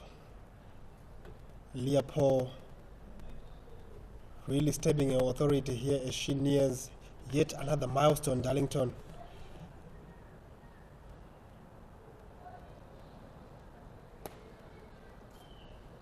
I don't think she can put her foot wrong, can she? It doesn't look like it. She's played very, very well. She's concentrated well. I've not seen her play many bad shots.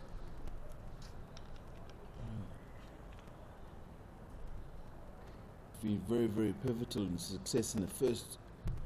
She's also very pivotal. Her bowling, she opened the bowling from the city end. And bowled very, very well. 2 wickets.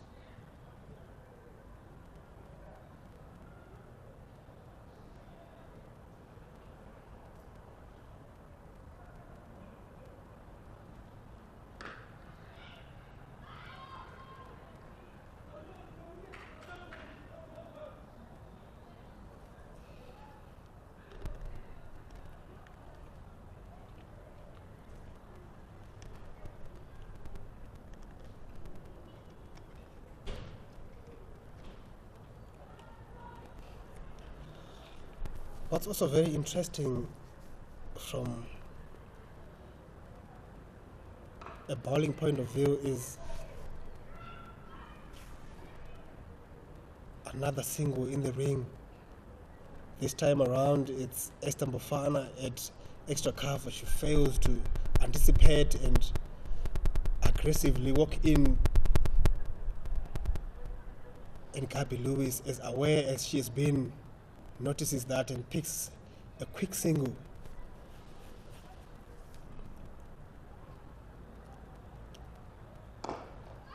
Driven a little bit uppish.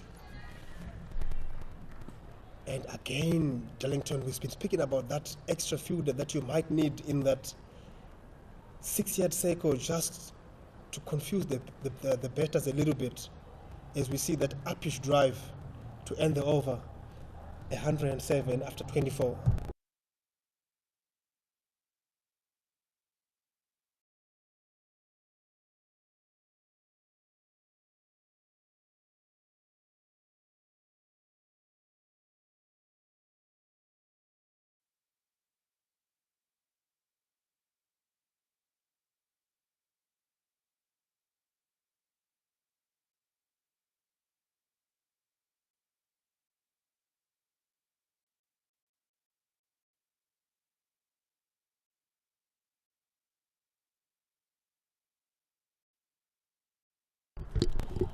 Chris Varange replaces Tasmin Granger from the city end.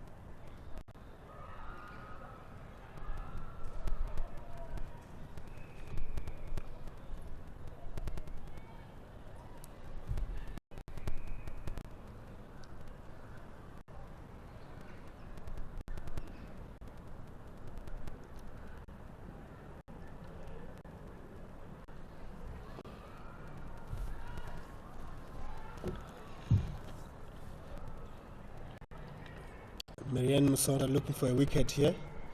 She brings back the experience of Princess Marangi, but this time leg stump half volley, firmly swept behind the deep square boundary. Gabby Lewis gets 4 more.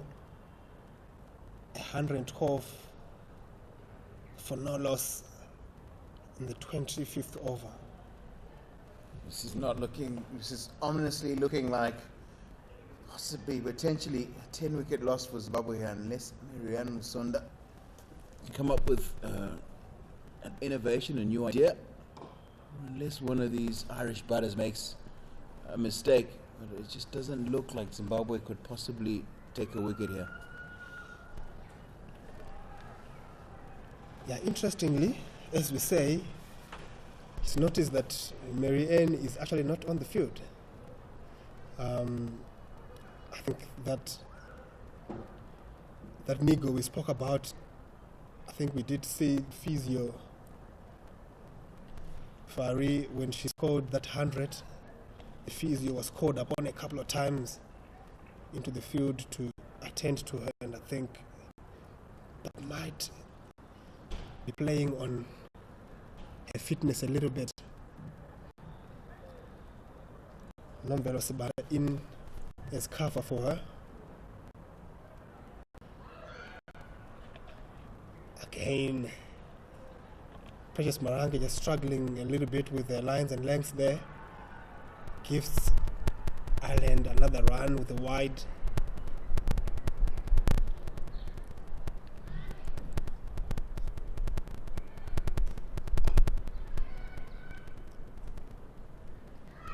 Another well-crafted single from Leopold to end the over. Ireland 115 after 25.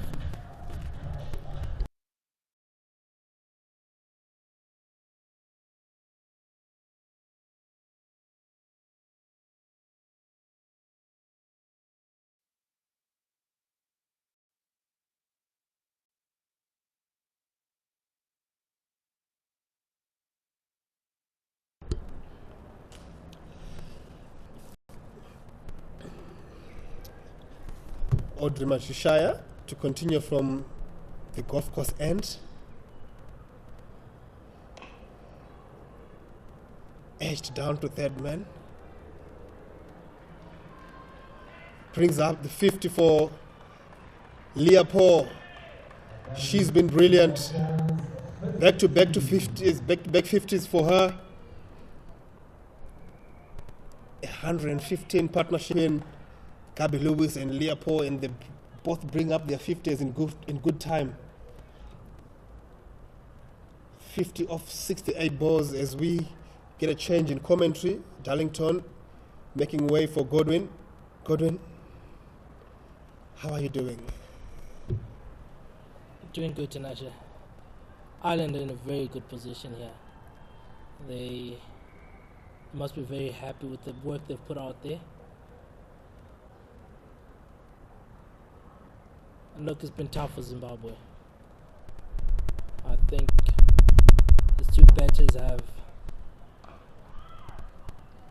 really done well. You know, they've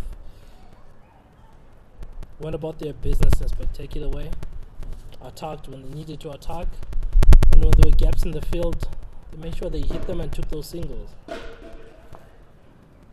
So kudos to these Irish batters. Yeah, definitely hats off to the technical staff for sort of analyzing and really executing their plans against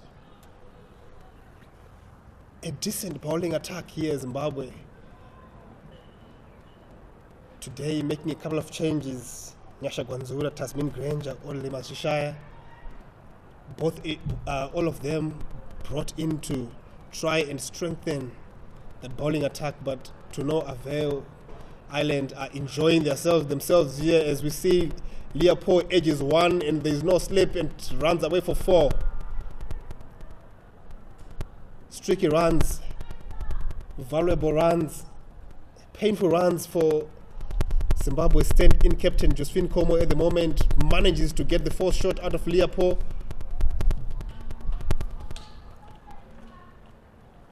But again, it doesn't go to hand. No, it's unfortunate. Those are things that happen when the batters have dominated so much.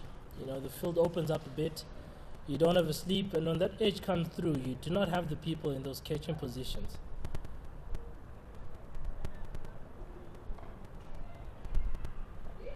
That's a quick single there, well run by the Irish batters. And as a captain of a team, you know, nothing has gone through that sleep area the whole time. So you wouldn't even be thinking to have a sleep there. So unfortunately for Zimbabwe, that's a chance that's gone bagging. Yeah, definitely a good win. I think that's what this position gives you, 122 for no loss into the 26th over, and another nicely crafted shot down to fine leg. Brilliant work by Loreen Chuma down in the deep, skips it to 1, brings the over to an end, 123 for no loss after 26.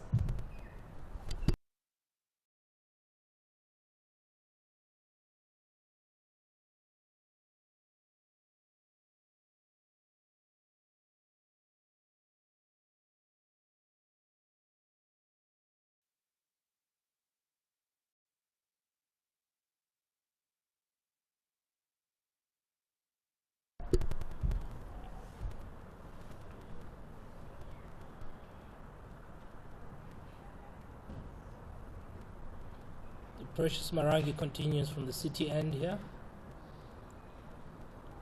Will be looking to get that breakthrough. A beautiful shot down from Gabriel Lewis, just for the single. And we've seen how capable these two batters are, play down the ground when need be. We saw them employ the sweep shot earlier in the innings. So they've got a really vast array of shots, and they make use of them at all these different times.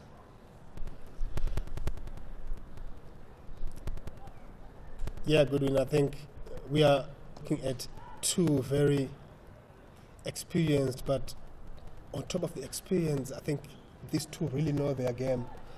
They really understand where their strengths are. They really understand where their strike rotation shots are, and it has helped them really to build big partnerships. This is the second big partnership. Again, another single in the ring, chance for a run out, and the throw is way hard from Loreen Chuma at mid-off. Yeah, Godwin, I think these two have got a great understanding of each other and a great understanding of their own game, and it has really, really hurt Zimbabwe in very, very important stages of the game.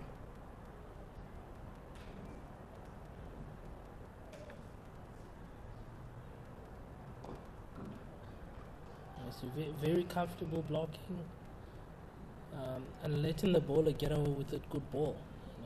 They will not give away their wickets. They put high value on the wickets, and that's what we've seen out there today. Another sweep shot there. That's 4 over that 45.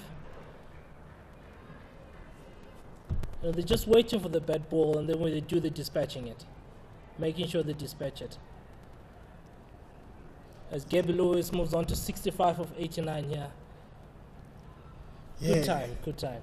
Clear contrast from what we have seen in the 3 games for Zimbabwe. The amount of times that the full toss has actually taken wickets and has actually yielded some dot balls from the Zimbabwean batters. I think Ireland have been ruthless every time they've had with full tosses or any sort of freebie. They've managed to capitalize from all of those balls, which have really helped with that strike rate. As you see there, Gabi Lewis just a little bit under 75, and then Leopold a little bit over 75, which is where you want to see your openers. As we see the end of the over, 129 after 27 overs. Change in commentary.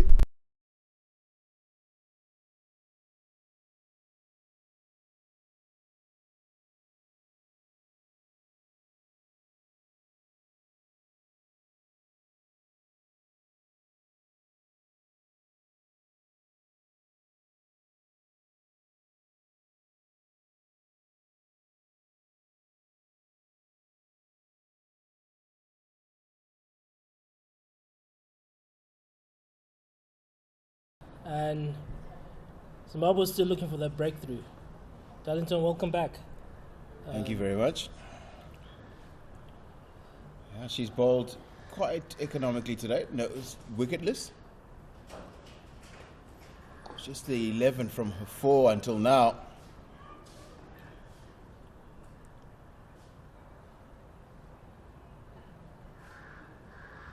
and did bowled very well. I think the first ball was from the city end, but yeah, she hit the right areas and kept things tight and created a few half chances as well when she did bowl.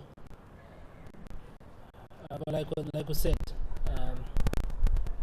Gabby Lewis and Leah Paul, they've also kept things compact, waited for the bad deliveries and punished them. They made it really difficult for the Zimbabwe bowling outfit. That's right.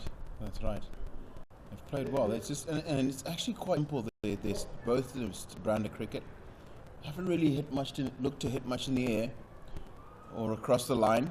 Just played straight, left-hander through covers because of that natural left-handers that are the angle that is given a left-hander forces them to hit through covers when they play straight, and then the right-handers hit down the ground. And they've actually now you see them starting to expand their stroke play. Seeing a few from Leah Paul as she's progressed. A couple of pull shots from Gabby Lewis.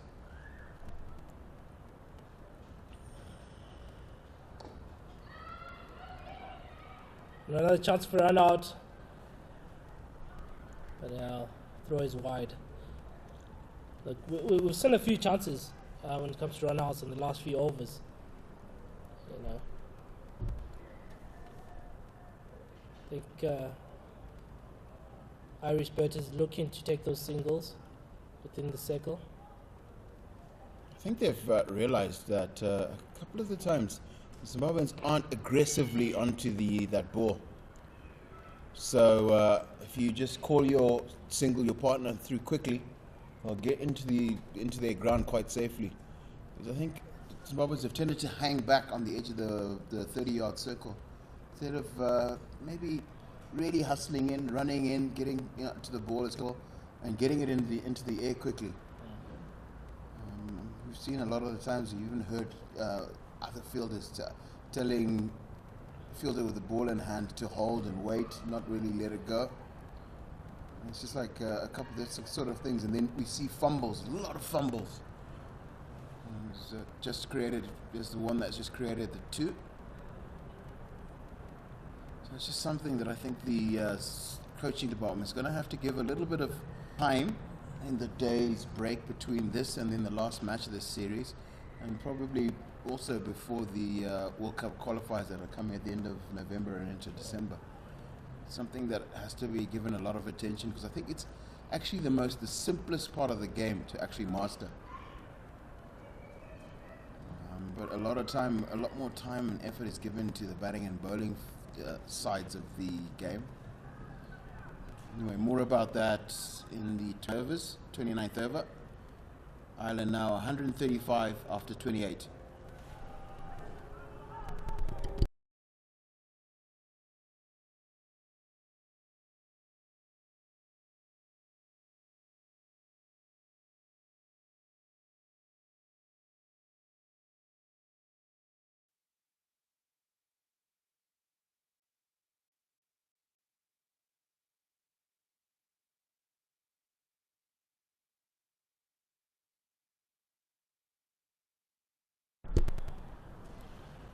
So, change of bowler from the city end, Tasmin Granger.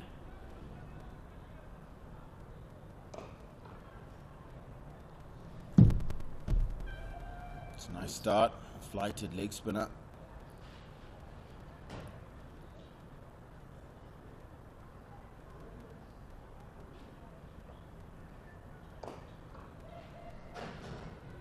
Again, just play down to long off a single. Could pick up and throw there.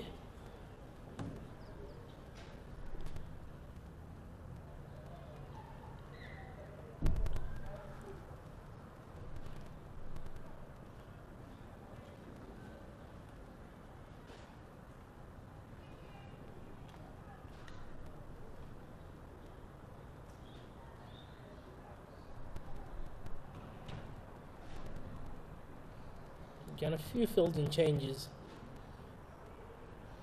Yeah, long off coming up, trying to stop the single.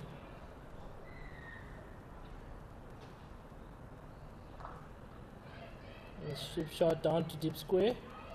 Good pick up once again, and what a throw.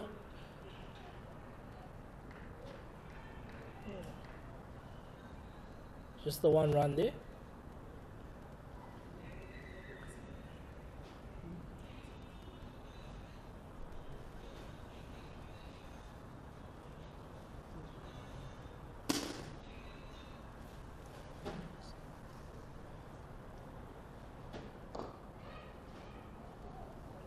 Good use of the fit there by Gabby Lewis.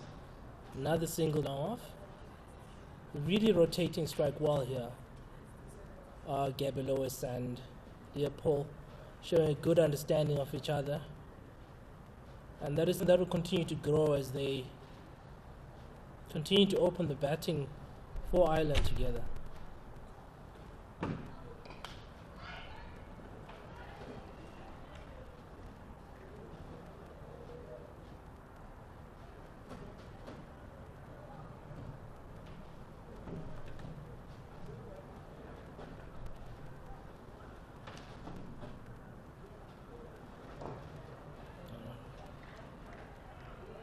It's a good end to the over by Tasmin Granger. 138 for 0 after 29 overs.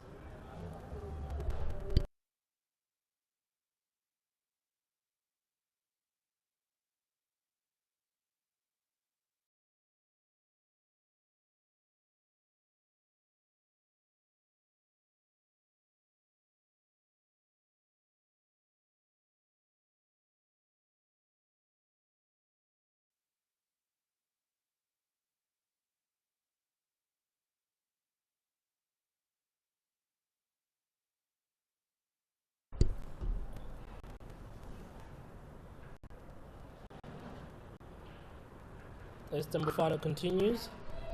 It starts off with the dot ball. Again, the Irish better backing up quite far down, looking for that single. They're really keen to rotate the strike. Like you said, possibly they've realized how the Zimbabwean fielders are hanging back and not being aggressive enough out there in the field.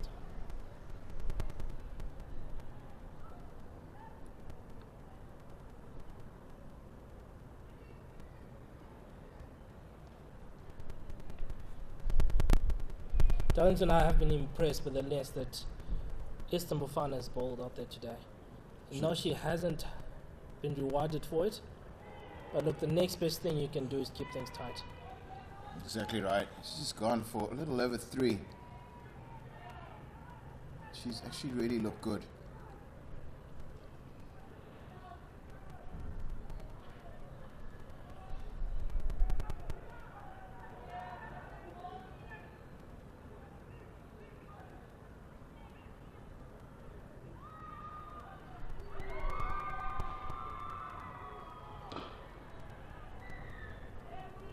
Now then continuing there, the back of a length, they're on steady low. But I mean, after being out there for a long time, Gabby Lewis finding it a bit easy to deal with it. She now understands what the track is doing and deals with it quite easily.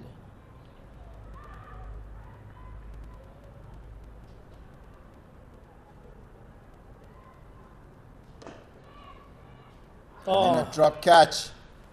And that is absolutely criminal. Josephine Nkomo, the simplest catch possible. It's just as we've been talking, the fielding's been a little bit flat, a little too quiet. And when you're not really engaged in the process of fielding, chances come, invariably you drop them. The breakthrough that Zimbabwe has been looking for has been allowed to go. And they're very disappointing there. Very disappointing, but they have to get up and keep going. Like you said, chances are going to come, but you have to be alert out there. And just feeling one of the better fielders in the team there, so she'll also be very disappointed. She knows the standards, and she knows she should have taken that one.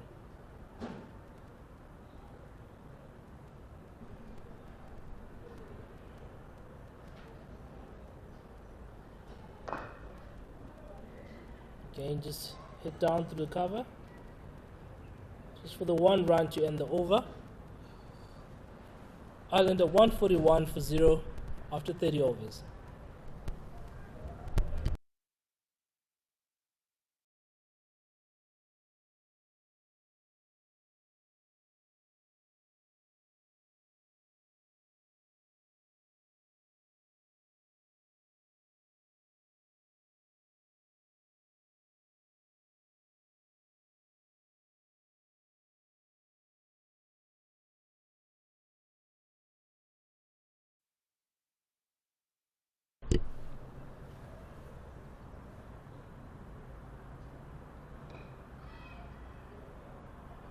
The single there just at the over. Tasman Granger continuing from the city end.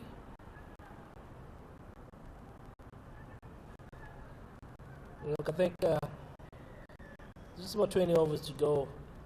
Ireland needing 37 runs. They seem very content to just knock the ball about, get those singles, because they know it's going to get them past that line. And if they get a bad one, just go for it there. But in this case, just the 1 run to deep square. They're very content to knock it about and just wait for the bad ball.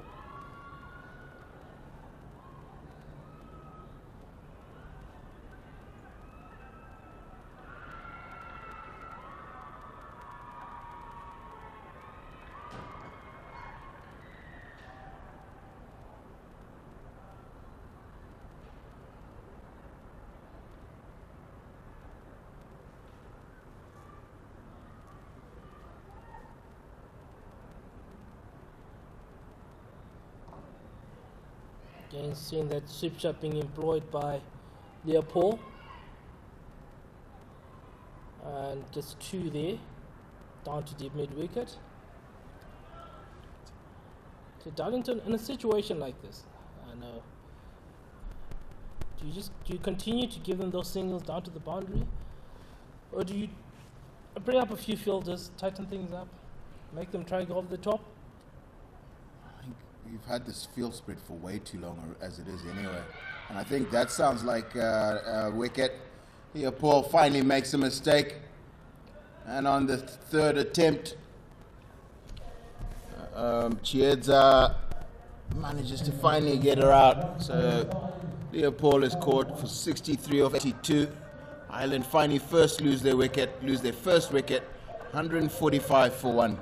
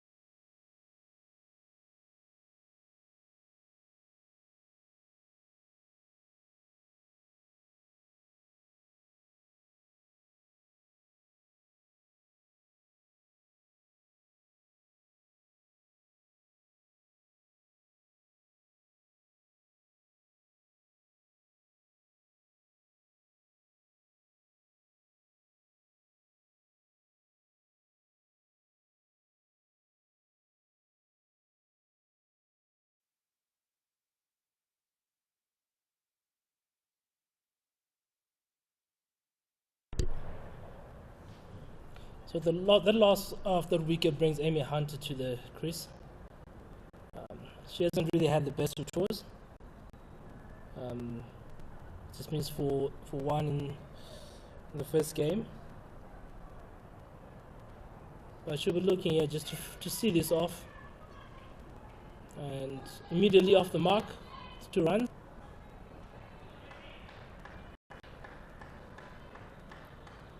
Yeah, I should be looking to see this off. Scored a 2 and a 1 in the previous 2 ODIs.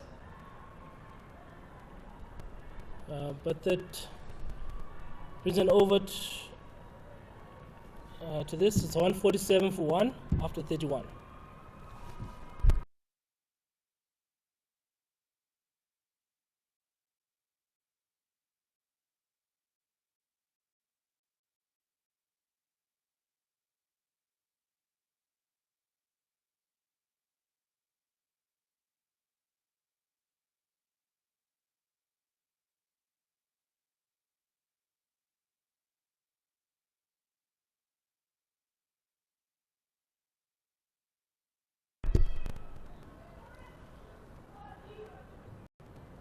Bafana from the golf course end. Again, she finds that really, really good length.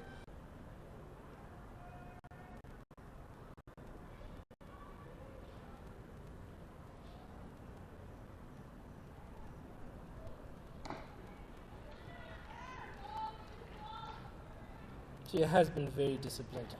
Very disciplined. And to be honest, she has also created a couple of chances that were dropped.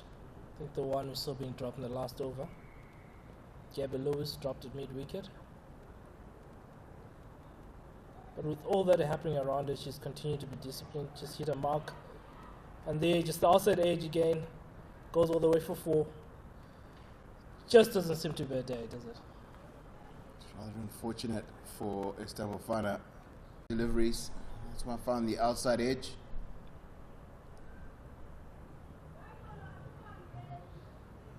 Modesta Mbachikwa isn't able to pull it in.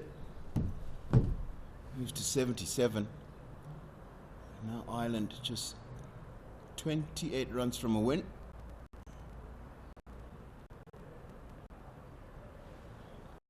And I was just wondering, 23 runs for Gabby Lewis to get to 100.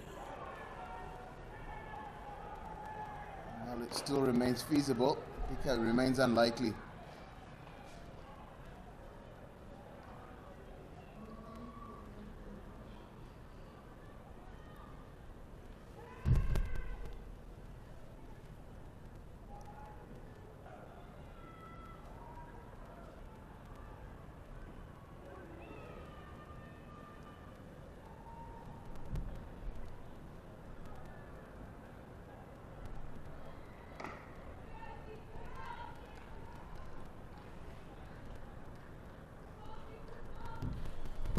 Definitely does seem unlikely, but I think she'll be happy with what she's done out there today. Currently on 77, that stands as a high score in one-day internationals, surpassing the 65 she made in the previous one-day. So she'll be very happy about how she's gone about her business today.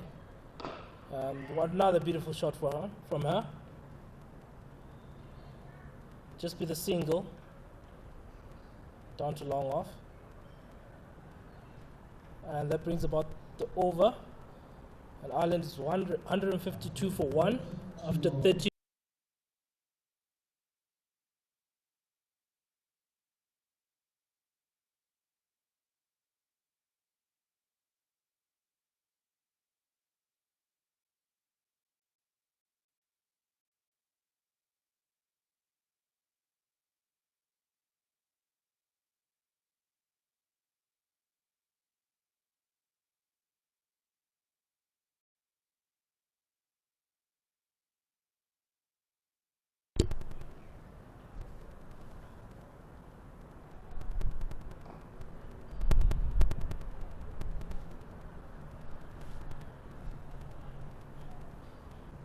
Jasmine Granger continues from the city end. Managed to get the breakthrough in the previous over. And should be hoping she can get 1 or 2 more wickets here.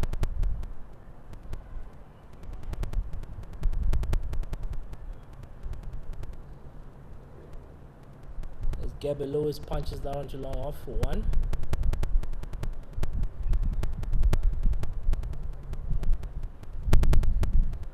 White ball there called by Aino Chabi.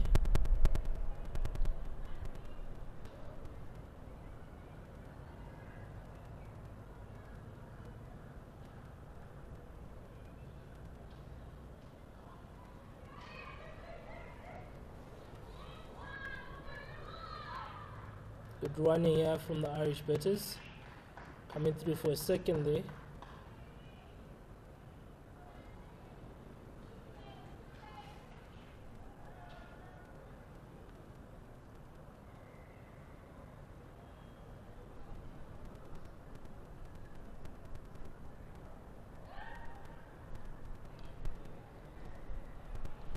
Good ball by Tasman Granger.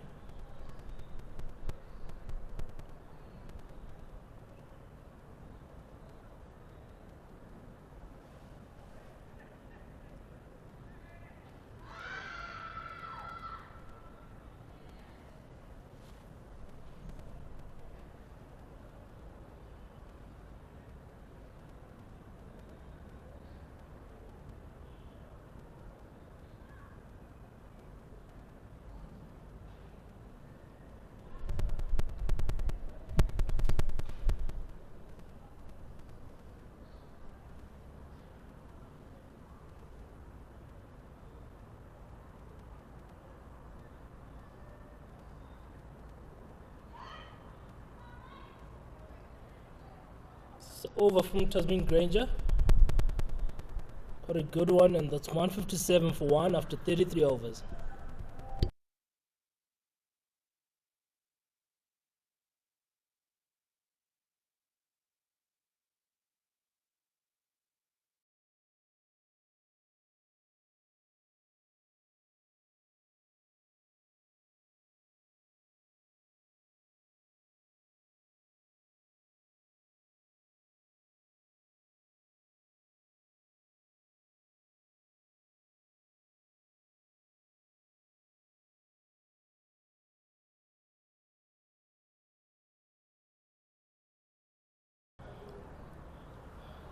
Another bowling change by the Zimbabwean captain.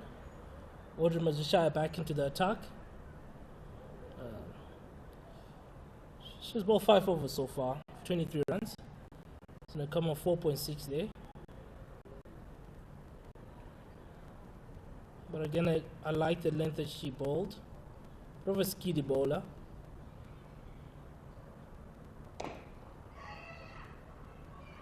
Beautiful shot here again from Gabby Lewis.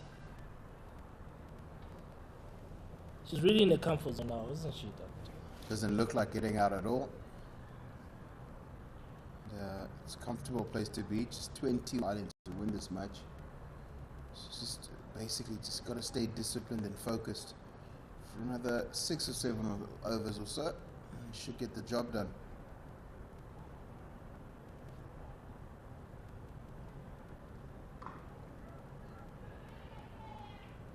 You already see new batters. Gabby Lewis has been hitting deliveries like that off the middle of the bat, and then new batter comes in and it's not quite as easy as it looks. But she's made it look. Yeah. Definitely. All is quite difficult at the beginning of an innings. And like you said, Amy Hunter, she hasn't had the best of tours.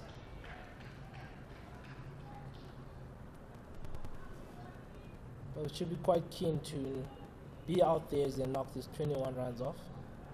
Give her a bit of confidence going into the next ODI.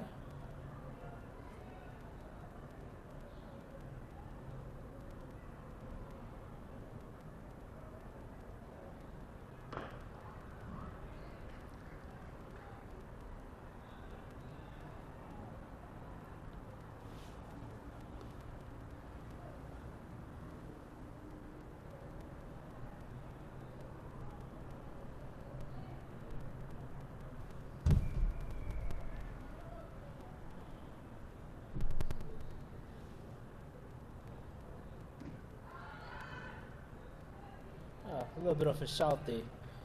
I think that's sliding down the leg side. I think after realizing that Amy Hunt is struggling a bit, Marianne just pulled up mid off there, just to try and put a bit of pressure on her, not give her that single. It's a bit late in the over, actually. She should have done that much earlier in this over. Just as you Just say the that one ball. Just as you say that, she drops it back. Exactly. I think she's realized that there's just one ball left in the over. You want the new batter to face as much of the next over as possible. So you'd rather she had that single. Not going to happen. End of the 34th over, Ireland 158 for 1.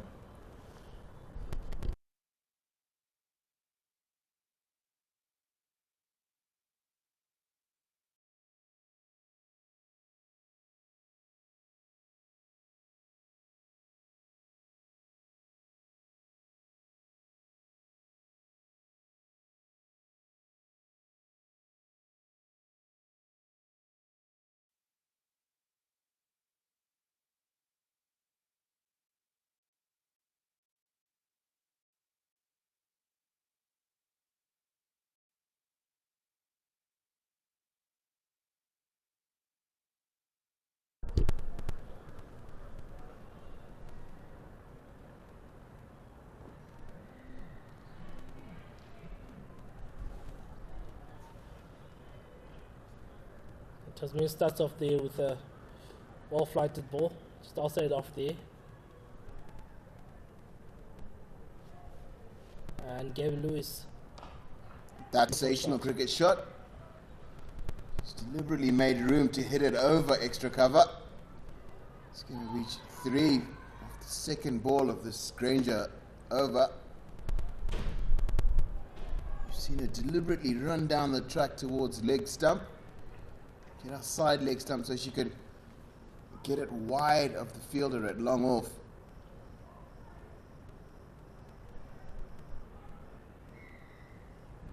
Very difficult cricket that is.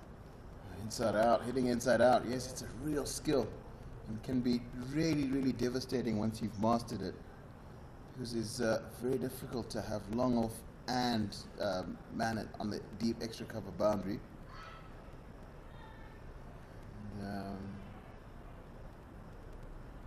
It's a very difficult shot to shut down.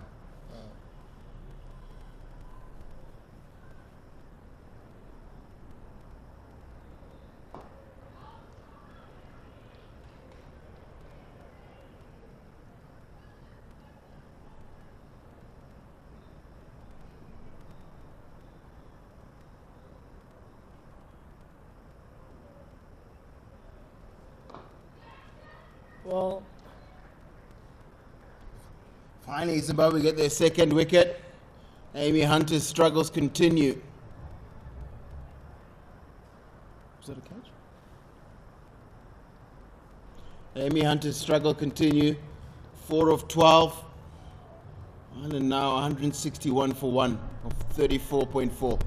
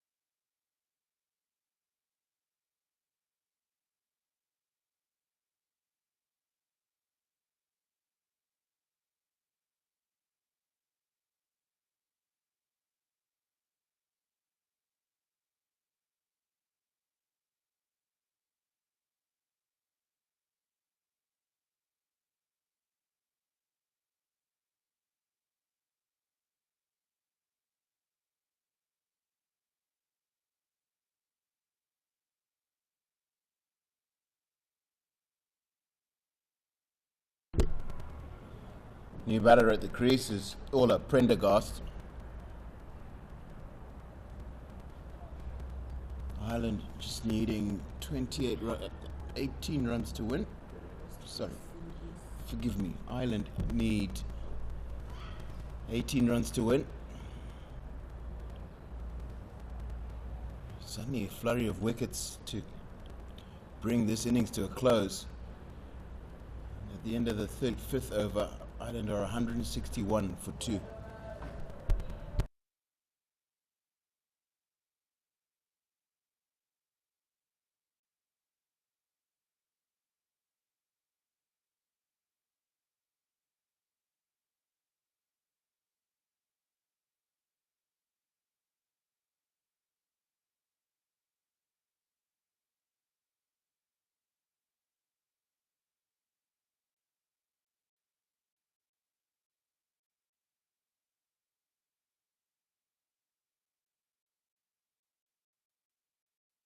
Change of bowling, Josephine Nkomo, the golf course end. Starts with a wide, really tired looking delivery.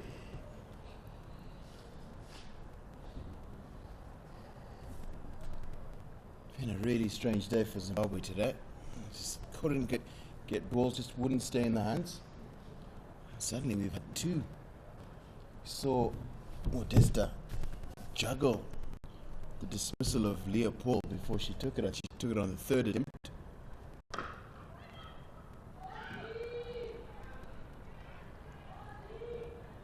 It's just been a day about fielding, hasn't it? Tinashe? Yes, Darlington.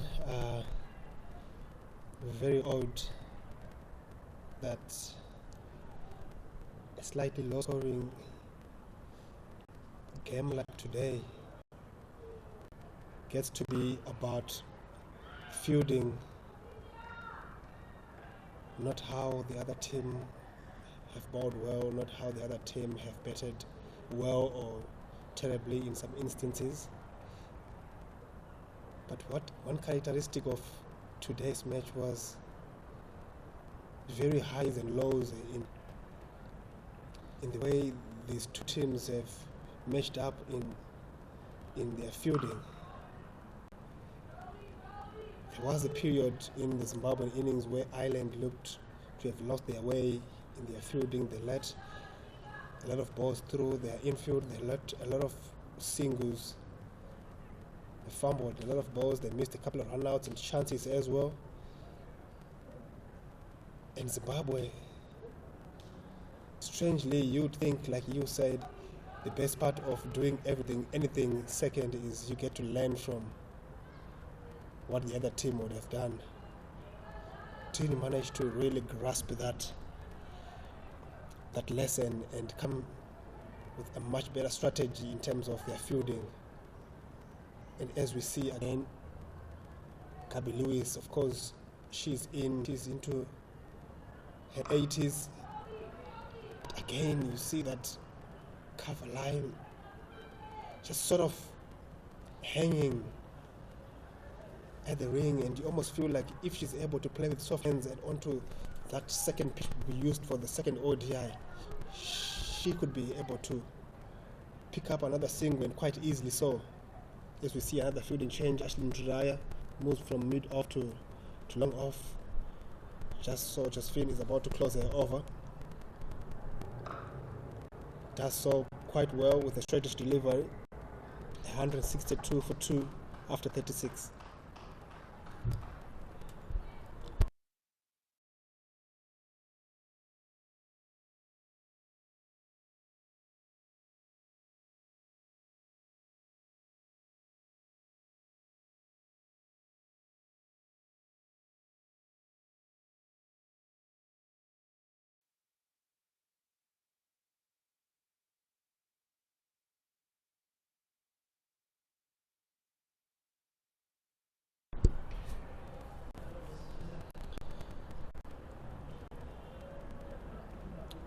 Tasmin Granger into a 9th over from the city end.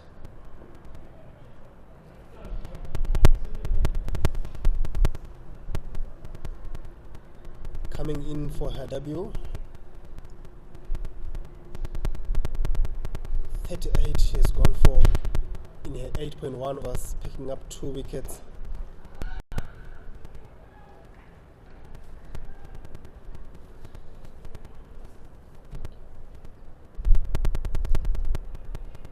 You almost feel like from here on it's a mere formality for the Zimbabwean bowlers. It's the partnership of 145 between Gabby Lewis and Leopold but have won this game for Ireland and put them in pole position to take the series.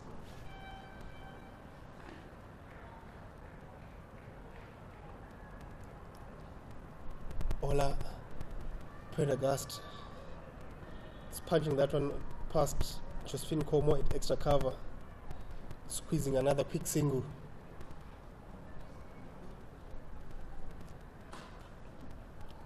Brings back Gabby Lewis, who is 17 runs away from a magnificent 100.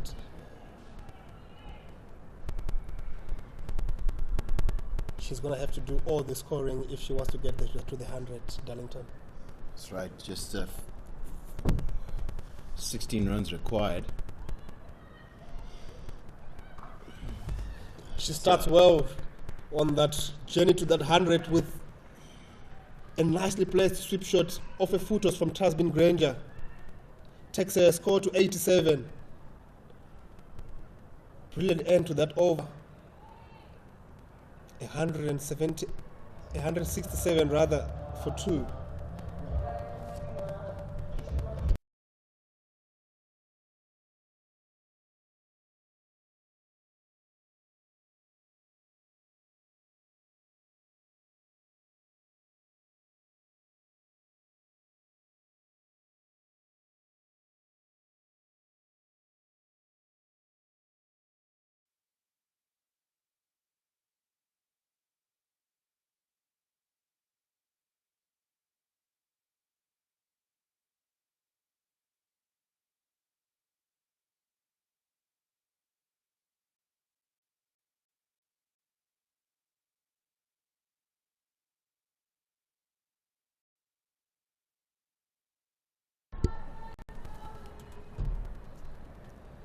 Good first ball from Josephine Nkomo, gets past Ola Prendergast's outside edge.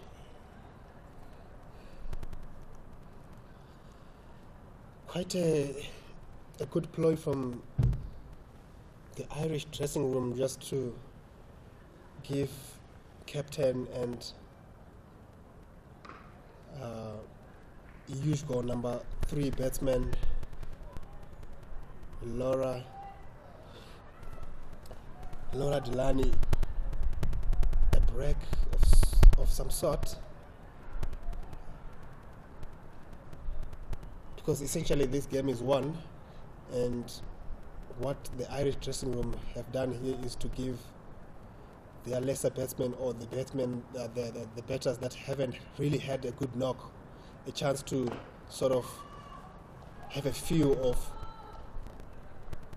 what it is, the challenge that the Zimbabwean bowlers can pose to them in future. And I think it's quite important and quite interesting with the World Cup qualifiers coming to our shores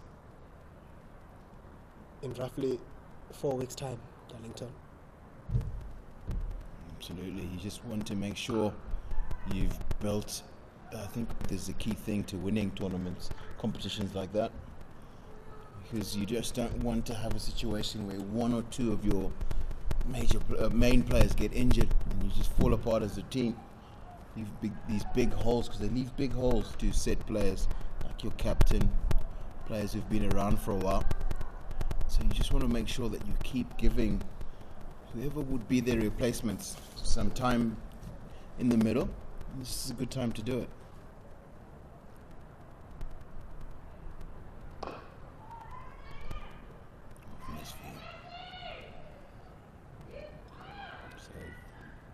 Another misfield. It's Gabby Lewis through. It was a chance a little bit for a run out. I think Gabby Lewis was quite right in safely.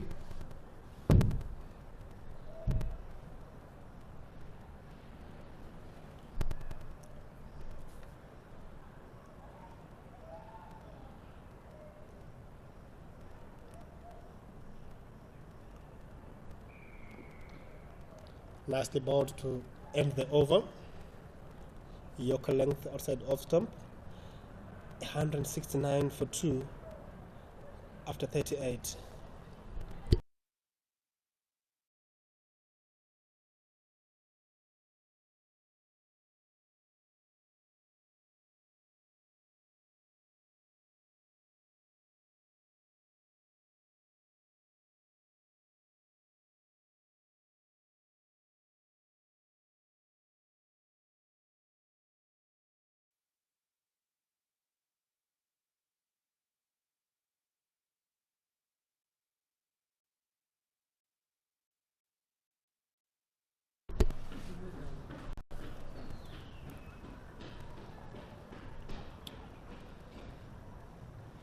Granger into a final over. Starts off with the shortest delivery on leg stump. Pulled down to fine leg, who does well. Can't stop the second run. Brilliant running from Gabby Lewis. A feature of all her innings we've seen. She runs very well. She judges the singles and the twos very well. Well, that's just that two's just taking her. She's just 10 runs short. And we see the outside edge. Slower flighted leg break from Tasmin Granger. Just 9 to win. Sorry, that's 8 Ireland who need to win. And Gabby Lewis 10 short of a maiden one-day international 100.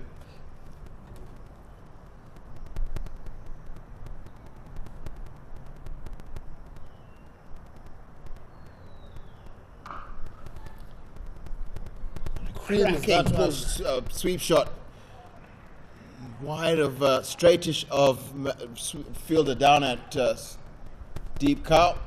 Moves her to 94. Ireland just now just require 4 more it is to win this game. And Gabby Lewis needs a 6 to get to her first one-day international 100.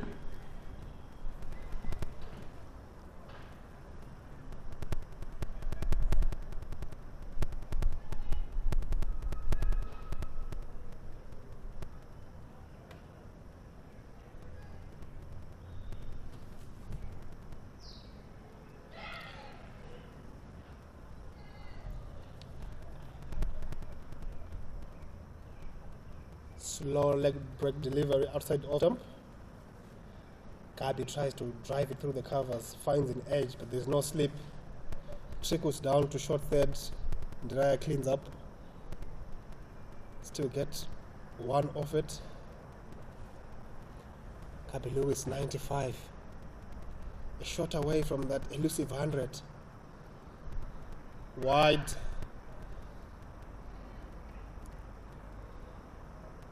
Two runs to win.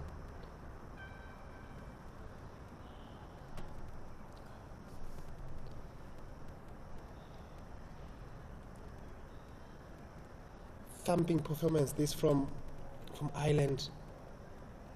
I think pound for pound they've been the better side today. They've stuck to their guns, they've bowled well, took most of their chances, got breakthroughs in important stages of the game, ran well, like that quick single, get there safely.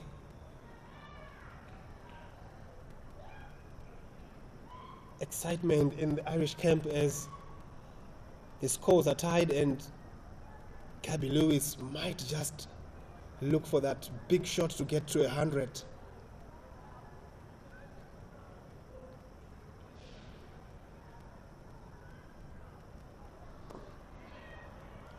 Doesn't try, nudges one down the ground for a single, and that is victory for Ireland. They've done well, they've done it professionally, and they've beaten Zimbabwe here by 8 wickets. Gets ahead in the series 2-1 with 1 match to go. Really exceptional performances from the Irish team. Very interesting, well thought out field placings that made batting very, very difficult for the Zimbabweans in the morning, setting this target. They only managed 178 and were bowled out in the 46th over. Yeah, Chiesa Dururu and Modesta Mpachikwa putting up a partnership of 35 before Dururu fell. A couple of starts from Marianne, Precious Marange, Nyasha Gwanzura, and Tasmin Granger in the region of 20s, but nothing substantial from the Zimbabwean side. The pick of the bowlers for Ireland: Jerry Maguire, 8 for 30, Celeste Rock, 3 for 34. Big partnership for Ireland in the opening stand of 145. Gabby Lewis unbeaten on 96, and her fellow opener Leah Paul, 65 runs. Just about sums up the day for everybody here at Harare Sports Club. We'll be back again on Monday, the 11th of October, for the fourth and final match between Zimbabwe and Ireland women. We hope to see you there. Goodbye.